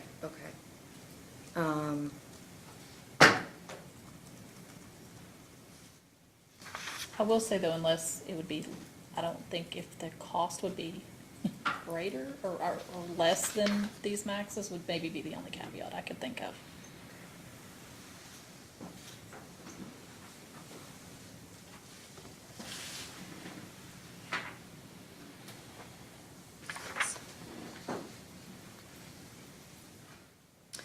And maybe that's also a question we could ask Mr. Hirons too, as to how this typically works. So I thought I had read in one of the discovery responses that the amount of the incentive varied based upon the savings that were expected from the measure. And I'm curious if that's like, this chart is the result of like a predetermined, this is what you're probably gonna get, versus what it actually looks like when you get into the customer's home and you think, adding air sealing, maybe that actually won't be cost effective for $70, so we'll give them $50. Does that make sense? Yeah. I'm wondering if actually what would be helpful here might be a post-hearing data request that could potentially involve the vendor and could just clarify what the meaning of the max incentive level is here, and if there is some variation to the incentive that the customer would receive, who would make that determination. You don't need my permission? Oh, But alrighty. she could answer whether she would be able to provide it. Would you be able to provide that? Yeah. Okay. Great. So just looking here at these maximum incentive rebates, I want to look at the one in the middle. So 3 from the bottom, Energy Star room air conditioner. So the maximum rebate for that is $20. I recently bought one. I can tell you it was not $20. So with these incentive levels, they're not designed to cover the full cost of the measure. Is that correct? Correct, yes. Okay. So the difference would be the upfront cost of the customer Yes. plus installation. Yes. Yes. Okay. And then continuing to kind of walk through that process, the customer does the audit, we talked about, and then they install the measure at their own cost, if recommended by the auditor. And if they choose to do And if that, they yes. choose to, yeah. And then the vendor performs a quality control check on the project. Mhm. And then Kentucky Power approves the incentive payment. Yes. And I think Mr. Wolfram said that you have been figuring out the invoice process for that? Or could speak to that? Well, I think the question was asked if it would be, if the rebate would go to the customer or to the installer. And my understanding is it would be rebated to the customer directly, and I think it's about 4 to 6 weeks. From the From the time. approval time, I believe. So 4 to 6 weeks from the approval time, do you have any sort of estimates for how long it takes to, how long the approval process from the customer submitting their documentation to approval, how long that might take? I do not yet. Where this hasn't been approved yet, we're still in talks with TRC on how, all of that'll be handled, but I don't have a timeline yet, I'm sorry. So there's up to a couple months or potentially more delay between, let me rephrase that.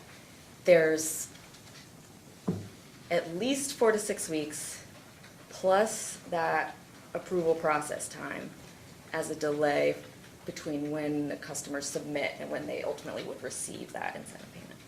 Yes, but, I can tell you, and again, I don't know that I'll be the one doing the approvals, but with the T program, typically if I receive an invoice from Community Action, I do my best to approve it within a couple of days. There's been, time or two has taken a few days longer than that, but, I don't anticipate a huge backlog, but I don't know, what the timing is gonna be between, the customer submitting information to TRC and then us receiving the information and sending the final approval. I do, expect that there would be a little bit of a timeline between that and then when they receive their final rebate check. And, okay. So, just to sum up, and then I can move on, is a customer, in order to participate in the HYPE program, has to have the financial resources to pay the full cost of those incentive measures up front, and also to be able to wait 4 to 6 weeks plus however long to receive that incentive on the back end. Right, yes, it's similar to other rebate programs. I had to purchase some new appliances earlier in the year, and it was the same thing. The manufacturer offered a rebate, and I had to submit the documentation and then wait a while to get the rebate. Yeah, it's similar to that. Okay. And it sounds like that, we don't need to go through the whole thing again, but the process for the Commercial Energy Solutions Program is roughly the same, audit. Except there's no free installation No free measures. installation. And there's a post-installation audit in the Commercial Energy Yes. Solutions. Yeah, okay. And similar, similar to the HYPE program, the commercial customers have to be able to pay the upfront cost of those measures and then Yes. reimbursement. And when we talk about commercial customers, we're talking about, I think it was defined somewhere as the company's customers who are not residential and who are not industrial, right? Yes. It's everyone in the middle. Yes, correct. So it's everyone from, the machine shop down the street to your public library, your church, there's a lot of different types of okay. Yes, correct. I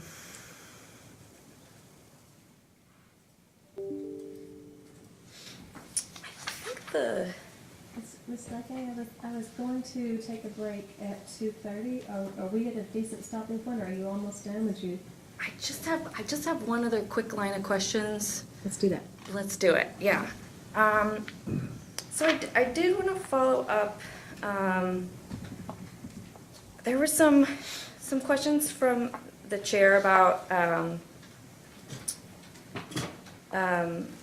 how many customers applied to participate in the T program but were unable to due to a health or safety issue. Do you recall that question? Mm-hmm. And I was believe the joint interveners asked a very similar question in discovery, and I did just want to pull that up real quick.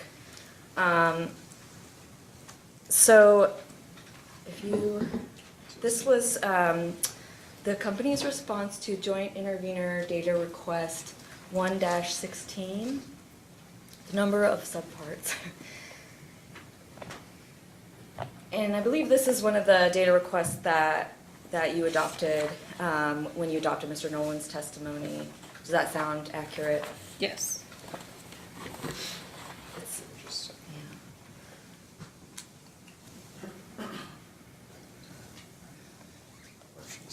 Or if you're there, folks could catch up. So this question said, for the T program, for the last 5 years, please provide on an annual basis, and it asked a number of questions about the company's customers who are T program applicants. I think subpart H is the number of eligible participants unable to receive a weatherization and energy services measure because of a health, safety, or structural issue. You see that? That kind of matches with what we were talking about. And then there's a number of other things here, not served by the program due to lack of funding, did not meet eligibility requirements, did meet eligibility requirements. And I want to scroll down to the response. This response, I think, covered a number of these subparts up there. But the response from the company was that the company does not maintain the requested information and therefore is not within the company's possession or control. Is that still accurate? I would agree with that. Community Action is the one who, administers the WAP program. And, we provide supplemental funding, but they are the ones that are accepting the applications and processing the applications. What we receive on a monthly basis are the invoices, that we do review for the approved customers who've already received installed measures at their home. But we do not have that information, whether or not they can provide it, I don't know, but we don't have that information. Okay. So when Mr. Wolfram said that the companies could provide that, your position is you don't know? I don't know that we could provide it. We do not have that information readily available. It would be determined on whether or not Community Action has that and what records they have, if that can be provided. Okay. That was my last question. Thank you. Okay, let's take a quick break. I keep saying 10 and then taking 15, but let's try 10.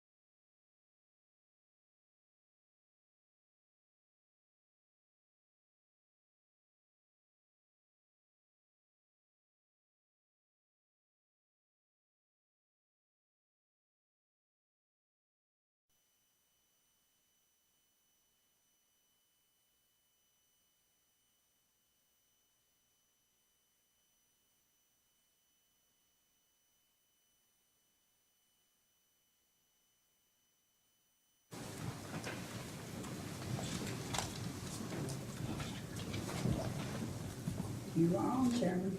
All right, good afternoon. We are back on the record in case number 2024-00115, Kentucky Power's DSM case. And I believe we were about to allow staff to cross-examine witness Coburn. Thank you, Chair. Mhm. Good afternoon, Ms. Coburn. Good afternoon. I would like to talk first about some details about the T program, and I may reference exhibit to the application SEB 6, if you wouldn't mind turning to that. I don't believe I have a copy of that, but Well, I am happy to provide you one. I'm sorry I do not have copies for everybody. I'm glad to put it up if you'd like me to, Mr. Coburn. That would be great. thank you.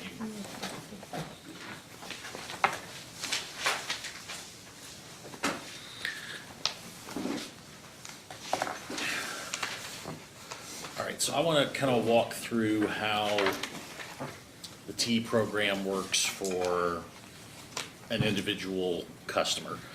So first off, if I'm a customer, how do I learn about the T program? More than likely, they would be at a community action agency, applying for assistance for another program, such as LIHEAP or Heart and Thaw. And then they would be recommended to go ahead and apply for a weatherization program as well. Is there any ongoing marketing cost associated with this program? We don't have any marketing costs internally. We do have a landing page on our website that discusses the program. And like I mentioned earlier, we have what we call internally a knowledge base. So it's a cloud tool that's available to all of our call center representatives and customer service representatives. And it has information regarding T. So if someone were to call in to us and ask about programs that are available, we would refer them to community action to apply for that program. Okay, thanks.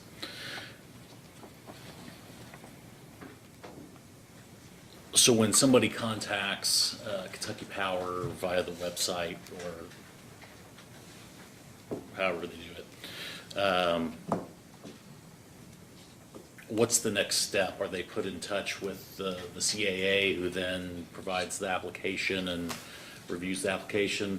Yeah, so typically they'll have an appointment scheduled with community action, and they'll go in and process the application. And then, I don't know if at that same time they're told that they qualify. I would imagine that they possibly are. I know that's how it is with other assistance programs.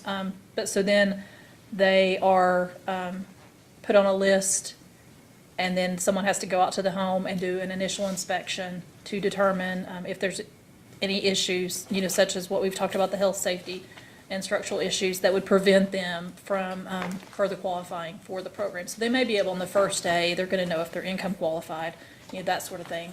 But there's other, there has to be a site visit to determine if they can actually qualify. Is that site visit performed by someone from CAA or from a third party? I believe it's CAA, I believe, because part of the application was to increase the administrative costs, and that was because they had mentioned that there have been mandated salary increases to their contractors, and so that's increasing their administrative costs for the T program. And the administrative cost as it stands, that was provided, $200. Is that an amount that's actually paid to the CAA, or is that just an amount that's allocated for rate purposes? It's paid to them. So, when a customer receives installed measures through the T program, they will send an invoice to Kentucky Power that we review and track. And then, we send a check to them for that total cost, which includes the payment for the incentives that were installed, along with the administrative cost and the customer education portion. Okay, so after someone from the CAA visits the residence, at some point after that, they contact a contractor to schedule the weatherization. Is that So how that for works? T, the customer doesn't have to do anything as far as the contractor. That's all handled through community action. They have internal contractors that perform that work. By internal contractors, do you mean they do it themselves or they have contracts with specific contractors? So, I'm not certain. I believe they're actual community action employees, but it could be that they have a contract with them. But I'm just saying that the customer doesn't have to contact anyone else. Sure. All of that, once the site visit's done and it's determined what measures are needed on that home, and they're approved for it, then everything is handled through community action to coordinate that work being completed. And then once it's completed, that's when we receive the invoice to pay. And does the CAA receive the same amount from Kentucky Power regardless of how much work's performed, like the extra work to fix whatever safety issue, for example? Does the CAA get the same amount regardless of how much work goes into that particular customer's situation? So a lot of the invoices are similar amounts, but it might not be the exact same amount. It depends on, when they are processing the applications and doing that work, there's the funding through T, there's the funding through WAP, and then sometimes they also have some other funding that they may be pulling from, to be able to ensure that everything that needs to be done for that home is completed. So is there an agreement between the CAAs and Kentucky Power that governs, at least in part, how much they receive? Yes, so they have, they have guidelines on, what the max is that we'll pay towards, let's say a heat pump installation. Typically, if I'm remembering correctly from an invoice, it's like $3,000. Was I understanding you to say that the amount might vary depending on what other sources of funding they're receiving? Yes. Okay, thank you.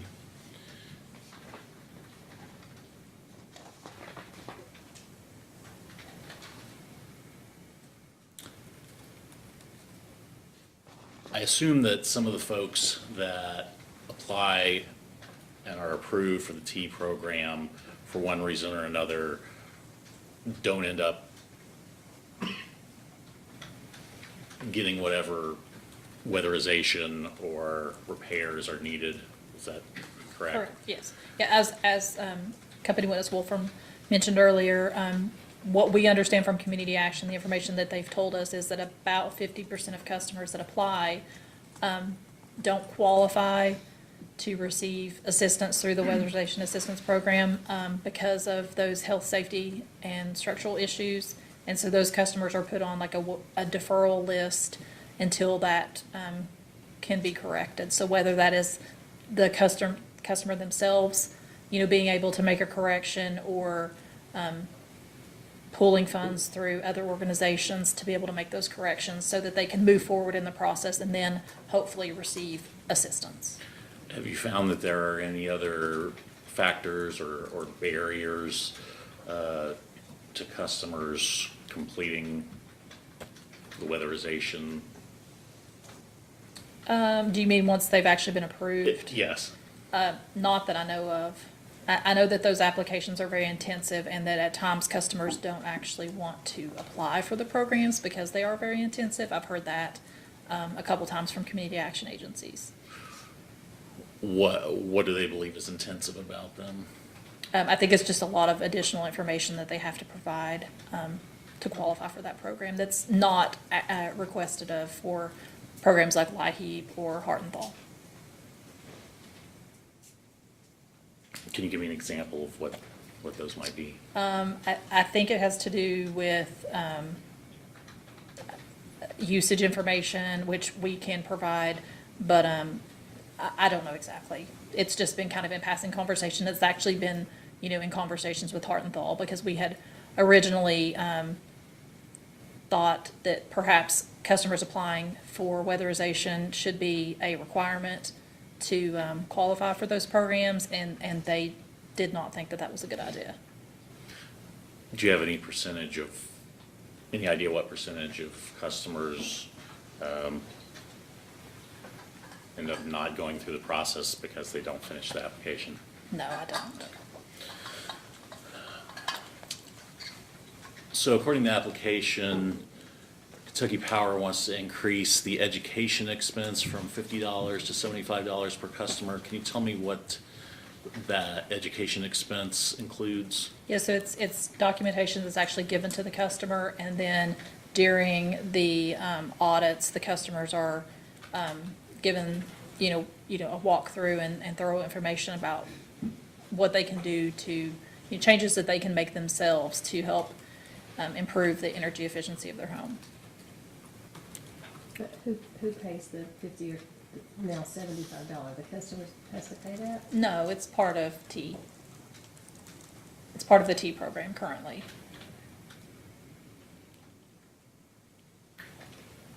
So it's paid, Who ultimately pays it though?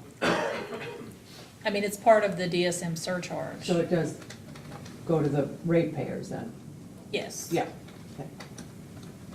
So I just want to get a handle on all the costs that are involved with serving a single customer. You've got presently $50, but $75 under what the application's asking for to provide information at the start of the process and at the actual weatherization or I think you said audit stage. Is that accurate? I think it might actually be at the end. I may have misspoken. I think it's after, as the efficiency measures are being installed and that's completed, the customer will be walked through the home to explain, for example, they'll discuss a thermostat and explain, why it's important to set a thermostat at this setting rather than this setting.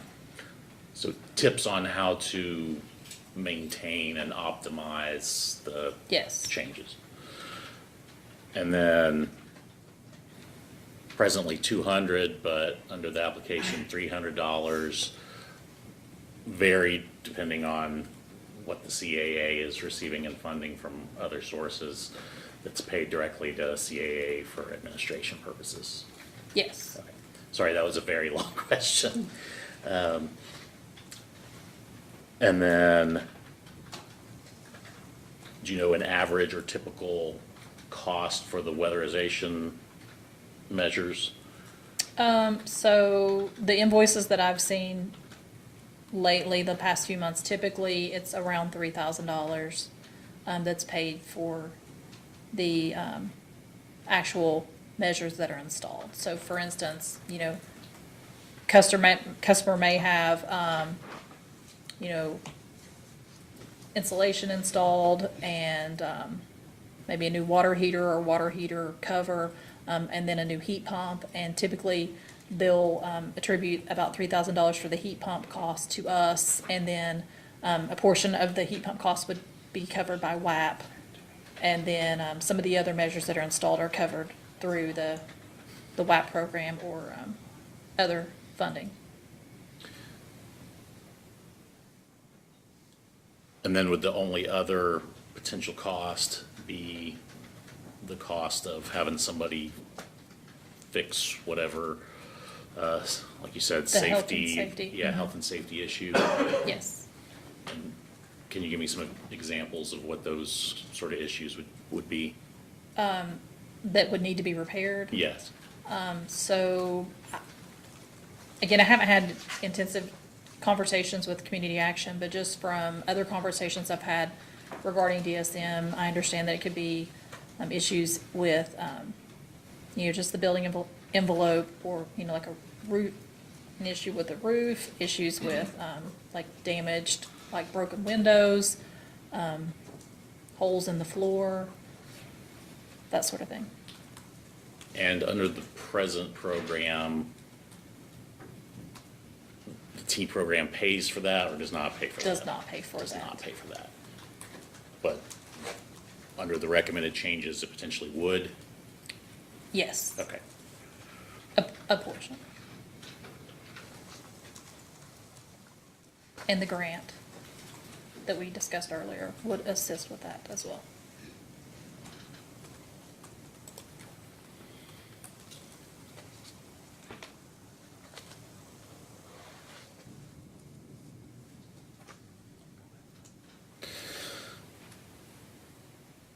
Are there any other costs that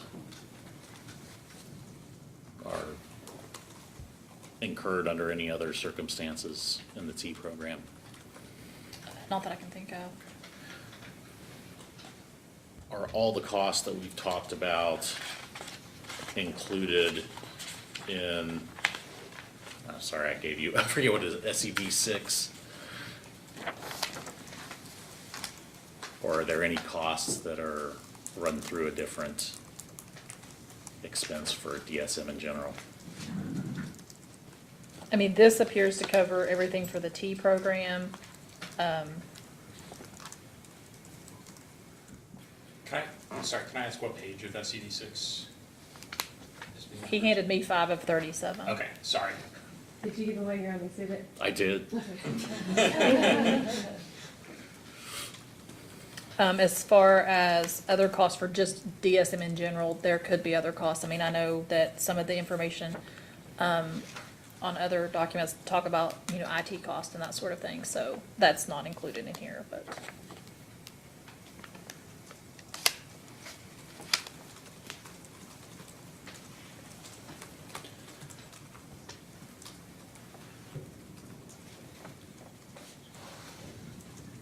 All right, let's move on to the HEAP or HYPE program costs. I think I had asked Mr. Wolfram about which part of the itemized budget, and I'm looking at exhibit BLN2. Page 2. Correct. And he said he believed that the actual audit was under administration.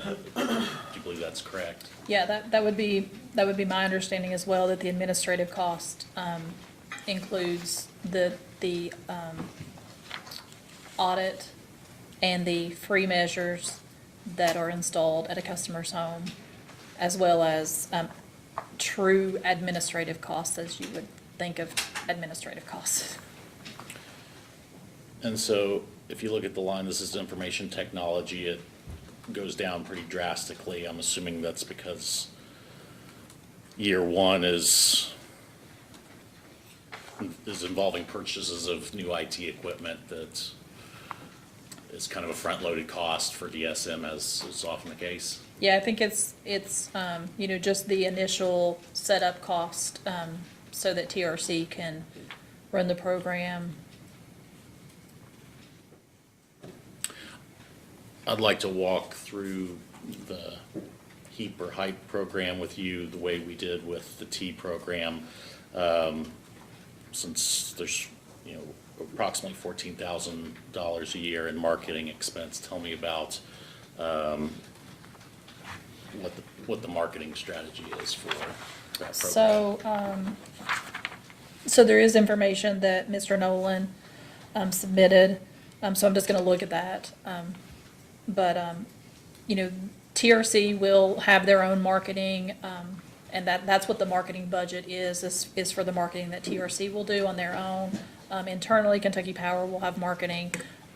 We currently communicate with customers through various channels. We have, emails that we send out to customers. We have a quarterly newsletter. We have social media. Our website has great sources of information. Just talking to customers by phone or talking to customers in the community. So we're constantly, discussing information with them, as needed. So that would all, obviously still happen with these new programs, if they're approved. But then TRC has, information that would be used as well. And a lot of it's similar as far as, emails, let's see. A lot of it is what I've already just discussed, other than I didn't mention direct mail, and bill inserts and bill messages, which that would be internally. And then my understanding is that they would have a dedicated phone line, toll-free number that would be set up so that, if a customer contacts us, let's say they call into the call center and they're asking about programs that are available, then we could refer them to that direct number so that they're able to reach someone who is knowledgeable about the program and would be able to walk them through what they need to do to, request to use that program. We've talked about TRC a few times, and I can't remember exactly what I asked Mr. Wolfram, but does Kentucky Power have a contract with TRC? I believe I don't know that we've signed the contract. Actually, I don't know if we've signed a contract, but we are, we've agreed to use them as our vendor should these programs be approved. So that's why I don't know if we've signed a contract yet or not. I don't know if that's on hold until the programs are approved. How are you paying them at this point for their input on developing the programs and the marketing system? I don't know the answer to that. Is there somebody at Kentucky Power that could provide us with that information on a post-hearing data request? Yes, I think that, yes, there is.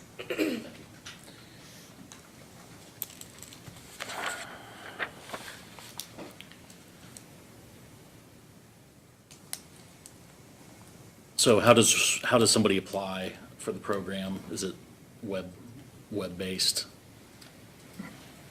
So I don't know all of the exact details of how that'll be handled. I do believe it would be a web-based application, but I don't know for certain if there will be an option, you know, if someone would need to apply through a different manner, if that's available or not. And is there anything that would disqualify somebody from participating other than not being a customer of Kentucky Power? Well, they would need to have electric heat.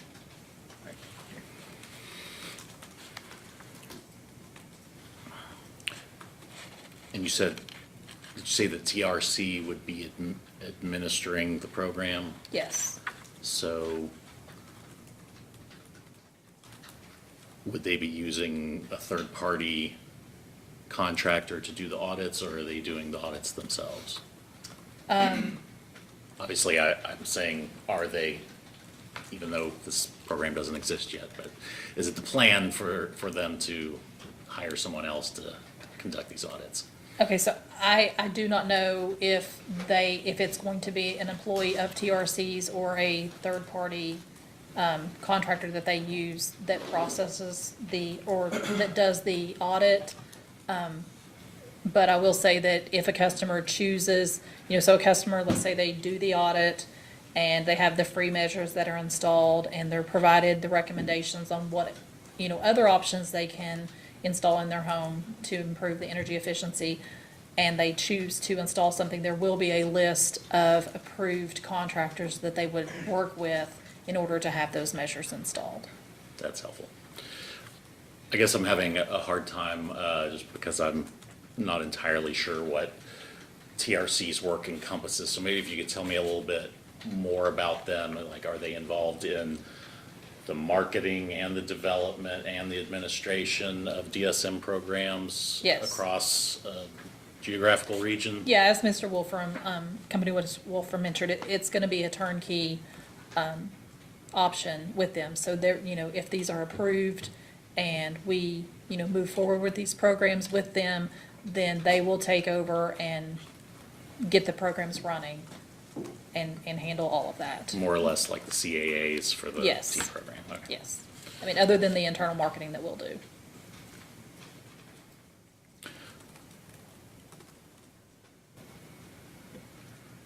So after somebody does the audit, whether it's an employee of TRC or a third party, will they provide a written report to the customer about what they think needs to be done to weatherize the residents? I believe there is going to be, I mean, there's going to be a discussion. I really don't know. I can't answer that. If there's gonna be a written report or not, I'm not certain. I believe so, but I'm not positive. This might be more of a question for Mr. Wolfram, but I'll see if you can answer this. Or it might be better for a post-hearing data request, but obviously for both this program and the commercial program, TRC score over 1, so enough people are expected to actually do the things that are recommended to justify having the program. Do you know from Kentucky Power's study, what percentage of customers that get an audit actually do anything that is recommended?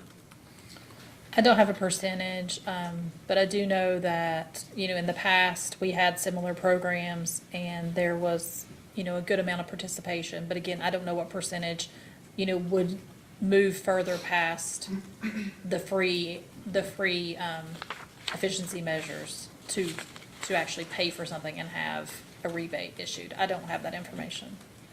Is that something that Mr. Hirons might know? You could ask him. Sure. Good answer.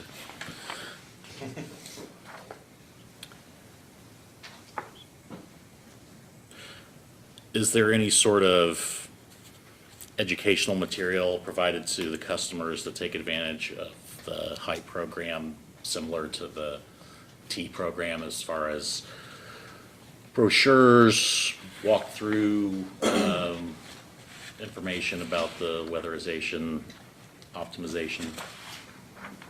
And I apologize if that's already in the record. There's a lot of record. So I know with the commercial program, for certain, I know that there is a post-audit inspection and discussions to answer questions. I would have to double check to make sure if that's the same. I believe, it's gonna be similar, to where as the information is installed, there's some follow-up, someone comes back out to ensure. So I think there is follow-up discussion with the customer as far as whether something's handed to them. I don't know off the top of my head. Does Kentucky Power plan to gather information as far as to the level of, I don't know what word to use, not participation, but the level of compliance or acceptance of the recommendations that are made to the customer?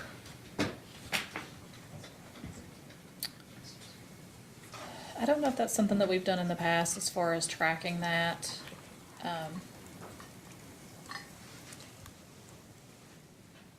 So I'm not certain if TRC would track that or not. So if you don't mind looking at Exhibit BLN 3, page 2.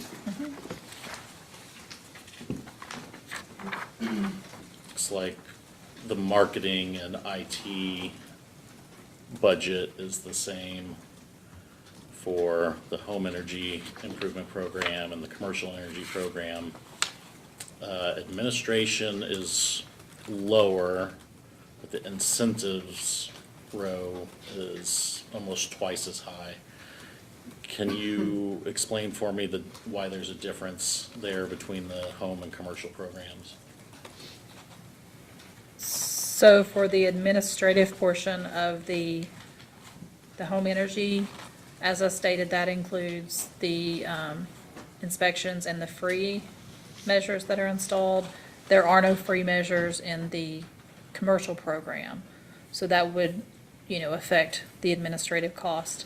And then as far as the incentives, I believe it's just that some of the incentives that the commercial customers would be installing are more costly.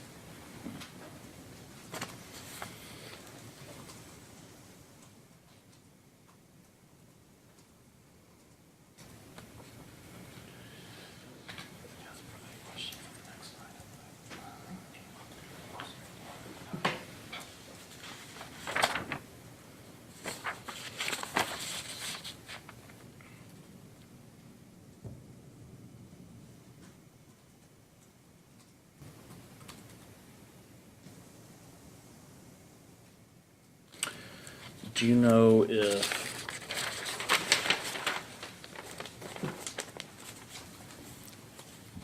AEP has programs similar to the home energy or commercial energy programs in other jurisdictions?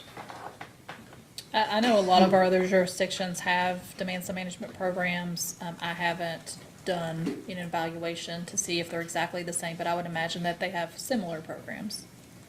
And do you know if AEP has had any, what's it called?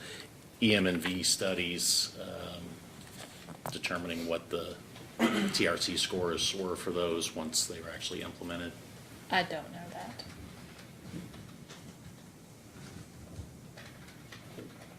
Is there anybody here today that you think could answer that question? Or Company was Wolfram may know because he mentioned that he's been involved in DSM programs with other sister companies.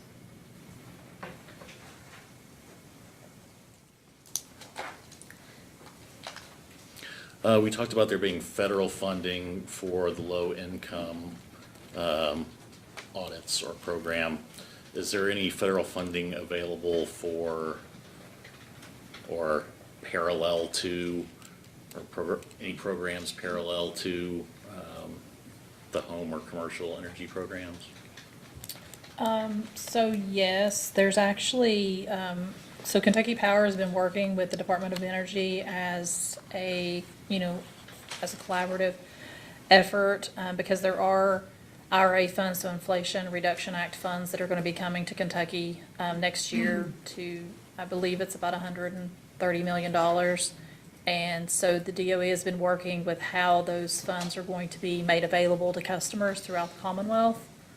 And I was just on a call a couple weeks ago, discussing, who's going to be administering those funds and how customers will be able to apply for those. So my understanding is there'll be a portal that'll be available sometime early next year, I believe, possibly March or May, one of the M months, I believe.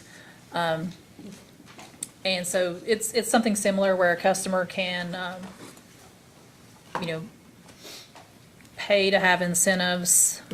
Well, actually, with those programs, my understanding is they would have a contractor come in and install, let's say a heat pump was installed, that they would pay a portion, they would have like a copay that they would pay, and then whatever is provided through those funds would be paid to the contractor to pay the remaining balance that's due. But that would be something that's a federally funded program that's coming new next year.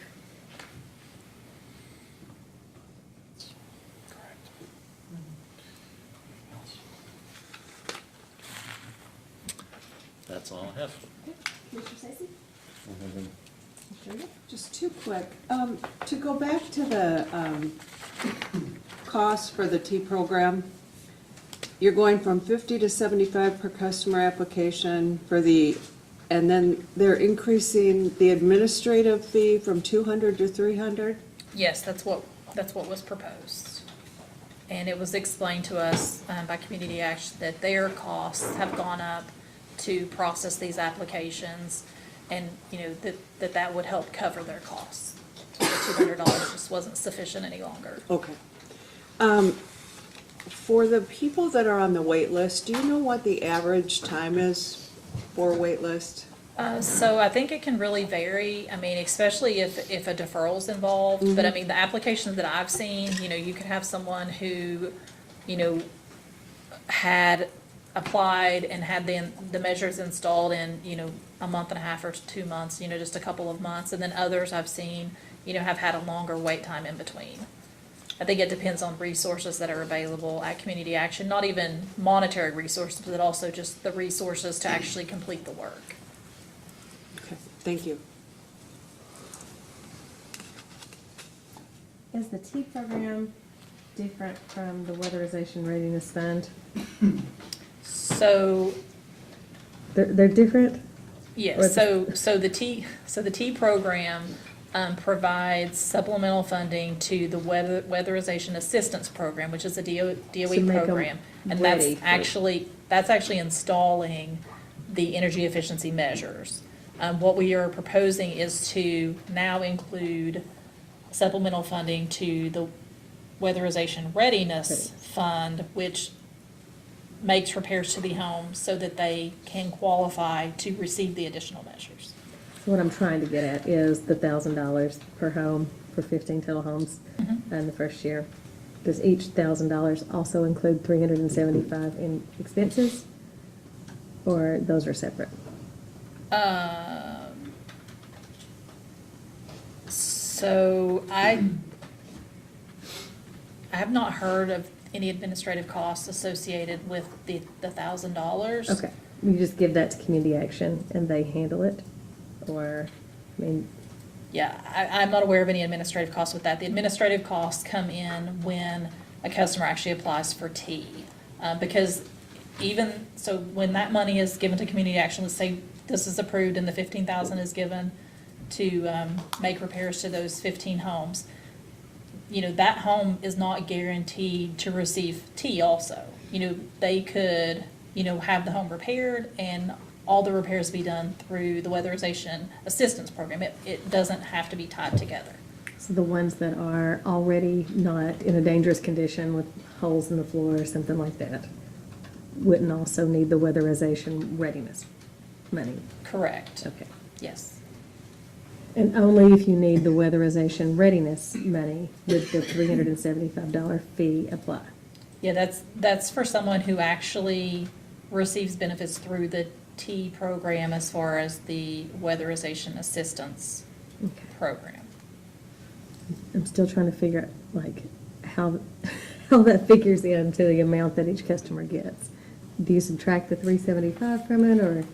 Are you talking about with T and the weatherization assistance program? So, you know, the way, like, you know, I'll receive an invoice and it will just simply show a list of all the measures that were installed in the customer's home.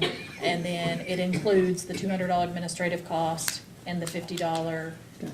you know, customer education costs. So whenever we pay the invoice to Community Action, you know, we will pay for the installed measures along with those two Got it. those two Okay. amounts. It doesn't reduce what they get, I think is what I'm trying to ask. Yeah, it doesn't reduce, Okay. but I mean, it's just factored into the budget, you know, And then- each year for how much the Community Action receives. And then that'll come back out through the surcharge Yes.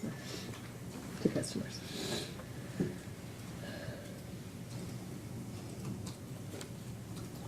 Regarding the commercial DSM program, Yes.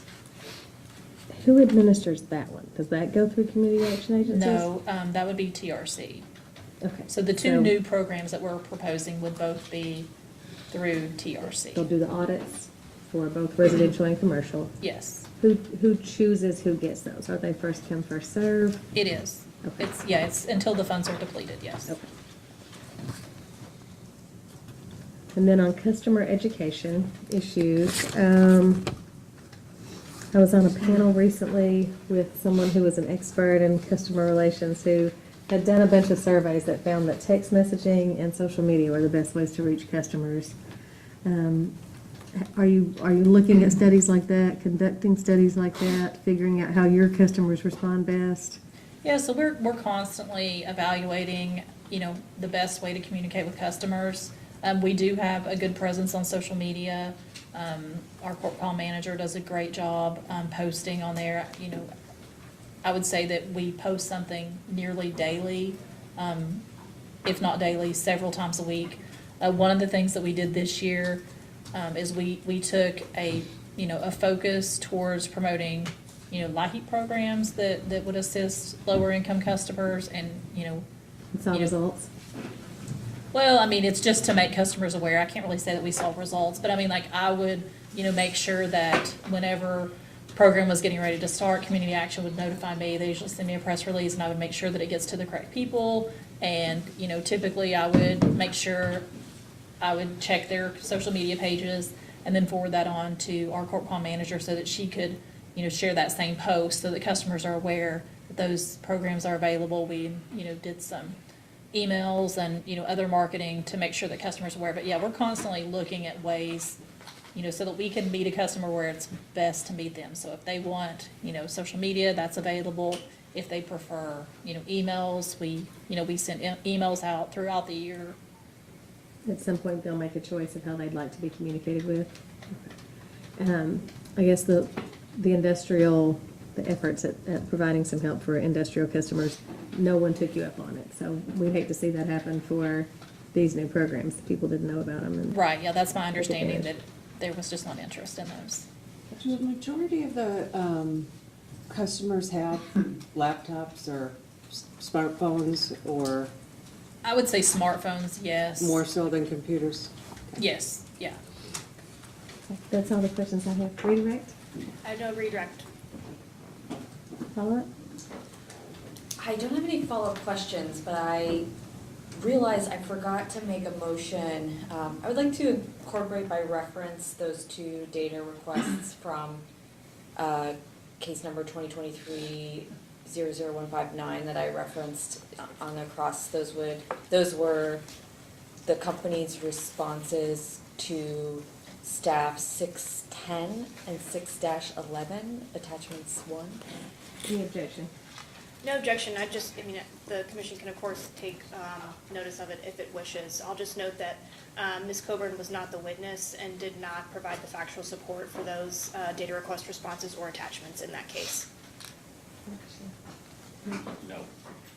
Any follow-up? Okay, any reason this witness might not be excused? Ma'am, you're excused. Thank you. Stand down. Would you like your paper back, sir? It's all yours. All right, so may I call your next witness? Yeah, Kentucky Power calls Warren Hirons.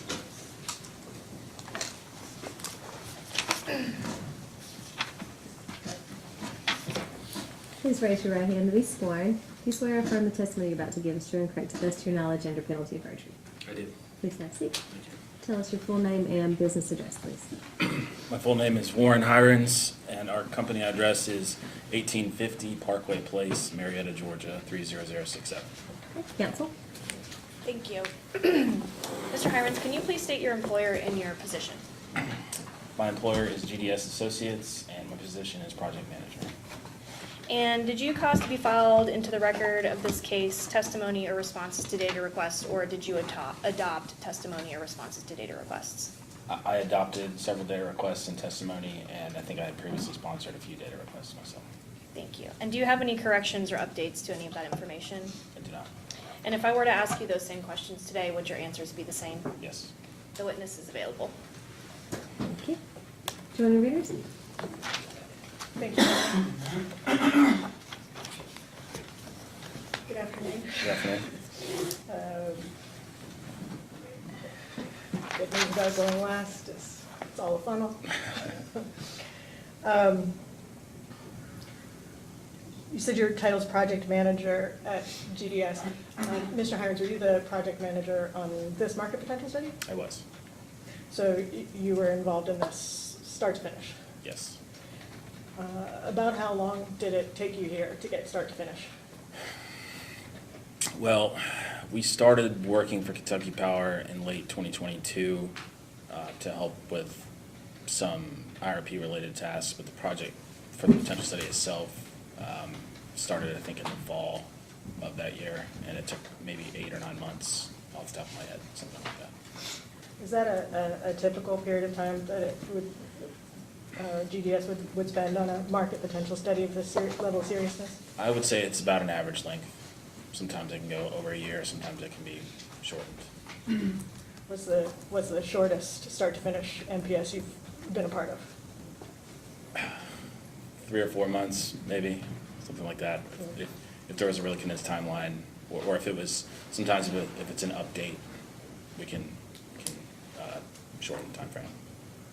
Is it accurate for me to say the quality of the analysis here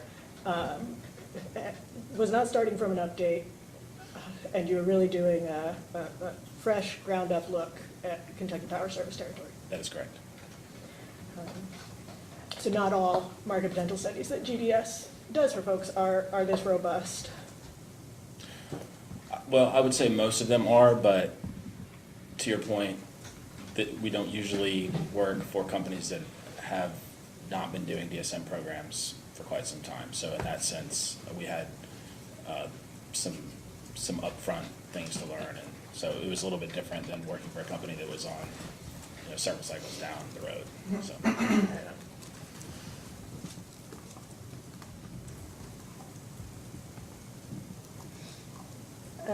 And you have an idea of the average cost or a cost range for a GDS market potential study? The cost ranges pretty significantly. I think we can do them for as little as $150,000 if it's an update for a smaller entity, but if it's a larger group or a collaborative effort or something that requires extensive market research, it can be over $1 million, especially if we're working with, well, just doing extensive market research could cause that cost to go up over $1 million. Wow, I had no idea. Thank you. Okay, so range is big, 150K to 9 digits, over $1 million. Here you did the MPS for utility. Am I right that it's not uncommon for GDS to perform a market potential study for a utility? That's one of our more common client types, yes. There's another common client for GDS be, say, like a state department or office that's interested in like a statewide analysis. Is that something you've done as well? We have, it's less common. We've, I think, been more typically doing them for IOUs and occasionally electric cooperatives, but we haven't done very many for state offices. How many times have you been a project manager on a market potential study that you're asked to perform on behalf of an intervening party in a utility DSM case?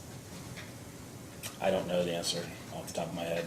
I've led and co-led many potential studies, but picking a number where I've been the lead, I don't recall. How many years have you been the lead on market potential studies? The lead? Well, like I said, I've led and co-led studies, and I've been basically doing this my whole career with the company, which is about 12 years. Mr. Harris, I believe, if I'm not mistaken, when you assumed a portion of the pre-filed direct testimony at the exhibit BLN1, that with that you did not provide a resume or CV going into detail of your experience. Is that something that you could provide in a post-hearing data request? Yes, I can. And could you provide that including a list of the market potential studies you've done and who you were doing them on behalf of? Yes, I can do that.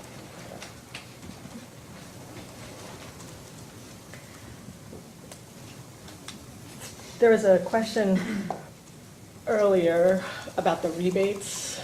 I don't know if you'll recall, but some confusion about for the HEIP program, there's a data response that said maximum incentive rebate. Are you able to clarify if it's like a single maximum incentive rebate or how those are tiered? I do not know for sure. I believe there was a question about whether that would be a post-hearing data request. I don't know which of those incentives on that table do vary. As I recall, they're all constant. So if there are some that vary, we would have to check that.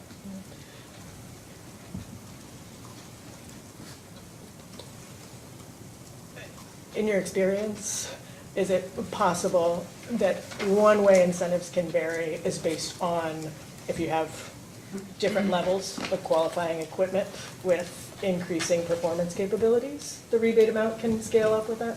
It can, yes. That would make sense maybe as a way to explain if there is some scaling happening? Right, it's Yeah. possible that some of the equipment listed there is consolidated based on various tiers. Mhm. So there could be a range, and we put the average, but subject to check. And to be perfectly clear, that's because the way these programs work for folks, the market rate rebate part of the program, you're looking to cover the incremental cost for a customer of, say, the minimum level efficiency equipment that's available for them on the shelf, or if they had another bit of upfront money, they could get something that costs a little more upfront, but over the long run is going to be more efficient equipment and reduce their usage. It's just that incremental difference. That is correct. In those situations, the assumption is that the consumer is already in the market to buy something. And so if they have to spend $1,000 on something, the incentive can cover a portion of the cost to get to the next tier of efficiency. So yes. And if they're buying something that's like a 15-year piece of equipment, we're talking about the difference between standing at the store and what you've got to pay out of pocket and the savings over 15 years that you're going to get back in your bill. That's correct.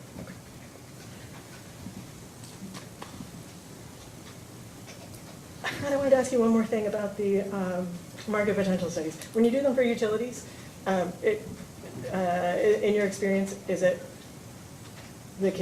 commonly the case that the utilities recover the $150,000 to $1 million market potential study costs from ratepayers? I don't know for certain, but I believe that is typical practice. Thank you.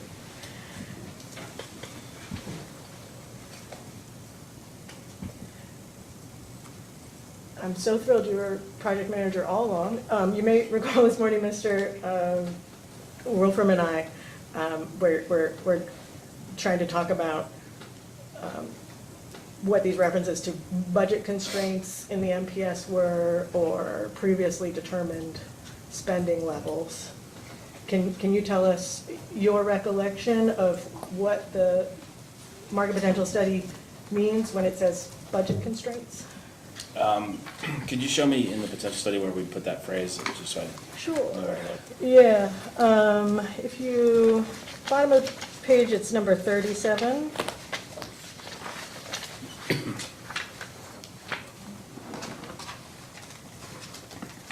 Top of the page, if you're looking at the exhibit BLN1 header, it would be page 40 of 123. And I would be all the way down in section 5.2 on the program potential results. Okay, I see it, thank you. Okay, yeah, so. Just give me a moment. My recollection is that after reviewing the achievable potential with Kentucky Power, they did not give us a specific target or any sort of specific constraints, that it was more about looking at a portfolio of programs that are feasible and cost-effective. So I think a general portfolio budget constraint, the way we characterize it there, is that we weren't going to reach the achievable potential level, but as far as how far down we went, there was nothing specific guiding that. It was more about research that we talk about in 5.11, and what Kentucky Power told us about their customer base. It kind of fed into what we recommended in 5.2.1. So what was the analysis that GDS did to get down to the level that was selected for the program, to get down to the budget level that was used to constrain the program potential? Well, I think the analysis is generally described in 5.1 of the report. We looked at several other utilities, including other AEP utilities, to see what types of programs they were running. We considered what Kentucky Power had done in the past, and we ultimately thought that in order to get the portfolio kind of restarted based on the guidance we had to focus on low-income customers, but also provide a robust portfolio for every customer type, that the 4 additional programs that we recommended would be a good place to start getting things back off the ground. I think you just said 4 programs that you recommended. It was 5, The though, 4 right? additional. in 4 addition to additional. I 2. follow. Thank you. So, do I understand you correctly then? It's not as though you tested or evaluated higher or lower levels than what we see as the program potential presented level. That is correct. I think we just took what we had from the achievable potential, the analysis from the program design research, and developed this proposed portfolio that way.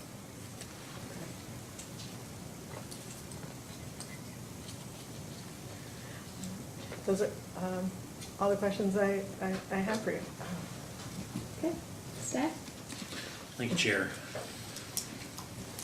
Mr. Hirons, Was the way that you reviewed cost, was it based on the NPS? I guess I should step back for the T program, evaluating the T program. Are the costs based on the NPS or input from the CAAs or both? Well, it's definitely based on the NPS. I don't believe that we had any impact from the CAAs for what's in the NPS. If there was anything from them that factored into the application, that would have come after the fact. I asked Ms. Coburn about whether she was aware if AEP had projects similar to the home energy or commercial energy programs in other jurisdictions. Are you aware of any similar programs in other jurisdictions that AEP has? I am aware of them. I don't recall off the top of my head what program evaluation results say regarding benefit cost ratios, but that is something that we could provide if necessary. Would those programs, did they affect were they part of the evaluation, part of the data set that was used in the study? Yes, they were. As far as like what particular pieces of data, I can't say for sure off the top of my head, but I know that we at least anecdotally reviewed them to see how they were structured and what types of measures were offered, but particular line item things that were included in how we developed our program recommendations, I'm not sure. Do you know if AEP or anybody that's running programs like this are collecting information on how much of the recommendations that are made in an audit are actually acted upon by the customers? Well, so generally speaking, if you're talking about the HYPE program in particular, that's a pretty common program type that's out there. And so companies that run that type of program, they'll have evaluation results that provide that information.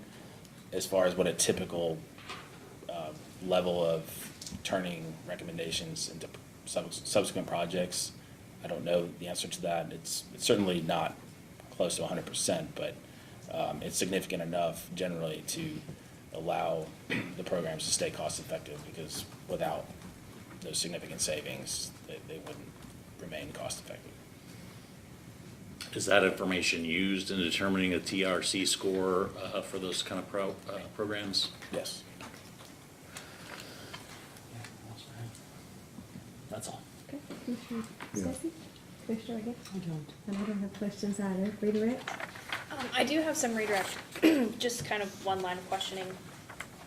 Mr. Hirons actually wanted to do some redirect that was based on Joint Intervenor Council's questioning of Mr. Wolfram earlier, and it has to do with Appendix D of the Market Potential Study. Excuse me, I'll object to that line of questioning. It's not something that we've talked about at all with Mr. Highlands. I don't think it's proper redirect. Your Honor, during Ms. In here, but go ahead and respond. During Mr. Wolfram's cross-examination, he noted several times that he could not provide specific detail about the inputs in the market potential study, whereas Mr. Hirons could. And as it stands now, we have an incomplete record with respect to the information that Joint Intervenor Council was asking about in this portion of the market potential study that Mr. Hirons can provide. All right. Thank you. Okay, so Mr. Hirons, if you could turn to Appendix D, to section or page D12.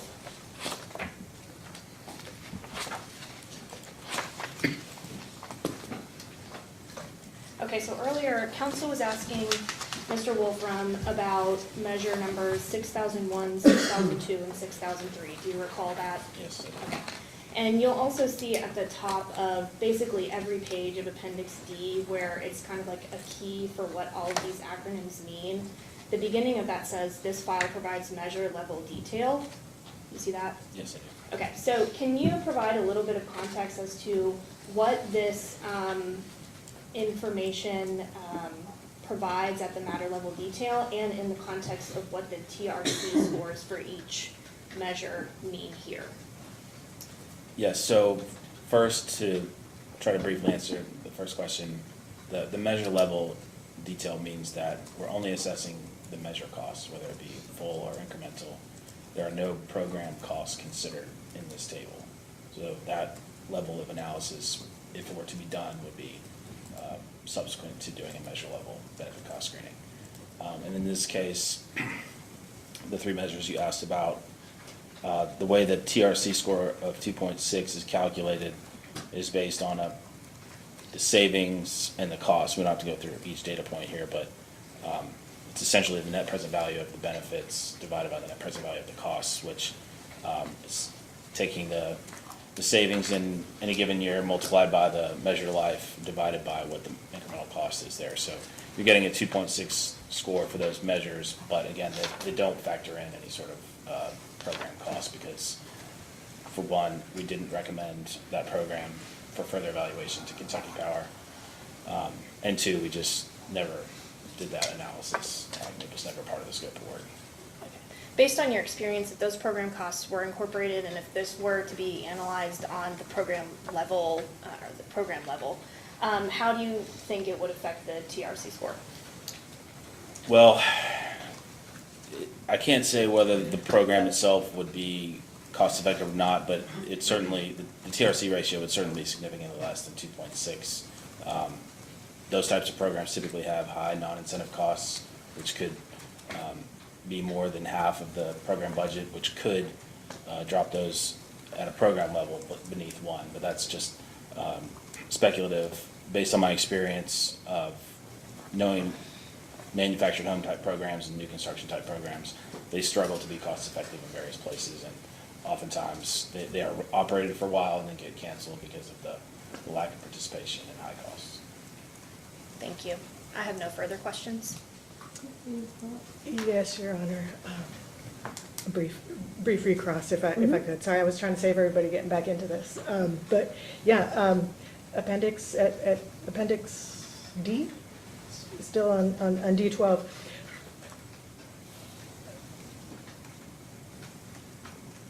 First of all, your market potential study speaks for itself. Do you agree?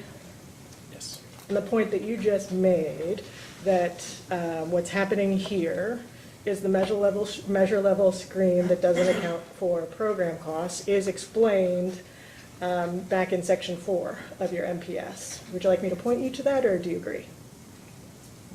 I'm confused. You're confused. I'll back up.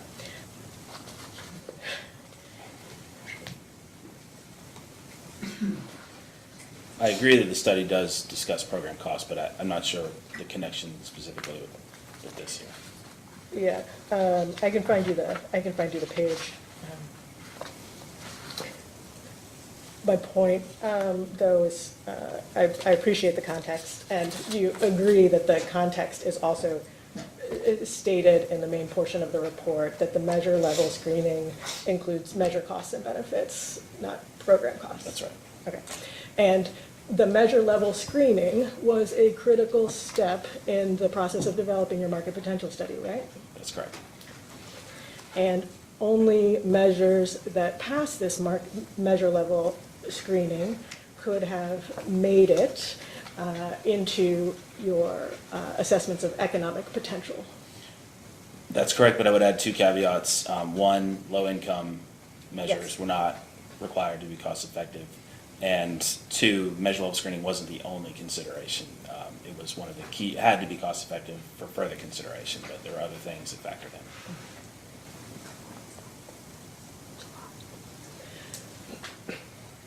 in. Earlier, we were talking about when you started and finished this NPS.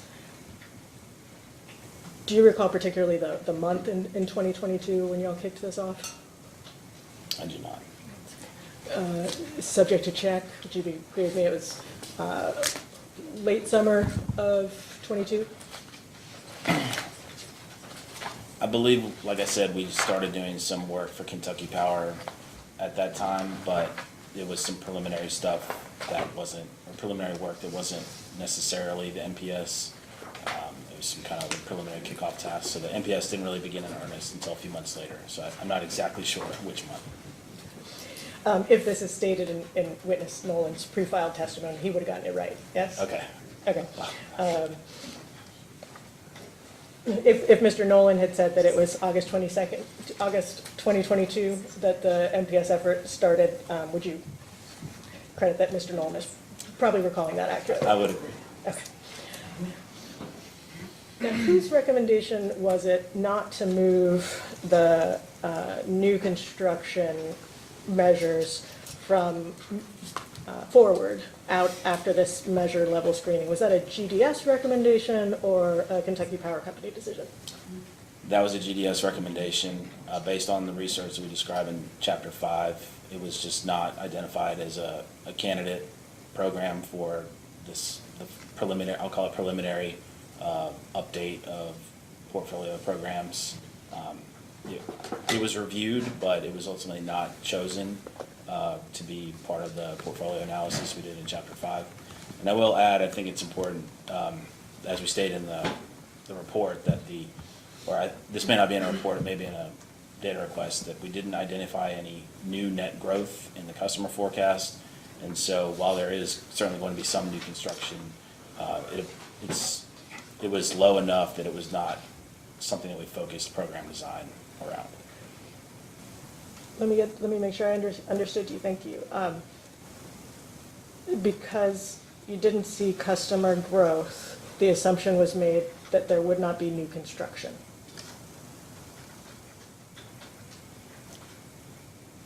Not that specifically, but I will say that in the modeling, we did not include a line item for new construction customers. So this may be semantics, or implied, but we only looked at existing customers in the model for potential. As part of your research of Kentucky Power's territory-specific needs that you started around August 2022, did you research and consider the effects of the flooding events that the communities in Kentucky Power Company's territory went through in 22? Did you consider at all that there would be flood recovery efforts that would involve the need for new construction as part of your market potential study? We did not. That was not part of the decision about whether or not to move forward from the measure level screening these new construction rebates, right? It was not, although I will say, even if it had been part of the discussion, the fact remains that it's a manufactured home or any type of new construction home program it's very challenging for it to be cost effective, and I can't say that just if we'd had those conversations we would have recommended it. It's just very difficult for those programs to be cost effective anywhere. So again, I'll reiterate, we felt good and about the 5 programs we recommended, including the continuation of the T program. So based on the results of the achievable potential, we felt that the programs recommended in Chapter 5 were appropriate. Fair enough.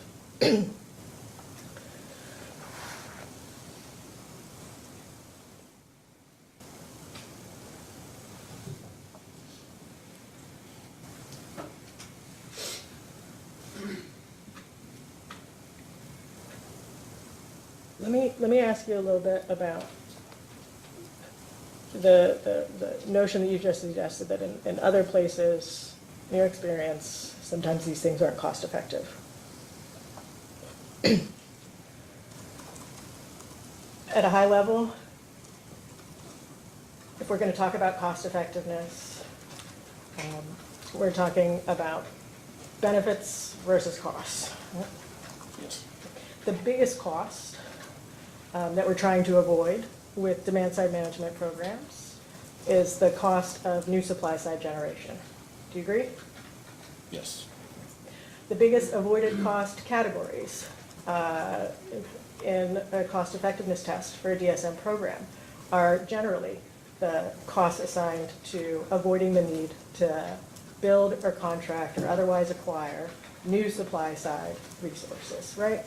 Yes. Okay. So if a utility has a near-term and significant need to maybe invest in supply-side resources, that would be a utility that has unusually high avoided cost potential. I agree, yes. And you heard the testimony this morning that Kentucky Power Company is in the position of knowing that they have a near-term and significant capacity shortfall to make up.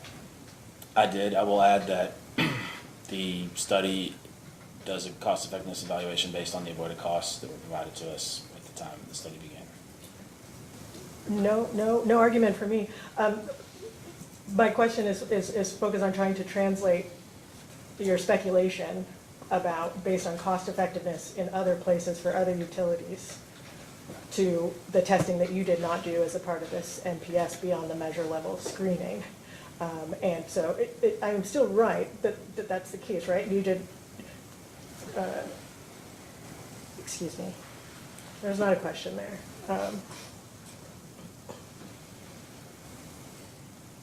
There's no question. Maybe we're done asking questions. Well, I'll just add that we did not do the cost effectiveness screening because we did not qualitatively select it for the portfolio that we were ultimately recommended. And it wasn't just a cost effectiveness decision. There were other factors. These types of programs, not only are they difficult to be cost effective, but they often have low just traction, regardless of whether they're cost effective or not. So it just wasn't a strong candidate. Sure, and that analysis, again, forgot to incorporate any research or thinking about what would happen after the 2022 floods. We did not talk to Kentucky Power about the flood in the analysis. No further questions. Sir? No. Anybody else? No? Any reason why this witness couldn't be excused? So you're excused, Thank you. and let's take a break. I'm gonna say 10 minutes again, if that's good for that, and then we'll give the interview testimony.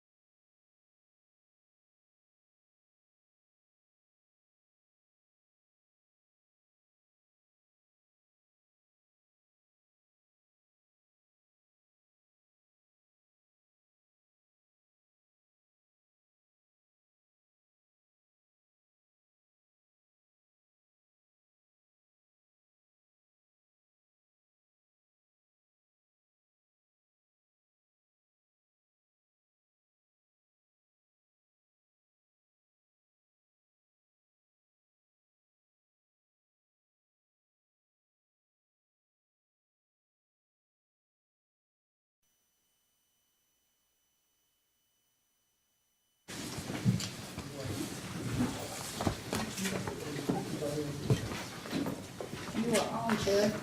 Thank you. Well, we are back on the record in case number 2024-00115, Kentucky Power Company's DSM case.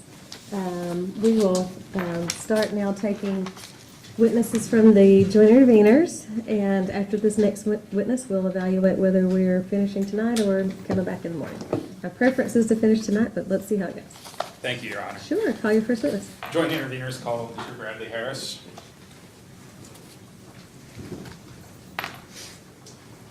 Mr. Harris, please raise your right hand to be sworn. Do you swear or affirm the testimony you're about to give is true and correct to the best of your knowledge under penalty of perjury? Yes, I do. Thank you. Tell us your full name and your business address, please. Bradley Gordon Harris, 3401 38th Street Northwest, apartment 121, Washington, D.C. Okay, Counselor, you may ask. Thank you, Your Honor. Mr. Harris, did you cause testimony to be filed in the record of this case? Yes. And if I were to ask you those same questions again today, would they be substantially the same, your answers? Yes. Your Honor, the witness is ready for cross-examination. All right. We have no questions for this witness. Staff. Thank you. Mr. Harris, how are you? Great. Your testimony, you talk about IUI programs at length. What IUI programs would you like to see Kentucky Power evaluate that it hasn't? So there are three that I discuss in my testimony. I think one that I'm really excited about is a weatherization readiness IUI program. The idea is to make weatherization readiness funds go further by adding an IUI program that can get Kentucky Power to invest in weatherization readiness, recover those funds from participants, and enable more participants to participate in weatherization. And those costs are recovered from those participants, but there are net bill savings. So on net, their bill will go down. So that's one that I'm really excited about, and I think would be a great thing for Kentucky Power to consider. And IUI program for retrofits is another great thing. With a lot of the Inflation Reduction Act rebates that should be coming through, there's a real opportunity to stretch those dollars further, get more energy efficiency out there, and help more homes. And then finally, a new construction program. Again, it's the same idea with IUI programs. It's all about making dollars go further and helping get more households to participate in these programs. And so this one would be for new construction that would augment the energy efficiency of any new construction that's built, including, as was mentioned, possibly new construction after the flood to replace some homes. So those are the three types of programs. I also briefly discussed in my testimony some things that Duke Energy did regarding baselines to offer greater incentives that were cost effective, but that's slightly off topic. So since to an extent, these programs would augment programs that already are proposed or exist, would you screen for eligibility for the programs any differently than Kentucky Power is now? These programs are screened based on the bill savings for the customer. So whether it's new construction, and we're looking at the bill savings, the incremental bill savings you can do by making that new constructions more energy efficient, or it's a retrofit program, whether you're doing it through weatherization or through a rebate program, you're screening based on the net savings, which is a little bit different than a lot of energy efficiency programs. As I described in my testimony, IUI as a concept is really a cost recovery mechanism. It's not an energy efficiency program per se. And so it sort of acts to make energy efficiency programs and dollars, particularly for weatherization readiness, go further.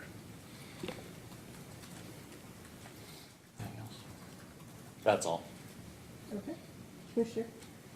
Yeah, just one question. What kind of, some of the new home programs that you're talking about, can you briefly describe some of that? Sure. The idea is when designing, particularly a big multifamily development, there are things you can do to augment in the design, to augment the energy efficiency of the whole facility. And it's really good to do that at the design phase. I'm not an architect, so I can't talk about a lot of the specifics, but you can do that at the design phase. It's much harder to fix something later on than to do it at the design phase, and you can do many homes at once through this program. And then the extra capital is really collected based on those net savings. And that's how you generate more capital for this. Does that answer your question? Yes, thank you. Is this program being used anywhere today? Yes. There are IOI programs in many co-ops. There's a co-op in Kentucky. There are co-ops in North and South Carolina, in addition to many others. There are also investor-owned utilities, such as Duke Energy in North Carolina, Georgia Power, and some of the Missouri utilities as well. Can you just kind of walk through the program a little bit, how it would work on the IUI? Sure. And how it, and then, have you seen results from the locations you just mentioned? Have you had any data come back on how that's, reducing the costs? Yeah. If I could walk through, I have several illustrative examples in my testimony, Okay. but I'll just verbally walk through a weatherization readiness program. So let's say the house needs $500 for mold removal so that you can do weatherization. And there are bill savings, let's say, I have some more realistic numbers in my testimony, but let's say it's $50 of per bill in net savings if the customer gets weatherization. The program can provide that $500 for readiness. The customer would then pay a charge every month that recovers that capital cost with a return to make the utility whole. And that would be spread over, let's say, 10 years. We could talk about different lengths of time, but let's say in that case. The bill savings per month would be, let's say, $50, or actually, let's pick a lower number, let's say $20. And I haven't done the math, but let's say the IUI charge is $10. So there's a net savings of $10. So as a package, we have enabled $500 extra of weatherization readiness, and the customer is benefiting to the tune of an estimated $10 per month. So the idea is by doing this, you can do more homes because we're making that weatherization readiness dollars go further, because if we're not spending those dollars on this house, we can spend it on another house. I also just want to mention in terms of risk, so all capital projects have some level of risk, and then there's a question of who wears that risk and the level of risk. As was kind of mentioned earlier, if a customer does not pay their bill, that bad debt expense can be borne either by the ratepayers through socialization of those costs, or in some cases, it's due to regulatory lag borne by shareholders. But that level of risk in the programs that we've seen has been pretty low. The co-ops in the Carolinas have been doing these programs for more than a decade, I believe. And they have some lost reserve funds, and they've been very rarely used. Part of the reason why that risk is low is because there are net bill savings. So if your bill was $200 before the program, and now your bill is $190, there is less bad debt expense associated with a $190 bill than a $200 bill. So you're more likely to be able to pay that, and if you don't pay that, there's less dollars at stake. It's those net savings that really make these programs work, and bring benefits to everyone. Okay. And then you talked about the IRA. There's dollars coming from that, correct? Yes, that's correct. And that can be used in this program as well?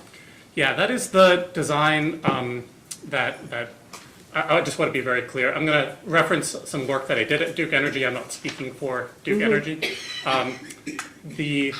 A challenge in some of these programs that Kentucky Power has referenced is the high customer copays sometimes. So you can finance a certain amount through these programs, but it's limited because you need net bill savings. That's the key here, is the customer needs to be benefiting from the first year of the program.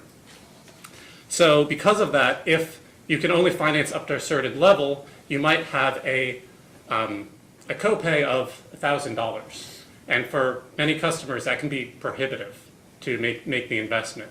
So the Inflation Reduction Act rebates, the home and here rebates is what I'm specifically talking about, can offer some really large rebates to reduce that copay.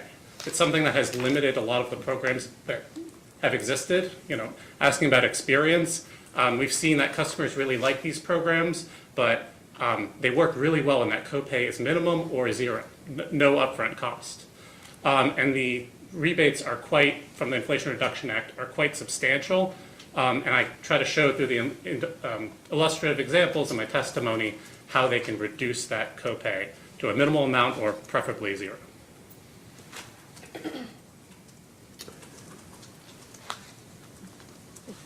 But that's based on moving forward, right? That's not looking at today Kentucky Power's customers, am I right? So you're forecasting that that's going to happen? Yes, that's correct. And that's, there's many different, my apologies if it's confusing. I was trying to show in my testimony there are many different ways to structure this program, and there's a few different concepts. A lot of the deep retrofits, when you're replacing an HVAC system in homes, that can be very expensive. And I think when I was at Duke, I was very excited to see these rebates come forward because they can really help with those.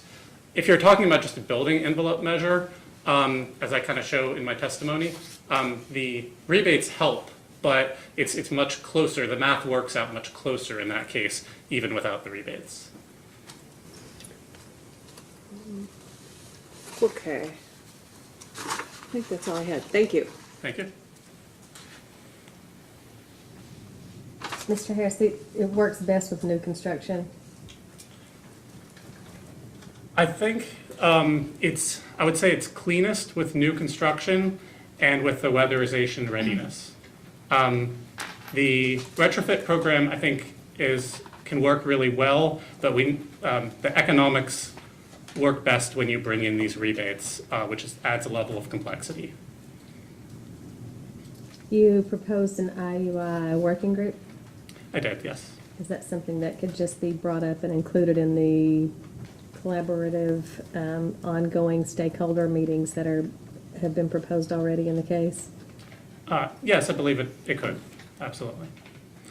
If I could add, that also kind of mirrors what we did in North Carolina. We had conversations with stakeholders. There was a working group, and I was one of the company representatives in that working group, evaluating and discussing with other parties how this program could work, Duke Energy's concerns, and how we can make this augment Duke's programs. The concerns regarding feasibility would be different with each company and this unique demographic served by this company. So the net bill savings, that means less cost for the customer. Correct. But that means less income for the utility. That's correct. So under this proposal, I guess that reduced revenue would be rolled into a DSM charge, The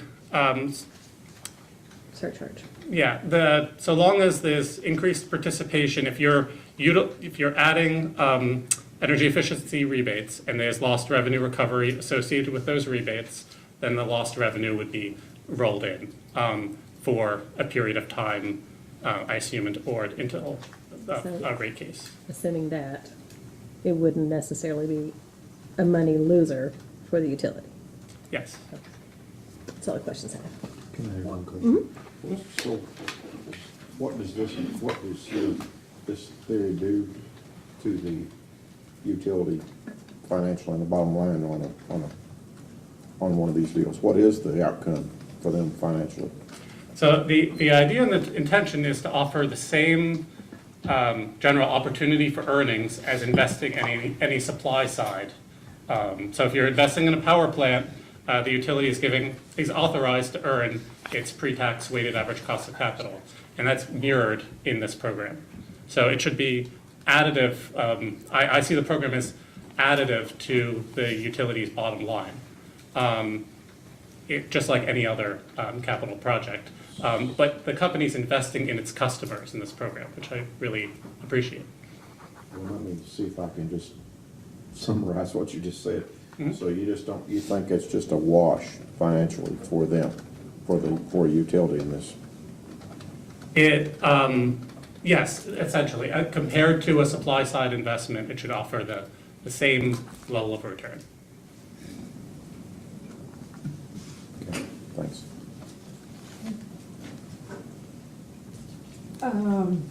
This is a question, just, in North Carolina where the Hurricanes were and the storms were, would those people that are rebuilding be eligible for that package and rebates?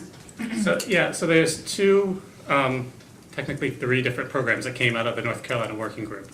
The new construction program definitely would be, to the extent there's new construction in that area, this is a great opportunity. Okay, The retrofit program is designed for existing homes. So to the extent you're rebuilding a new home, you couldn't participate because it's not a Yeah. existing home. I will mention also that we designed this more custom energy efficiency rebate that looks at what's actually in the home as a baseline rather than a federal baseline. So instead of saying, what's the least efficient HVAC you can buy, we're actually looking at what's actually in the home, which is often very different. That offers greater incentives, and that was designed to help incentivize customers, particularly with really inefficient baseboard heat, to you utilize that, you utilize this future Inflation Reduction Act rebates, and then any remaining upfront cost, you can use this inclusive utility investment program. And when you add those together, the sum is worth more than each part. That makes sense. okay, thank you. All right, redirect. Just one question, if I may. Mr. Harris, Chair hadn't asked you about your recommendation. Just wondered if you could explain your recommendation a little bit more regarding the working group. I think you talked about this, if it helps, on page 3 of your testimony.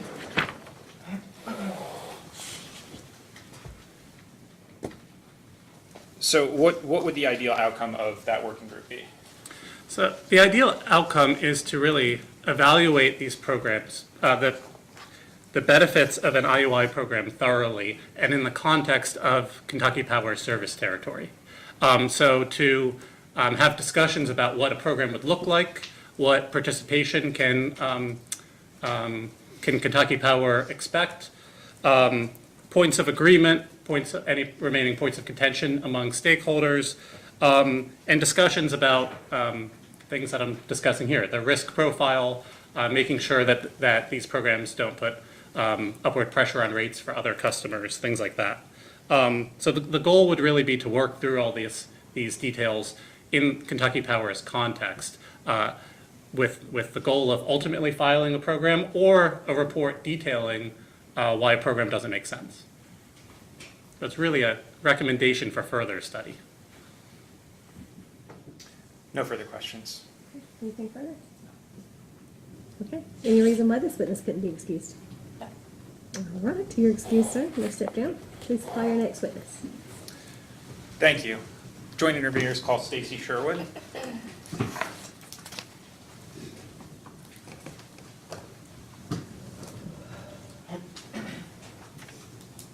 Please raise your right hand to be sworn. Do you swear or affirm the testimony you're about to give is true and correct to the best of your knowledge under penalty of perjury? Please have a seat. Tell us your full name and your business address. My name is Stacy L. Sherwood. My business address is 10298 Route 116, Heinsberg, Vermont, 05461. Okay, Councilman Nelson. Thank you, Your Honor. Ms. Sherwood, did you, first, back up. Can you tell us who your employer is? Yes, my employer is Energy Futures Group. Okay, and what's your position with Energy Futures Group? I'm a principal with Energy Futures Group. Thank you. And did you cause testimony to be filed in the record in this case? Yes, I did. And did you file corrections or cause to be filed corrections to that testimony? Yes. And Your Honor, if I may just note, I filed the correction. I inadvertently did not refile the entire testimony with that correction included in it, and I'm happy to do that tomorrow. I only filed a single sheet with noting what the correction is. But referring to that correction, can you state briefly the correction to your initial testimony? Certainly. So in my direct testimony that was filed on August 21st, page 16 of it, figure 1, contained 2 errors on it. Inadvertently, the labels were switched in the key and for average and Kentucky Power's proposed plan, and showing that Kentucky Power's proposed plan corresponds to an orange dot at the left hand of the figure. And then also there was a slightly larger blue dot near the key that did not correspond to a data point. So there's just some formatting issues on that figure that we corrected. Thank you. And with that correction, if I were to ask you the same questions as in your testimony today, would your answers be substantially the same? Yes, they would. Your Honor, the witness is available for cross-examination. We have no, no questions for this witness. Thank you. Ms. Sherwood, I just have one question for you. On page 6 of your testimony, you recommend a 0.2% energy efficiency savings goal as a percent of sales. How did you determine that percentage? What's the basis for that? For that percentage, I looked at what the company had proposed as part of its plan. I evaluated what was also included in the market potential study, and I evaluated what other utilities have been able to achieve. In addition, I also considered what Kentucky Power achieved previously when it was running its programs. I do recognize that back in 2017, there were some rate impacts that were concerning. However, I believe the mechanism that Kentucky Power has corrected since then will prevent that from happening to cause rate shocks to customers. And so that is why I took that into consideration of their performance from 2014 through 2017. What was their peak percentage, if you remember, from their previous DSM programs? If you turn to page 14 of my testimony, at the top, table 3, its peak performance was in 2016 at, their performance peak was in 2017 at 1.08%. It ranged from 0.26% in 2014 up to that in 2017, where they had increased investment over time, compared to 2025's proposed of 0.06%. Thank you. That's all. Okay, Commissioner? Just ask you a question. That was the question I was gonna ask. I think I'm finished unless we have any follow-up. Okay. Any reason why this witness couldn't be excused? It's been a long day. We're gonna wait for just a few questions, but you're excused. Thank you. All right.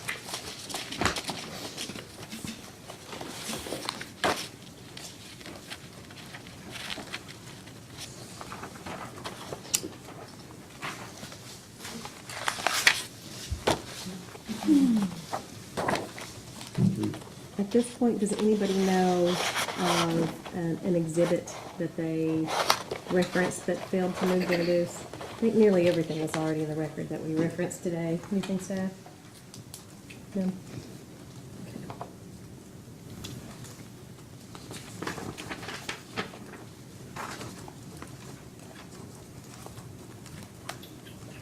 Staff, can you get any requests for post-hearing data requests out by December 27th?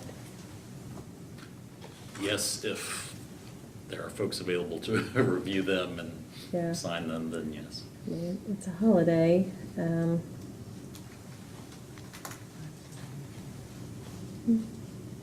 sorry. We can Do you mean if we're available to, we don't I review was thinking more DRs of director for review. staff. Okay. Oh. Okay. If that changes, let me know so we can immediately notify everyone else. If they can get your request by December 27th, or anyone who's getting requests out by December 27th, is January 17th adequate to respond?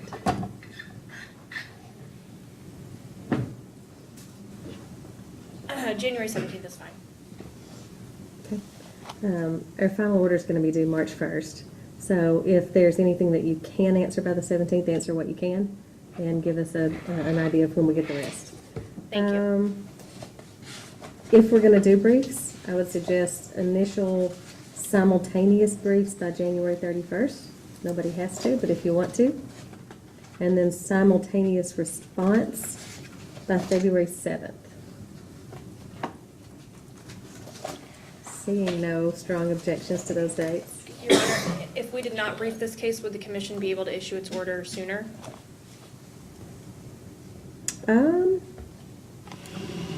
I guess I wouldn't promise, but I don't think that would be impossible. Okay. At this time, we'd submit that this case does not need to be briefed. In the interest of hopefully approval of the programs, we'd like to get them implemented as quickly as possible. And if we could make that happen by not briefing the case, then that would be our proposal. I wouldn't be opposed necessarily to moving up the briefing a little bit, even if that helps, but I do think we have Oh, you some need to things that brief. we'd like to clear up, yeah. Okay. We'd be fine moving the briefing up. Okay. So.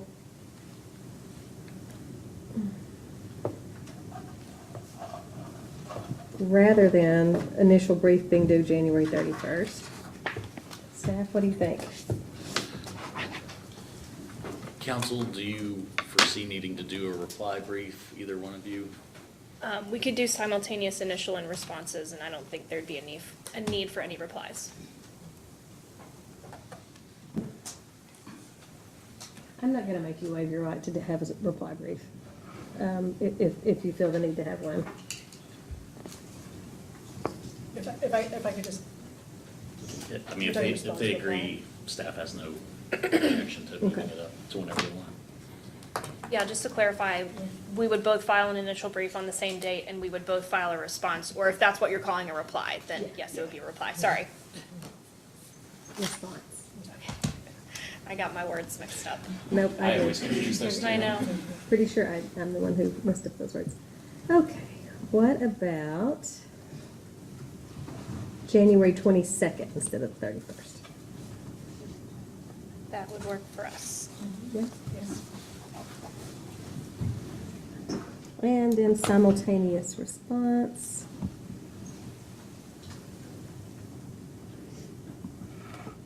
By February 3rd? Rather than February 7th, I know that doesn't help much. We could do that's the Monday, so, or Friday the 31st. We'll take the weekend. February 3rd would be great. Careful what you ask. If it's all the same. Well, they're all due tomorrow. All right, anything further? Anything further? About to get my gavel out. Here we go. All right. Seeing nothing further, we're adjourned. Thank you.